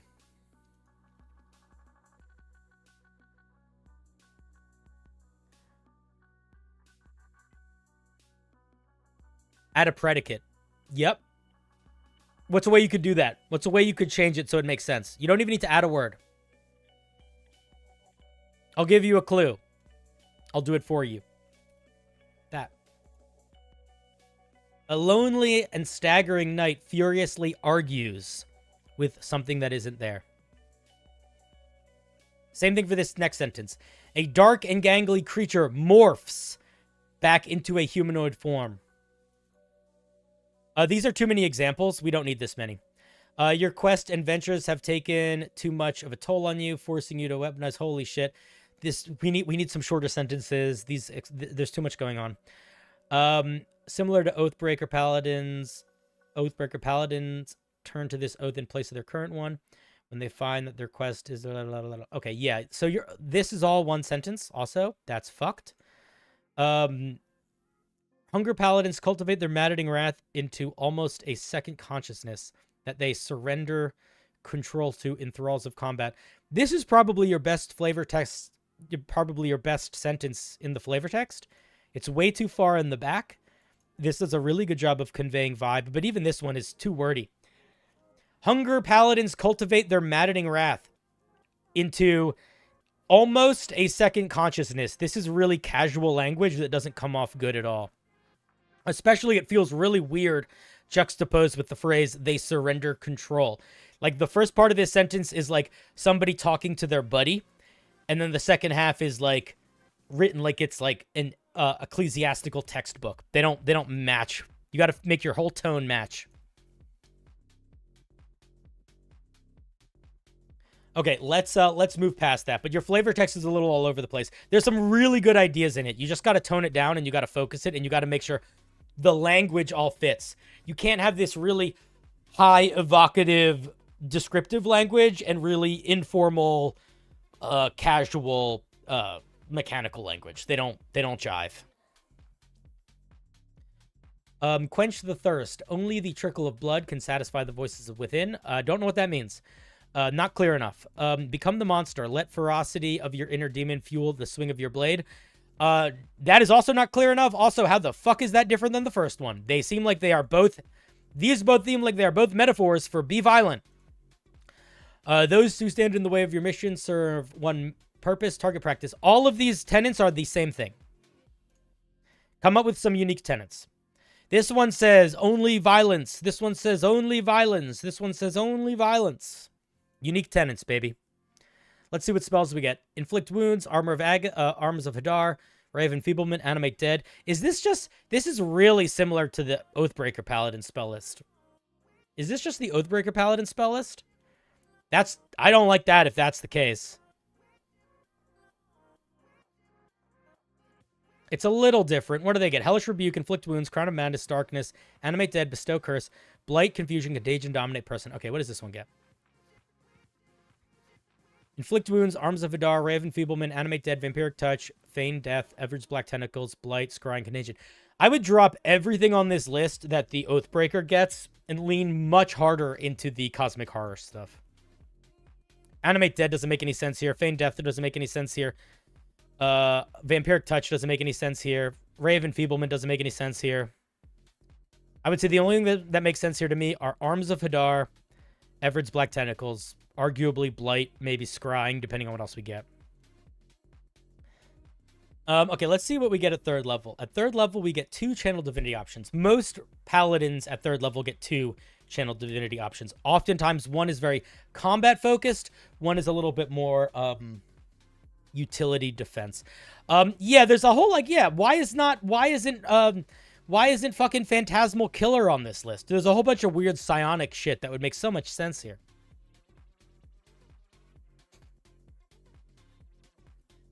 Okay, let's see what the channel divinities we get are.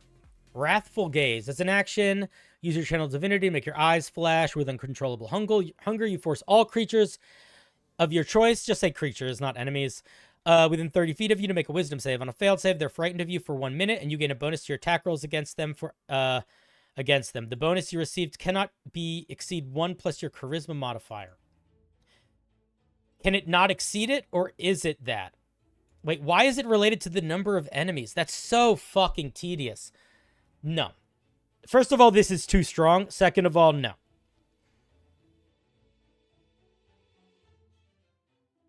Okay, so why is this too strong? This is essentially giving you 2 completely different channel divinities in one, both of which are very strong. One of them, frightening all creatures within 30 feet of you. That's really strong. Another one, giving you bonuses to your attack rolls. There's a whole paladin feature that's just that, right?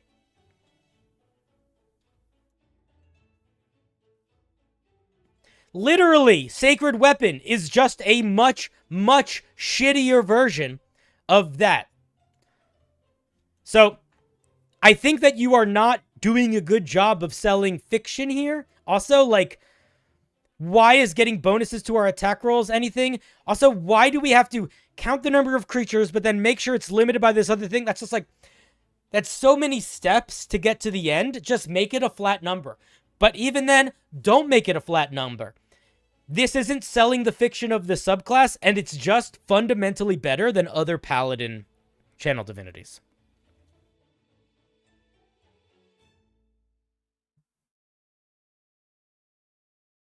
Yeah, the Devotion Paladin does it in a much cleaner way. I agree. Why does Vampiric Touch not make sense? It's like you're drinking blood. Because I think that this, both in terms of the flavor text, the oaths, and the spells, it does not feel like this is a blood drinker. It feels like I don't know what this is. Because it's doing a bunch of different things, right? It's cosmic horror. It's fury. It's possession. So, because of that, Vampiric Touch, I would agree 100%. If this whole thing felt like you were absorbing creatures' blood and consuming creatures for power, I would be like, sure, Vampiric Touch makes sense. That fiction is not being sold literally anywhere other than the title. And it's not really being sold in the title, because I would argue Oath of Hunger, if I was going to say, yeah, this is a cosmic horror monster, I'd be like, sweet, that makes sense. I don't need to think about that. And I wouldn't put Vampiric Touch on it. Yeah, doesn't have anything to do with hunger. Yeah, Wrathful Gaze feels like odd. OP and a little out of place for the fiction you're selling so far. Wielder of Shadows. As a bonus action, you can bend the very shadows around you to your will. When you make an attack, use an ability or cast a spell that deals necrotic damage, you can use your Channel Divinity to deal additional necrotic damage equal to your Paladin level. No! No! Not only is this just another offensive feature, this is literally nothing. Cinder, when you say something is literally nothing, that's not helpful. You're right. Let me clarify what I mean by that. Thanks, Cinder. You're welcome, Cinder. What is this doing to sell the fiction of this subclass? You already, as a paladin, get the ability to smite. One of the core pieces of a paladin is their ability to smite. What does smiting do? Smiting allows you to deal a great deal of extra damage on a hit. Cool. What does this feature do? Well, this feature allows you to deal a great deal of extra damage on a hit. So it literally gives you nothing new. Now, you might want to argue that one is radiant damage versus necrotic damage. But is the solution to just do this? Or is the solution to say you can do necrotic damage when you do your smites? Also, how the fuck do you deal damage when you use an ability? What does that mean? If I make a perception check, where's that damage going? What's going on here?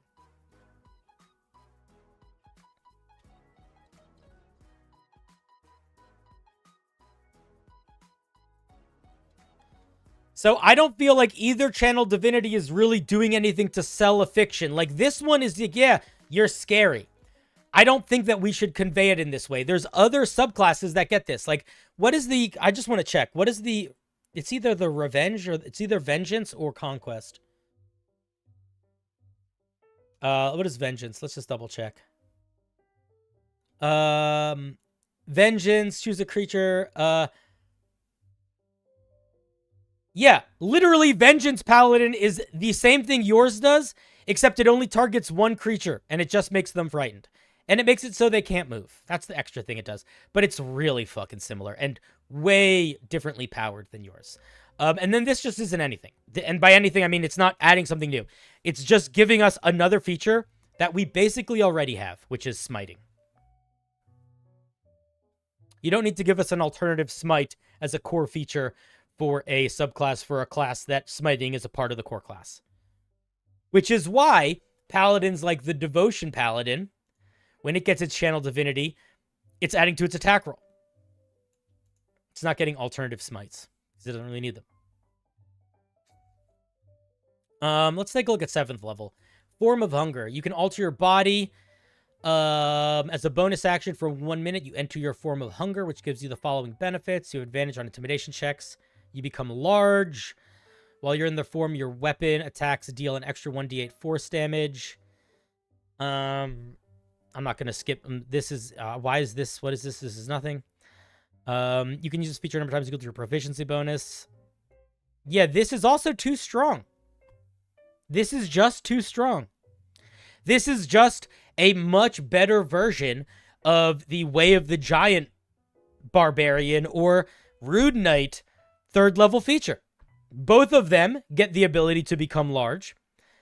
They both get to add extra damage. I'll tell you what, it's less damage than this, and it's not force damage, and neither one of them is getting to do it proficiency bonus times per day. So what I would do is, if you want to do something where you are becoming a different form, make it truly something that feels unique. This doesn't feel unique. I also don't feel like you've earned a not aura at this point. If you want to make this feel like it deserves a not aura, I think you got to build that up more. And we're not seeing that. I'm not seeing that in any of these. Not really seeing it in the spells. Not seeing it in the vibe of this at all. No, you get the core things you get for the Paladin are your Channel Divinities and your spell list. The next thing would be the aura, which you get at 7th level. But you basically need to sell the fiction of your Paladin through the spell list and the Channel Divinities. That's the goal. Rune Knight can do a proficiency bonus times per day. Okay, fair. Might be. Not perfect. But again, it's just a stronger version of it. And it's not selling the fiction of anything. It's just like, you're now big and you do more damage. And you're intimidating. Unfortunately, I don't think that's unique enough. A lot of the issues you're pointing out are in the Paladin subclass I made. Interesting. Well, then I would say take that in mind for your future changes. Or decide that you don't care what I say and you like it the way that it is because my feedback might not be correct. That's the other thing.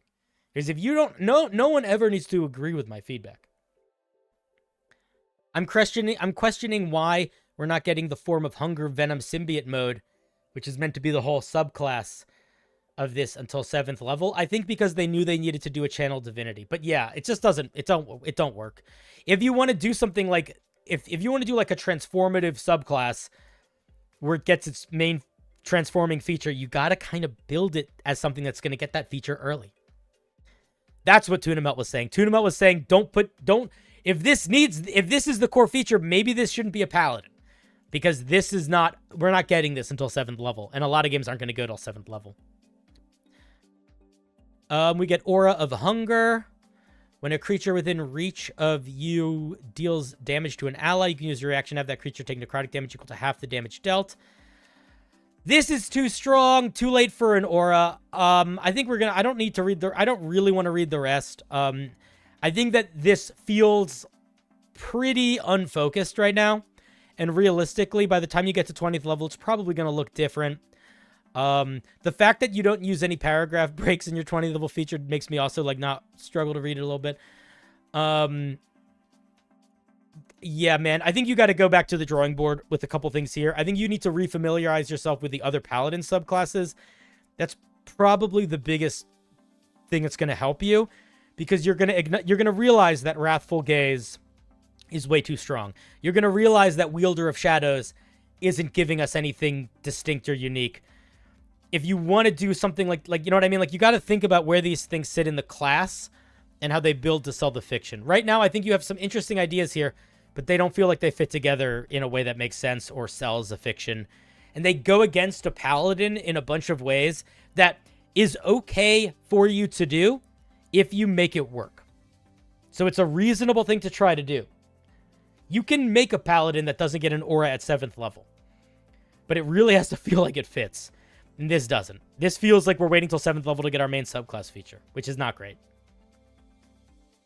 Yeah, it has very little cohesion. The features don't feel like they build together.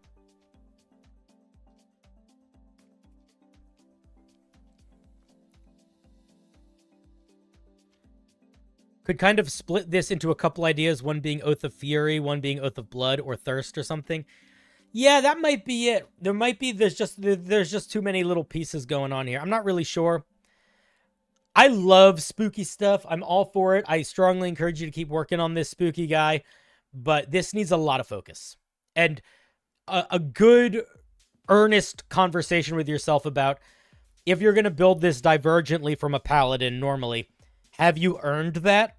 And then also, like, just the basic fundamental game design of Paladins in terms of making sure all of the channel divinities are balanced and they're doing kind of different things and yada, yada, yada, yada, yada, yada. All right, those would be my thoughts. Thank you very much, Valentine. Let's give Valentine a round of applause.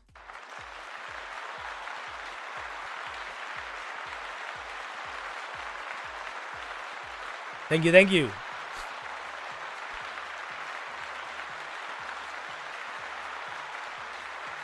I think Vampiric Paladin's a cool idea. I would not argue that that's what that was. There were aspects of it that would have worked that way, but most of it was a lot of different stuff. I wrote this song.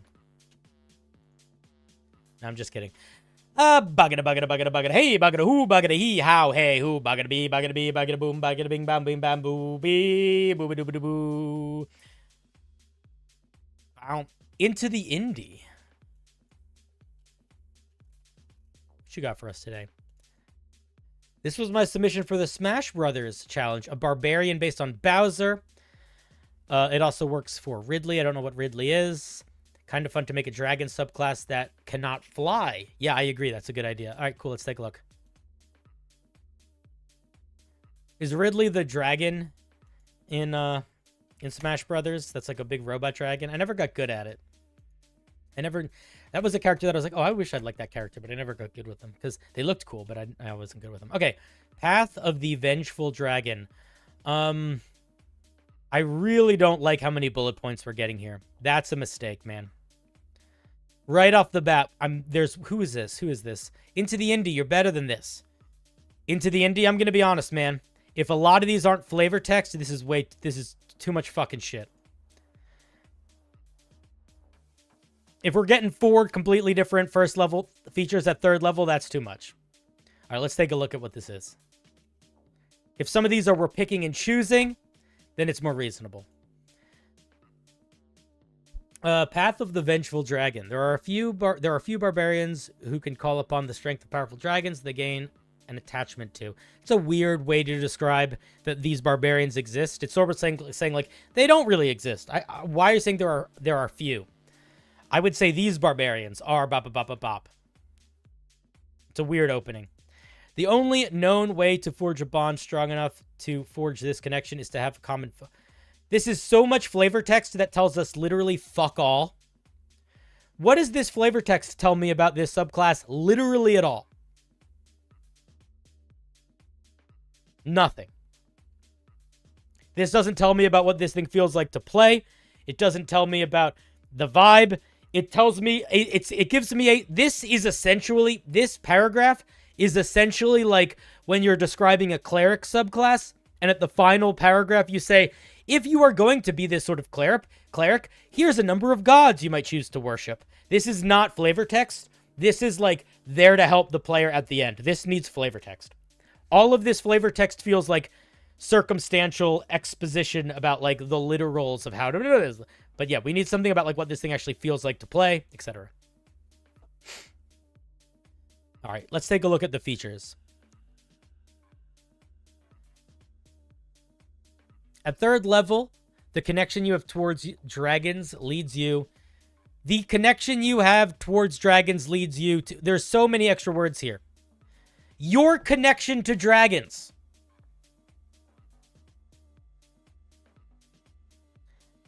You gain the following features. Draconic stature and dragon tongue.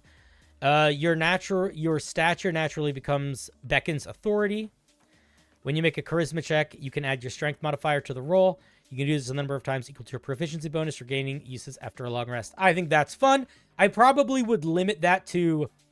I probably would not make that all charisma checks, although it's maybe fine. And you learn Draconic. Okay, cool.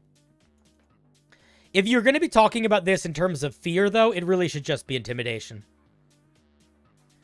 Dragon's Fury. Your rage is enhanced, giving your breath the weight of a dragon's roar. When you enter your rage, you choose a damage type. You gain the following benefits during the rage. You gain resistance to the chosen damage type. I probably would put this at 6th level, not at 3rd. Because you're changing this every single time you rage. The only reason that getting this extra damage resistance could be okay at level 3 is if you weren't picking every time you raged. Bullet points are not bad. I like bullet points. This is not too many features right now. It just feels like a lot because of the way it's written, but I actually think it's fine. I think the thing is, this definitely doesn't need bullet points and could be written in probably about half the words. This also feels like it maybe doesn't need to be bullet points. It's fun. It makes more sense here, but yeah. If you're picking your damage resistance every time you rage, that's a 6th level feature, not a 3rd level feature. To give you just like, for example, there's a warlock that's 6th level feature is they get a damage resistance that they can pick on a short rest. It's just a little too much if you can switch it every time. Dragon weapon. It's not too much if you put it behind a higher level. You can replace an attack to breathe out. You need to write this sentence properly. When you take the attack action on your turn, that's an important part, on your turn, because you don't want to be able to be doing this with opportunity attacks, unless you do, in which case I don't know if I like. But I would say on your turn, when you take the attack action, you can replace one of your attacks with a Draconic Breath attack. Oh, what's up, GM Workshop? You watched my Big Monsters video? Did you like it? It was pretty good, right? Each creature has to make a saving throw. On a failed save, they take some damage. On a successful save, they take half as much damage. The number of d6s is equal to your rage bonus. That's a fun way to have this grow over time. I see one really big issue. I like third level for the most part. I see one big issue. I see two big issues. Can anybody tell me what they are? I'm very curious. One of them is mechanical, one of them is meta. Two big issues. There's a mechanical issue in here. And there is a meta issue generally.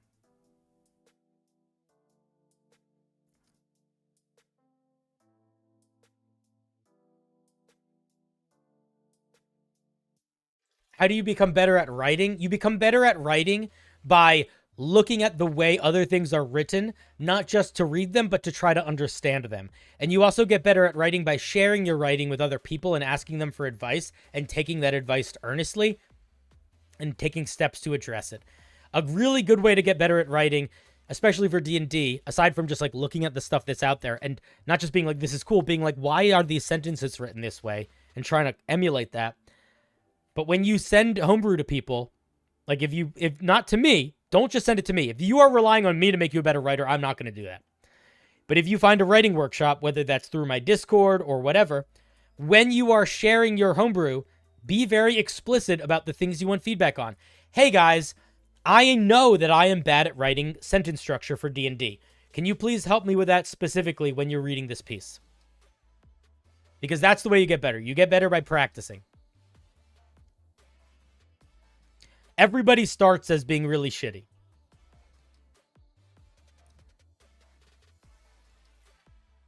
Okay, so here are the two problems with these third level features.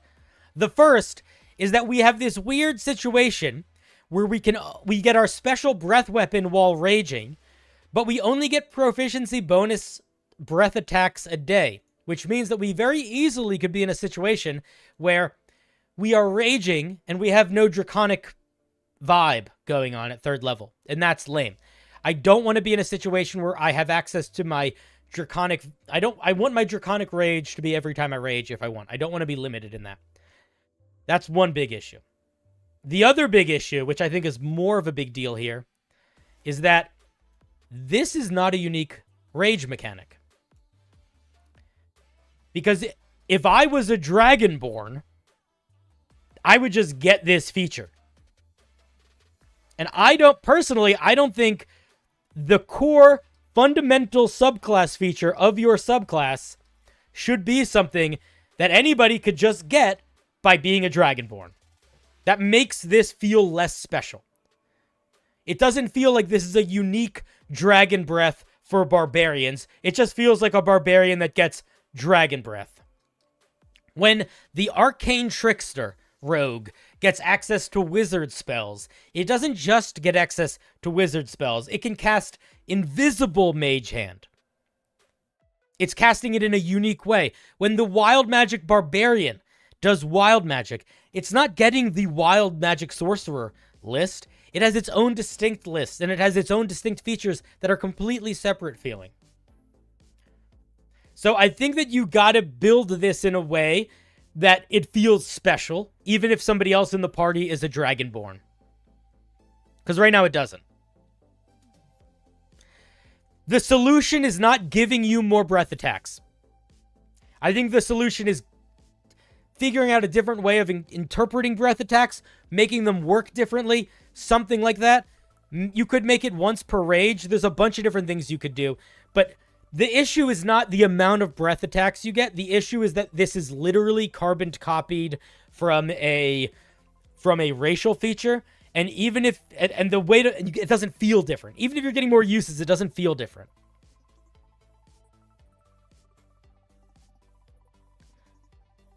Yeah, I like this as a ribbon feature. Good ribbon feature.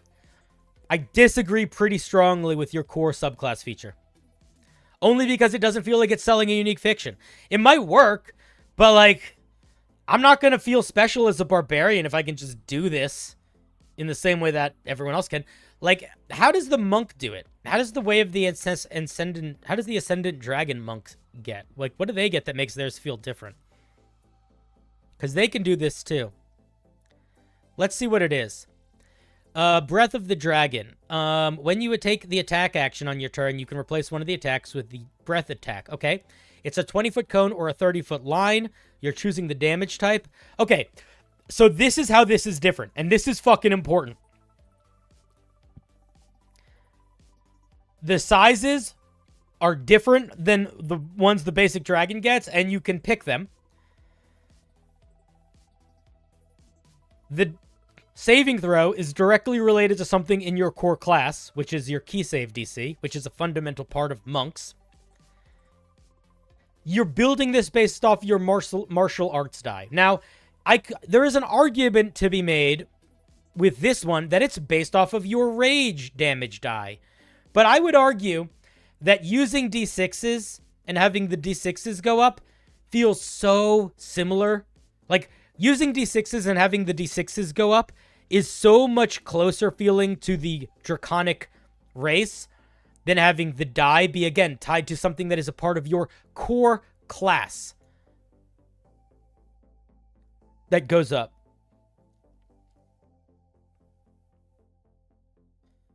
So, yeah, man, I think it's got to feel different. I think it's got to feel more different. Maybe take some other common dragon features and give them to the barb. AoE fear. You could do something like that for sure. Let's take a look at 6th level. At 6th level, we get 2 features? Yeah. During your rage, you gain some stuff. Your AC becomes different. You get claws. If you're not building this to be a melee, not weapon user, this feature sucks. Why would I ever use these as opposed to a great axe? Also, this is just numbers go up. These aren't particularly interesting. If I were you, I wouldn't do an armor boost at level... I would just do something different here, man. I don't know what to tell you. Put the damage resistance up here and then give us something else fun. But completely drop these. I really disagree with both of these features. Also, what a confusing way of doing that. Why not just saying your AC goes... You get a +2 bonus to your AC? You know? Also, both of these are literally just reinterpretations of the Draconic Sorcerer's 1st level features, which I don't love. We're a 6th level Barbarian. So far, nothing this Barbarian gets feels special. At 3rd level, we get what Dragonborn get. At 6th level, we get what 1 level dip into Dragonborn Sorcerers get.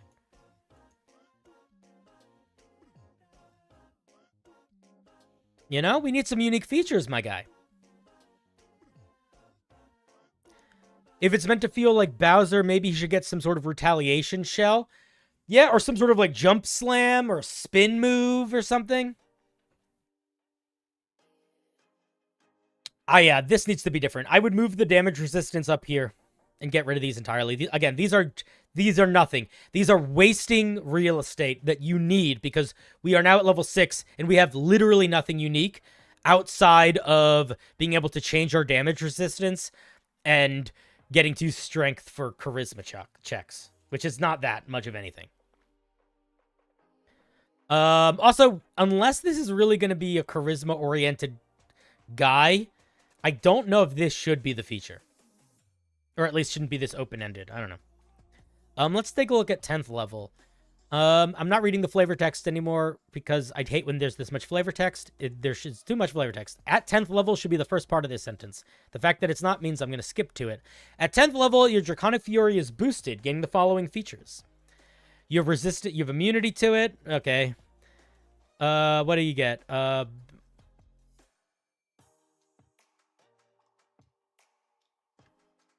You can use your breath weapon while not raging. Also, why aren't these are 2 different features, man. Into the indie. You're not new to this anymore, man. If you have 2 different features that do something completely different, should they be in the same bullet point? If you've built your entire 6th level, 10th level feature to be like, hey, here's a handful of different features that you get, why aren't you using that? A bullet point feature, a bullet point feature, a completely different feature that doesn't get a bullet point randomly. What are we doing here? Use bullet points or don't use bullet points. You can use your breath weapon to roar, making, let me guess, it frighten creatures. Yeah, man, this is, I don't know. I think I'm going to stop reading this piece here. I feel like I don't really have much to say outside of what I've already said. We're not getting unique fictions, man. I'm not feeling it. There's already a barbarian that can roar and frighten creatures. There's already that. You need to build something unique. Build something unique, please. Blackwater, I'm having a lovely night. I'm getting a little stressed reading this single piece of homebrew because I love the idea, but literally every single thing that's in it so far already exists in other things. And I want it to be unique. I just want it to be unique. And I get too emotionally invested in these things. But I'm doing good. How are you doing? Blackwater, I was talking to Adam earlier on stream. I'm assuming this is M, by the way. M, can we please do something together? Can we do a project together? Please, please, please. Please. I'll be a guest on a show if you need a kooky side bit character. We could do a thing where we make some homebrew together that you guys incorporate into your game or something. I want to do a thing together. I really would like to. I really would like to. Also, unrelated to me doing anything with you, but partially related, as much as I'm annoyed that I can't hear all the details, Gina has expressed to me that the process of working with you, specifically M, but I'm assuming Blackwater in general, is really, really fantastic. She's just, I know you should just know that she's loving working with you guys so far. Nothing but glory. I wanted to work with you before that. That's not why I want to work with you, but it's nice to know, you know. All right, let's keep going. You know what? I am going to keep going, but again, Dragon's Call, this feature exists already, man. This is the Berserker Barbarian 14th level feature. Berserker Barbarian 14th level feature. No, 10th level feature. It's literally it's the same level. It's the same level. It's the same level. You get it the same level. This is frighten people move. Frighten people move. It's the same feature at the same level. I'm going to eat my own brain. Okay, let's look at 14th level and pray we find something unique. At 14th level, when you rage, you get the following things. When a creature hits you with a melee attack, you can use your reaction to deal a little damage to them. You can add your Constitution modifier to all saving throws. I don't like that. It's too much. Too strong. It's okay, but it's like not... I don't know. It's not... It's strong, but the problem is we are now at 14th level, and it's almost like it doesn't feel... It's passive. It's too passive for 14th level at this point. Like, we need something more active. Yeah, so, yeah, man. My main feedback, who made this? Into the Indie, my main feedback is this isn't unique, Brother Bear. There's a lot of ideas in here that work, but you need some unique ideas. There's way too much of this feels cobbled together from other features, and I'm sure that's not what you did intentionally. But this speaks to what I think is one of the most important parts of writing homebrew, which is researching. Do the work to see what's already out there. If you are making a barbarian subclass, you are doing yourself a massive disservice to not look at what all of the other barbarian subclasses get. You don't need to deep dive them, but skim them, at least a little.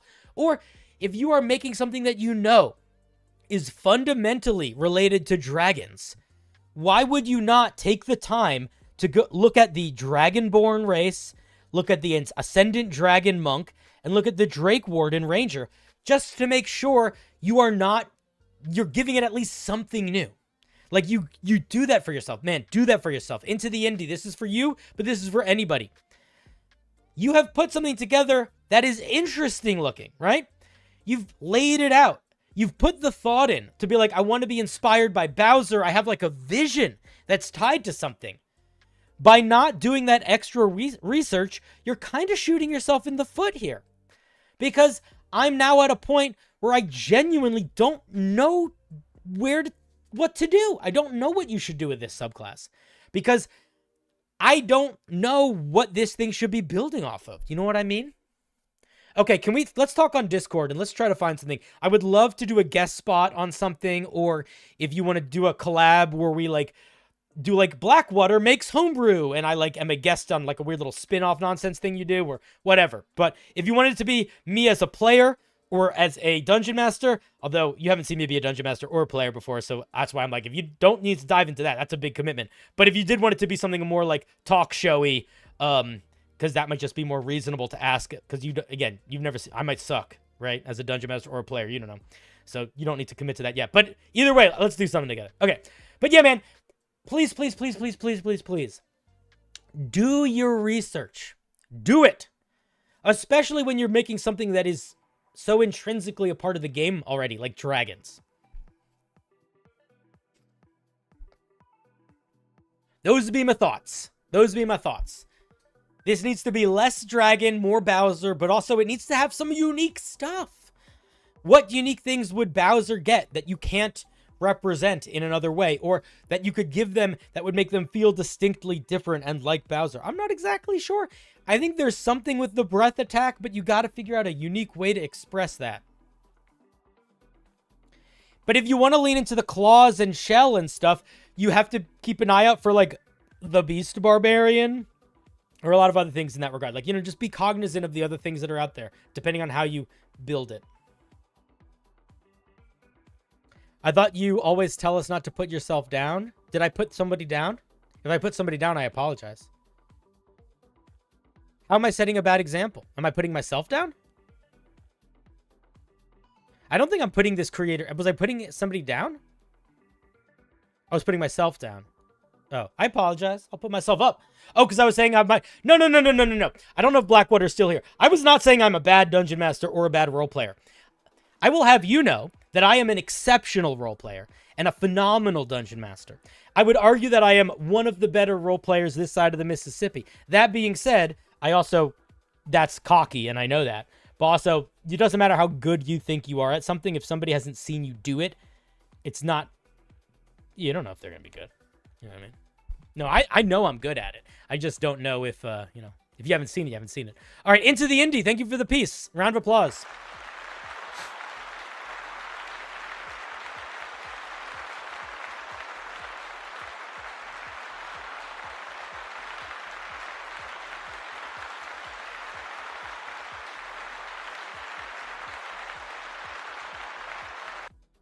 Yeah, so the Dragon's Fear feat. So anything that can work as a feat, you could use those sorts of things to build your subclasses off of. But even doing that, you're sort of like lining yourself up for struggle. Because what happens is, if you build a feature based on a feat, you are building a feature based on something that is inherently not unique. Because everyone has access to that feat. So you have to use that feat maybe as inspiration, but if you want it to be a unique feature, it still has to be something unique.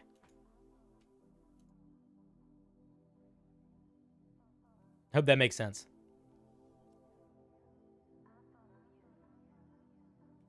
Normal discourse. Kadunk.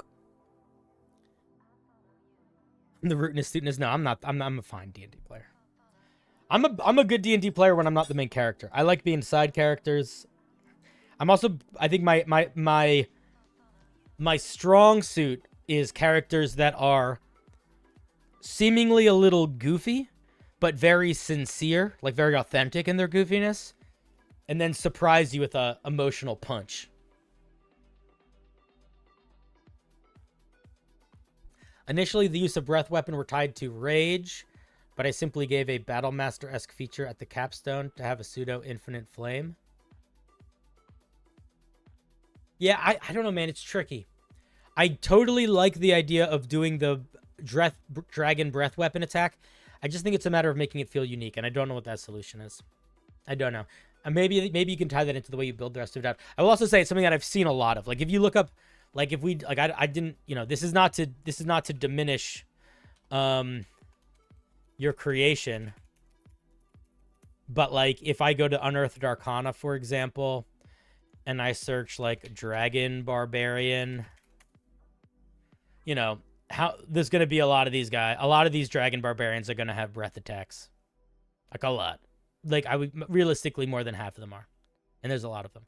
So it's something that like if you are confident that you have a unique way to add on to, or it's not the main selling point uniquely, I think it's fine. But if you want to do it uniquely, it might be worth like looking some of these up, seeing what other people do, trying to find your own unique thing.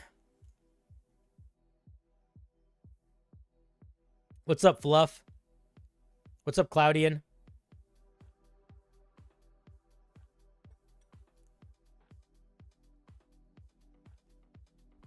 The question that I would ask you, and I don't know what the answer is, but I think it's the best way to think about how to make your breath attack unique if you're going to build it there, is what would a barbarian dragon's breath attack be compared to any other dragon? That's the question to ask yourself. Because that's what it should be. How would a barbarian dragon express its breath attack or its elemental explosion attack?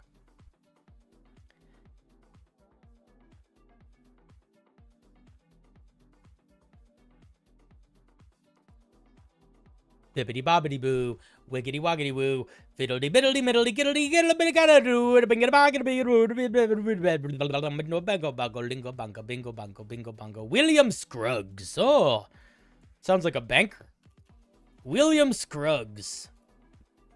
My player, the Rouge, wanted to use a living weapon or a mimic weapon. Oh, man. William Scruggs. Oh, William. You didn't follow the instructions, man.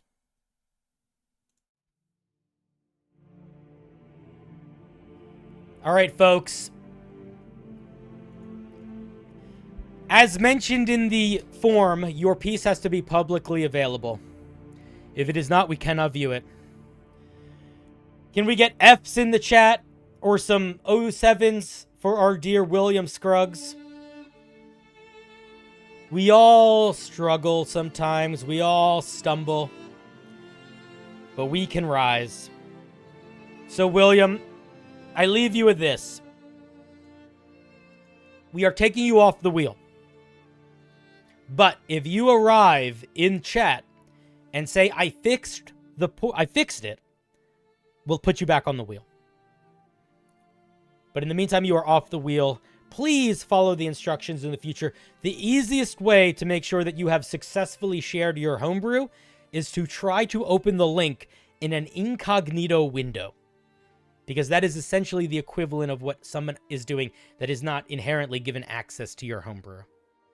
So always try opening your homebrew in an incognito window first, and it will help guarantee whether or not you are going to be in a spot that's going to be good for you. Where'd the music go? There it is.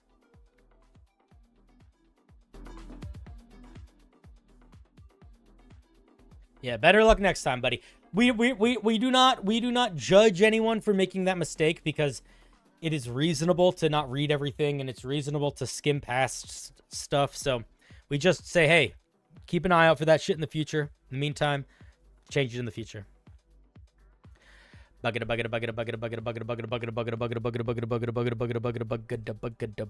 not even a punishment, man. It's literally like I just can't look at it. Like it's just like it just is. Jesse Kovacs. What's up, Jesse? How you doing? If you don't get spun on the wheel tonight, there's always Wednesday night, and if you don't get spun on the wheel Wednesday night, there's always next week. Or if you are a paid member, Twitch sub, or patron, there's also Thursday night. But the other thing that I will say is if your homebrew does not get spun on the wheel, that doesn't mean you shouldn't work on it. If I am addressing a paladin tonight and you have a paladin, it is likely that the feedback I give their paladin is something you could apply to your own writing.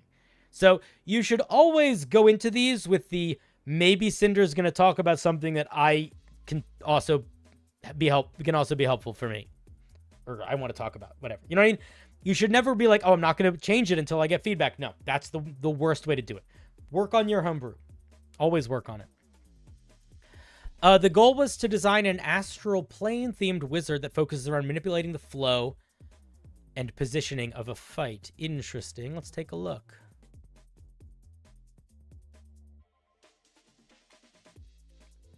This is the spatial resonance wizard. All right, let's see what's going on here. You need to, if your homebrew does not get spun, you need to resubmit it every time. I use a new form, a new wheel every single stream. And the reason for that is I do not want the wheel to be bloated with homebrew that people don't know when it was read. Because if I just update, if the wheel stayed from stream to stream, people would be like, hey, did you review my thing on Tuesday? I'd be like, I don't fucking know. I looked at 20 things. But you know, hey, I submitted something on Tuesday, which means it only would have gotten reviewed on Tuesday, unless I took the time to submit it on another night. Yeah, new wheel is the best way. All right, let's see. Let's take a look at this one. Stellar moats. Wizard subclasses are interesting. They can do a lot of different things. There's really only one rule of thumb for a wizard subclass, which is usually at second level, they get one main feature and one feature that sort of ties to their specialization of spellcasting. Your newfound arcane knowledge has allowed you to harness the chaos of magic as it crosses the planes. You gain a number of stellar motes equal to your proficiency bonus plus your intelligence modifier. You can spend your reaction to alter the effects of spells cast near you as detailed below. These effects consume the specified number of motes. You can consume a spell slot to regain a number of motes equal to the spell slot level up to your maximum amount. That is probably this feature right here. The ability to consume spell slots to get more motes. If you want to keep that, you essentially have to decide for your motes to be a shit ton weaker than they normally are. Yeah, this is just Sorcerer with extra steps. Basically, what you've created here is an alternative to sorcery points. And I don't like that. I would completely remove the ability for you to consume spell slots to get more of these points. It really doesn't make sense. The other option would be to just make this a fucking Sorcerer subclass instead of applying the mechanics of sorcery points, including the sorcery point trade system, to a wizard. That feels like overkill, overly complicated. And you're just going to get too many of these resources. Let's see what we can get. Oh, is this just being a sorcerer? I'm going to be so fucking annoyed if this is just being a sorcerer. Heightened spell. You warp reality, amplifying the strength of your spell. The spell is treated as if it's being cast one level higher. No, I don't like that. That's too strong. Also, what the fuck does 1/2 the heightened level minimum 2 mean, man? Don't make me do this much math to use my basic features. Just fucking tell me how many things it costs.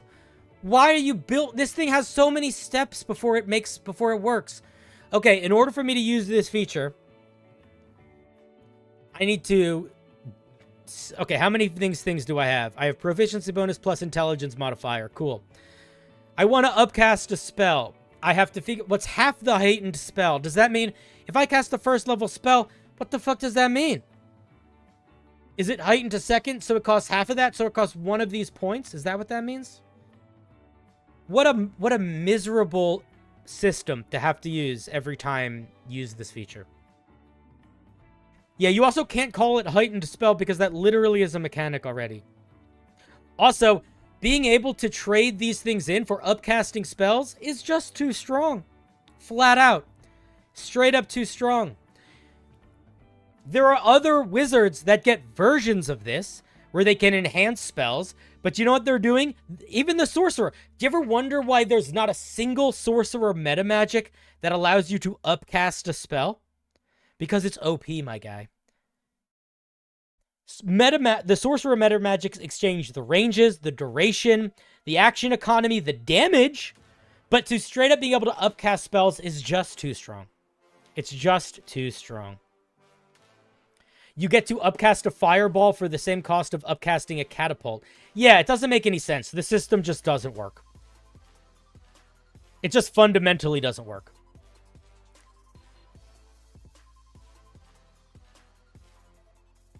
Let's see what the other one is. You warp reality so that the target of the spells can't discern where it's coming from. This is just subtle spell, man. This is just subtle spell. As a reaction, you can spend 2 points to add a +2 bonus to the spell attack. This is also OP. Find me one meta magic that allows you to add +2 to your spell attack roll or spell save DC. There isn't one. There isn't one because it's just... It's not doing anything unique. It's just making you... It's literally you are wizard but better.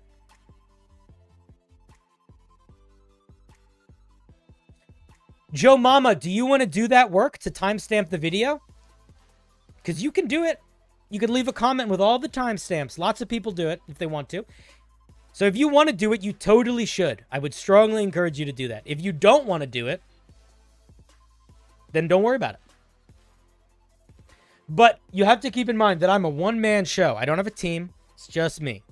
I don't have the time to do that. It's not worth it. Yeah, there's not really any fiction here of anything. This is just like, you said you wanted to manipulate spatial stuff, but you're just so much fucking better than, this is just wizard, but much better. None of this works. And I'm not trying to be a dick about that, but you have essentially given this thing meta magic, but specifically the two things that would be OP in meta magic, you have applied to this. So it doesn't sell the fiction. It's just sorcerer, but better. Let's keep going. You know Misty Step and can cast it once per day without expending a spell slot. This is a nothing burger. This is nothing. Also, do you have second level spells at first level as a wizard? At second level as a wizard? I don't think you do. I feel like you didn't spend a lot of time in looking. Maybe you didn't look at core wizards. You shouldn't get access to No, we don't have second level spells at second level, so you shouldn't get Misty Step. So this is a nothing. Get rid of this. This is nothing.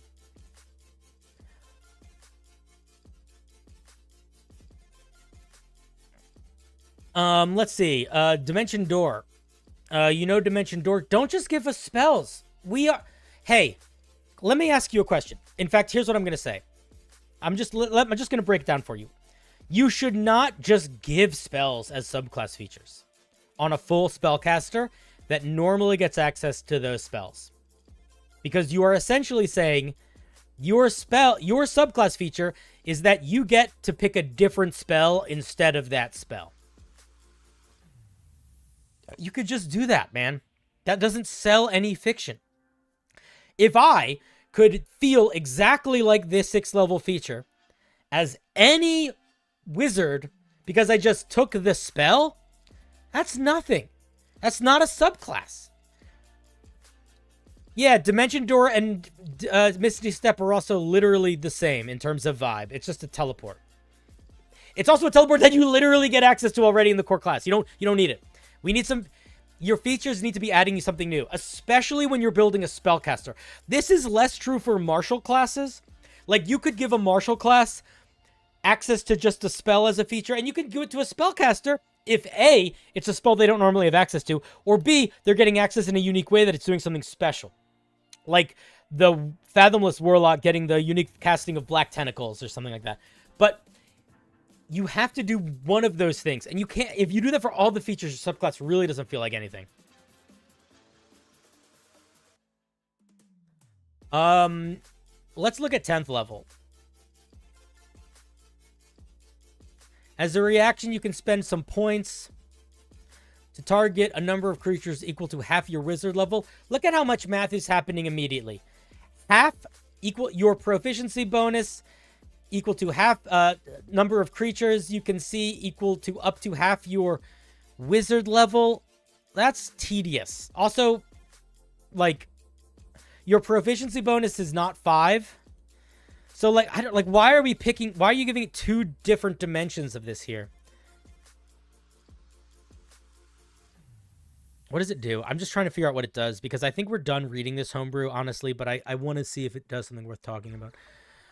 Each creature has to make a athletics check, or they're pushed 15 feet towards, or... Okay, yeah, I'm going to stop reading this, I think. You're trying to do, like, a vortex warp thing. That's also... There's a spell that basically does this. There's a couple spells that basically do this. I would look to them for the type of language to use here. This language is a little bit arduous and kind of janky. Also, where's the fiction here? Why is this limited by number of creatures? If you're making, like, a black hole, why wouldn't it be based on area? Do you know what I mean? You also don't normally use checks to resist spells. It should be a saving throw. Things don't upgrade at level 20. Things don't upgrade at level 18. Is this just you gain a spell? What? When you're affected with a spell, you can expend half your moat as a reaction. When you do, you teleport that creature to an unoccupied space within 20 feet. That's an interesting idea, but again, it's got to be way more limited in use. Man, I think you really, really dropped the ball in building this essentially to have a better version of sorcery points and then spending them on things that are just better than meta magic. I think if I were you, I would completely drop all of that. It's just broken and flavorless, right? Like, our second level feature is just, you're just a wizard, but better. Yeah, Gravity Sinkhole is a spell that does this. Just look at the spell Gravity Sinkhole. You got to be much more succinct with the mechanics. Yeah, man, I think this is a ground-up rework. I like the idea of a wizard that manipulates space and stuff, but I think that I don't see anything in here that I think is really worth keeping outside of the flavor.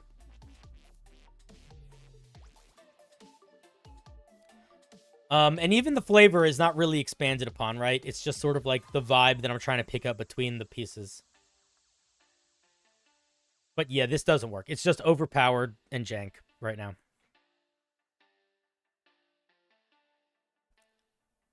Sort of similar to the last feedback that I gave.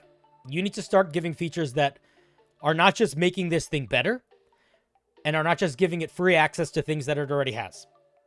You need to give it unique fiction, unique mechanics that sell the fiction of this thing that something else couldn't get. What is the flavor of upcasting a spell? I don't know. What is the flavor of getting a higher spell save DC? I don't know. Graviturge Wizard, I think, does capture this vibe a little bit better. Sure. But I would look at other wizard subclasses and look how they're built. Try to get some ideas off that. And do not build this to be a fucking sorcerer meta magic thing. That's so not the move. So not the move. If you want to do a mechanic about you having like a feature that you like, a charge mechanic that you could activate and use on things, the war mage has a really nice one. Power Surge. You get these little energy boosts you can store in them, and they can help you deal a little extra damage, and you recharge them if you counterspell and dispel magic and stuff. So it helps encourages you to play into the fiction of like a wizard that is like battling other wizards, because if you're using these things against spells, it's helping you. But it also shows that you are like surged for battle because you're expending charges to do stuff, but it's adding damage. It's very reasonable.